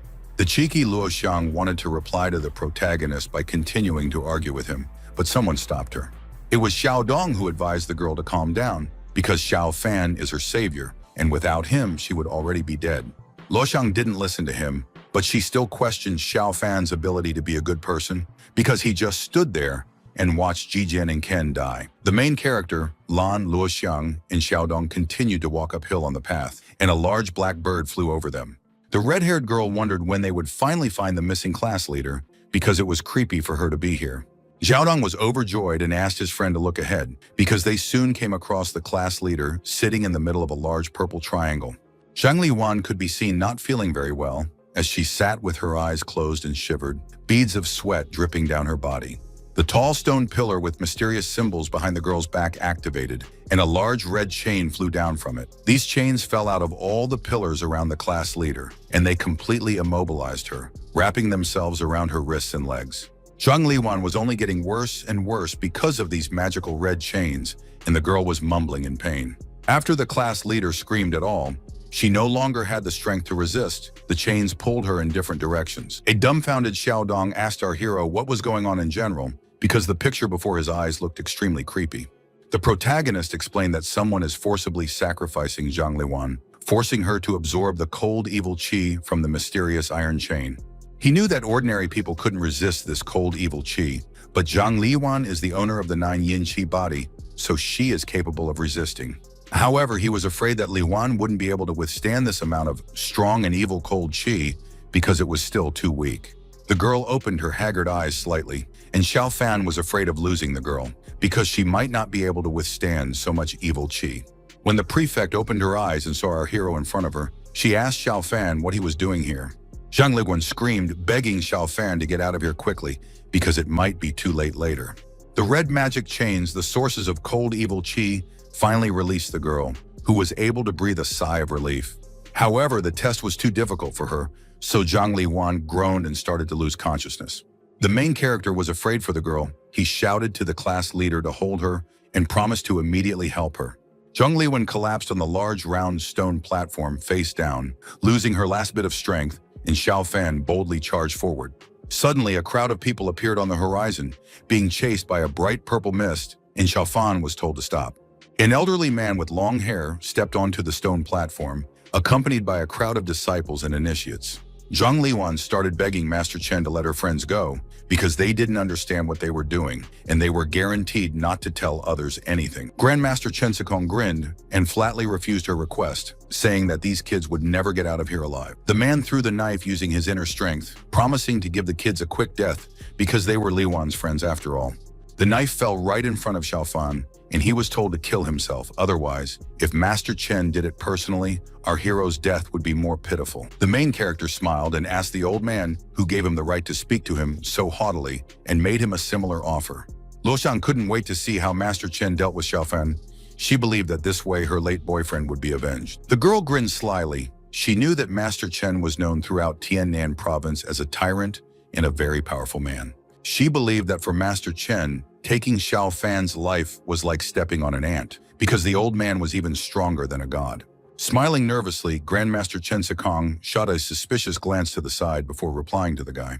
He confessed that he knew the strength of our hero because his disciple Yin Feng was defeated by Xiao Fan, and the guy killed the mountain spirits without any problems. Master Chen turned to Luo Xiang and made it clear that he knew what she really thought of Xiao Fan, since he hadn't bothered to save her boyfriend from death. The old man asked the girl if she really wanted to take the life of the main character in order to avenge the death of her beloved boyfriend. The red-haired girl didn't answer him immediately. She hesitated, weighing the pros and cons, sweat running down her face from exertion. She still decided to ask Master Chen to take Xiao Fan's life to ease her hatred. After all, the man just stood there and watched her boyfriend and Ken die. Master Chen replied that an ant like Xiao Fan was not worthy to die by his hand, so he decided to give Luo Xiang a chance to carry out his revenge. The man slapped Zhang Liwan on the back so that the girl coughed, and a small black ball flew out of her mouth. A small black ball fell to the floor and rolled. When it stopped, the sphere began to emit a bright purple light. After taking the sphere from Zhang Liwan's body, Master Chen went over and took the ball, and the exhausted girl fainted. Grandmaster Chen Xikong threw this magical black bead at Luoxiang, asking her to accept it.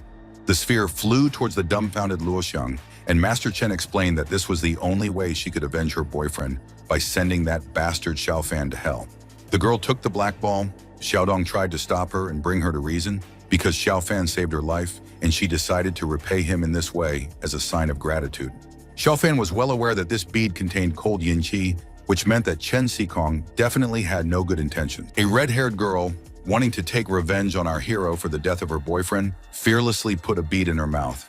After that, Luoxiang silently swallowed a pill containing a large amount of cold evil yin qi energy. The bead in her body took effect immediately, and streams of bright purple light enveloped her body, giving her new strength. The red-haired girl raised her hands and shouted, wishing for the power of 100 ghosts. The former classmate of our hero threw her arms out to the sides and continued to shout at the whole mountain. The energy flows around her, only intensified.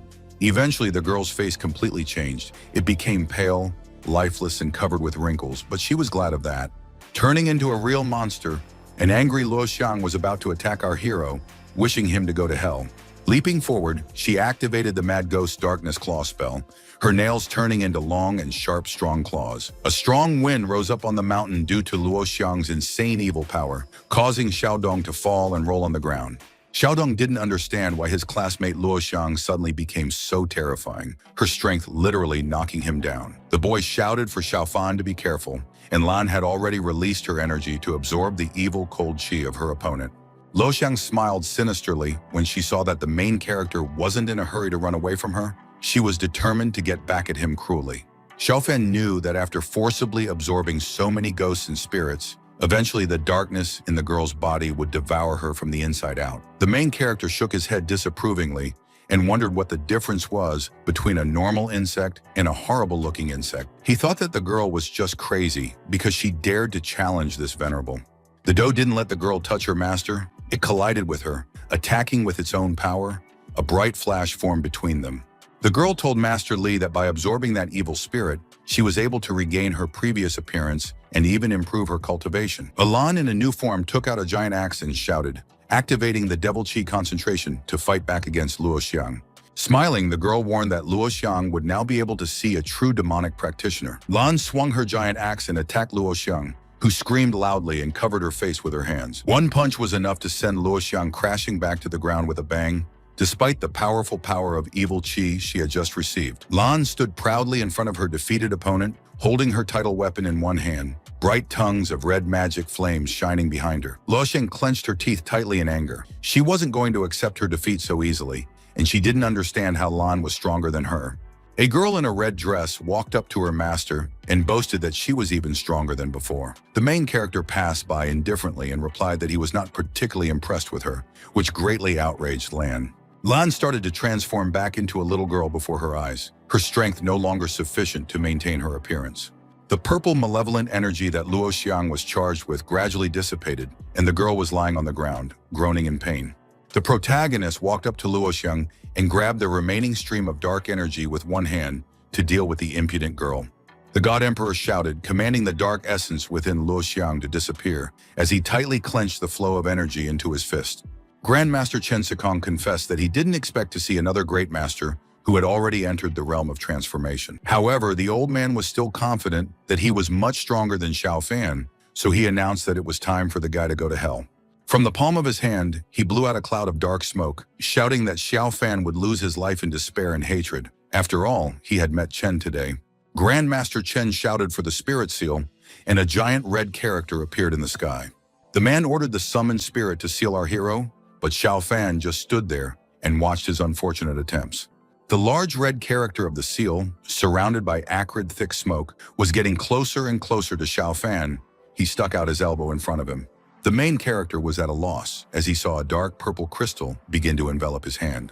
In the end, Xiaofan's entire body was sealed in a large crystal, and Master Chen made sure that our hero was no match for him.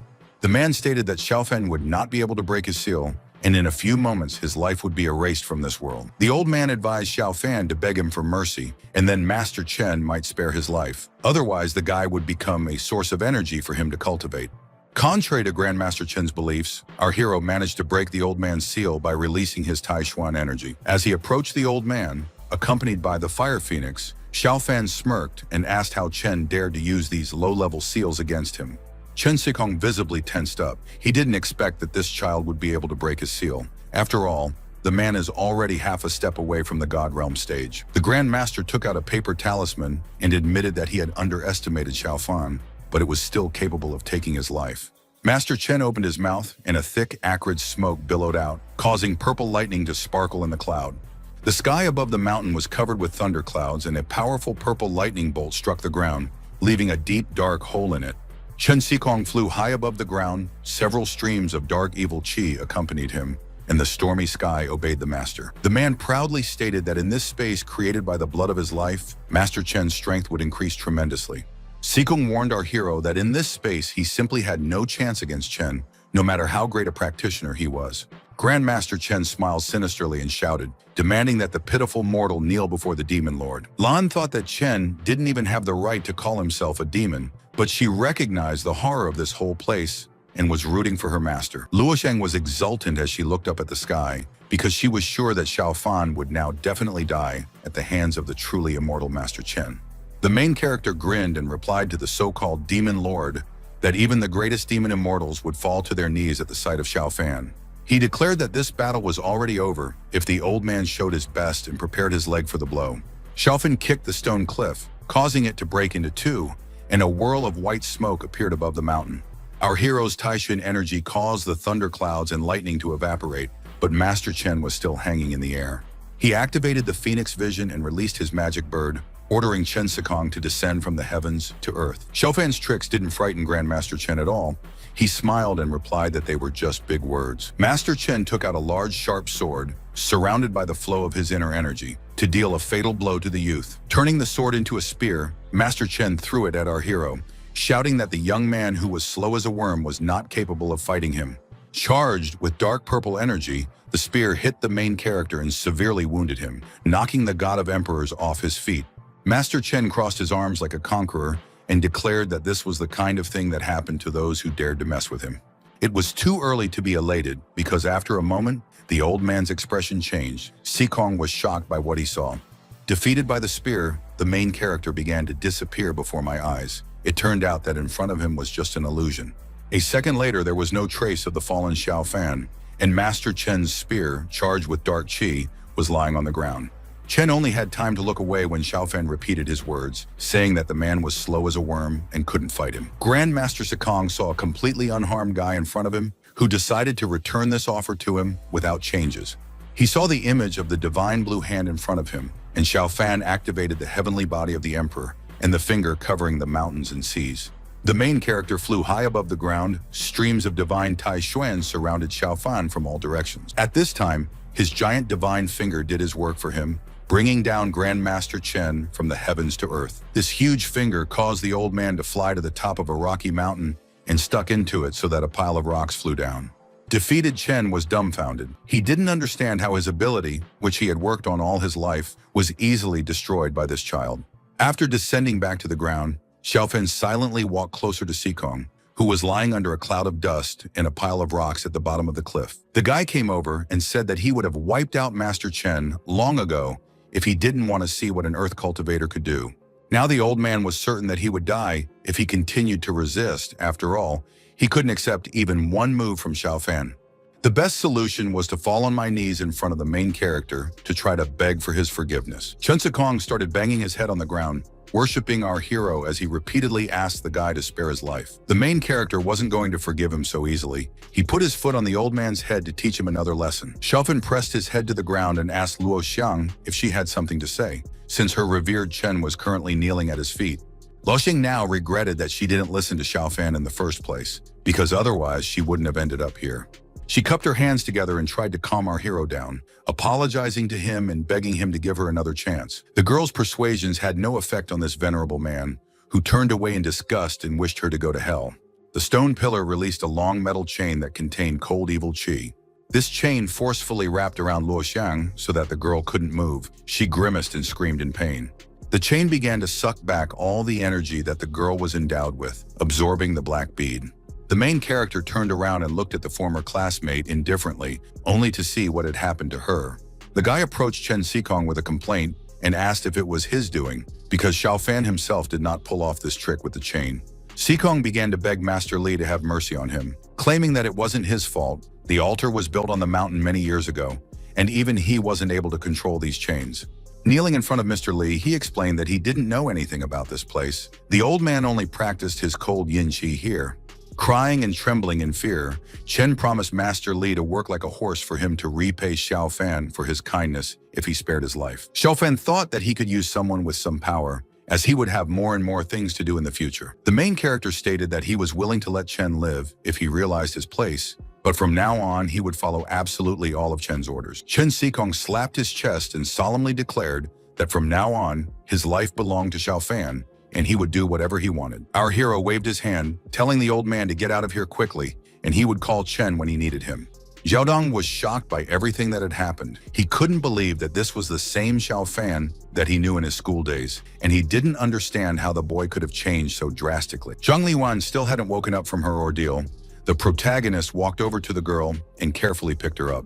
The guy brought the black pearl to her mouth because it is the original essence of the mysterious Nine Yin Liwan body, and it is vital for her. Taking the girl in his arms, Xiaofan deduced that the secret of the Nine Yin body was much bigger than he could have imagined, and it was the bead that allowed Luo Xiang to absorb so many ghosts. Xiaofan realized that Sikong had used Nine Yin Liquan's body to absorb and refine cold qi energy for his own cultivation. But now the man would hardly dare to harm anyone. Zhang Liwan finally opened her eyes, seeing Xiaofan in front of her. She immediately thanked him for saving her.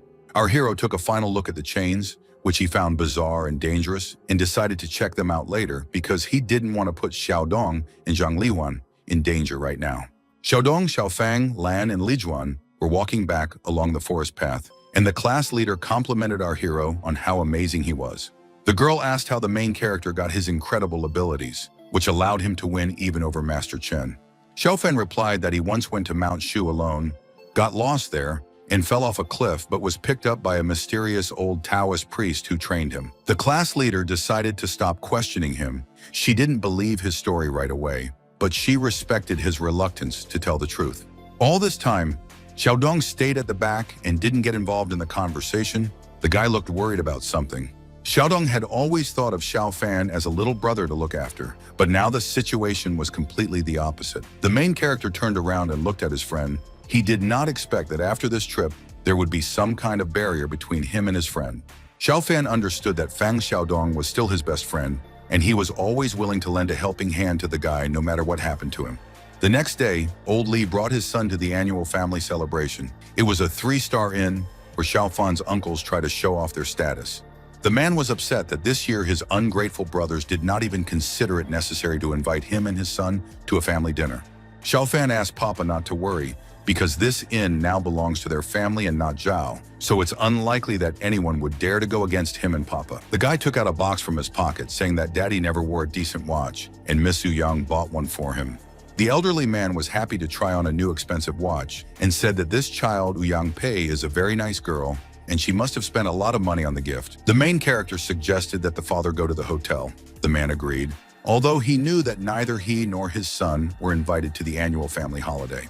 The Li family's family dinner had already started, and the rich members of this clan were sitting at the table, drinking wine and laughing loudly. Xiaofan did not hesitate to open the door to the hall where his relatives were gathered. The first thing he saw in front of him was a man in a leopard coat. This bespectacled man stopped laughing. His face disappeared from his smile. He just froze with a glass in his hand when he saw uninvited guests on the doorstep.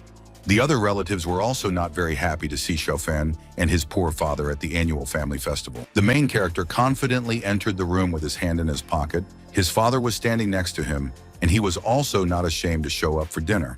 The uncle asked the third elder what he was doing here, because they were warned not to come, but for some reason they had the audacity to show up. Xiaofan remembered that in his previous life, his father didn't have the courage to sit down at the same table with these scum. But now he, Li Taishuan, is a respected figure in the immortal world who should be worshipped by everyone. The main character pulled out a chair for his dad to sit at the table, and he thought that these relatives would be honored to see Li Taishuan himself at dinner today. He guessed that this empty chair was probably reserved for Li Shuayun, but he was still in the hospital, so he couldn't come yet. The main character was about to sit down in his rightful place, but before that, he told Li Chenglin that this hotel now belongs to him. Xiao Fan crossed his arms and stated that he came here to eat, so the relatives shouldn't care. The whole hall burst into loud laughter. Absolutely all the relatives sitting at the table began to laugh loudly at our hero. Uncle Li scolded the third elder for raising his son, because it seems that everything Xiao Fan learned in Chuzhou was just blatant bragging. The man got angry and slammed his hand on the table, asking our hero how dare he call him by his first name and not address him as an uncle. Old Li asked his brother not to be angry. He put his hand on his son's shoulder and stood up for him, saying that Xiao Fan was telling the truth. The older man explained that his son wasn't what he used to be, so you shouldn't look down on him. Second uncle rubbed his eye under his glasses and laughed, asking his brother if he was really talking about Xiao Fan right now. The man in the leopard coat confessed that he wanted to save Xiao Fan's face, but let him not blame him for revealing the truth about our hero's life now. He confessed that he had heard where Xiao Fan actually worked, and that he was actually an intern at the school, earning at most 4,000 a month.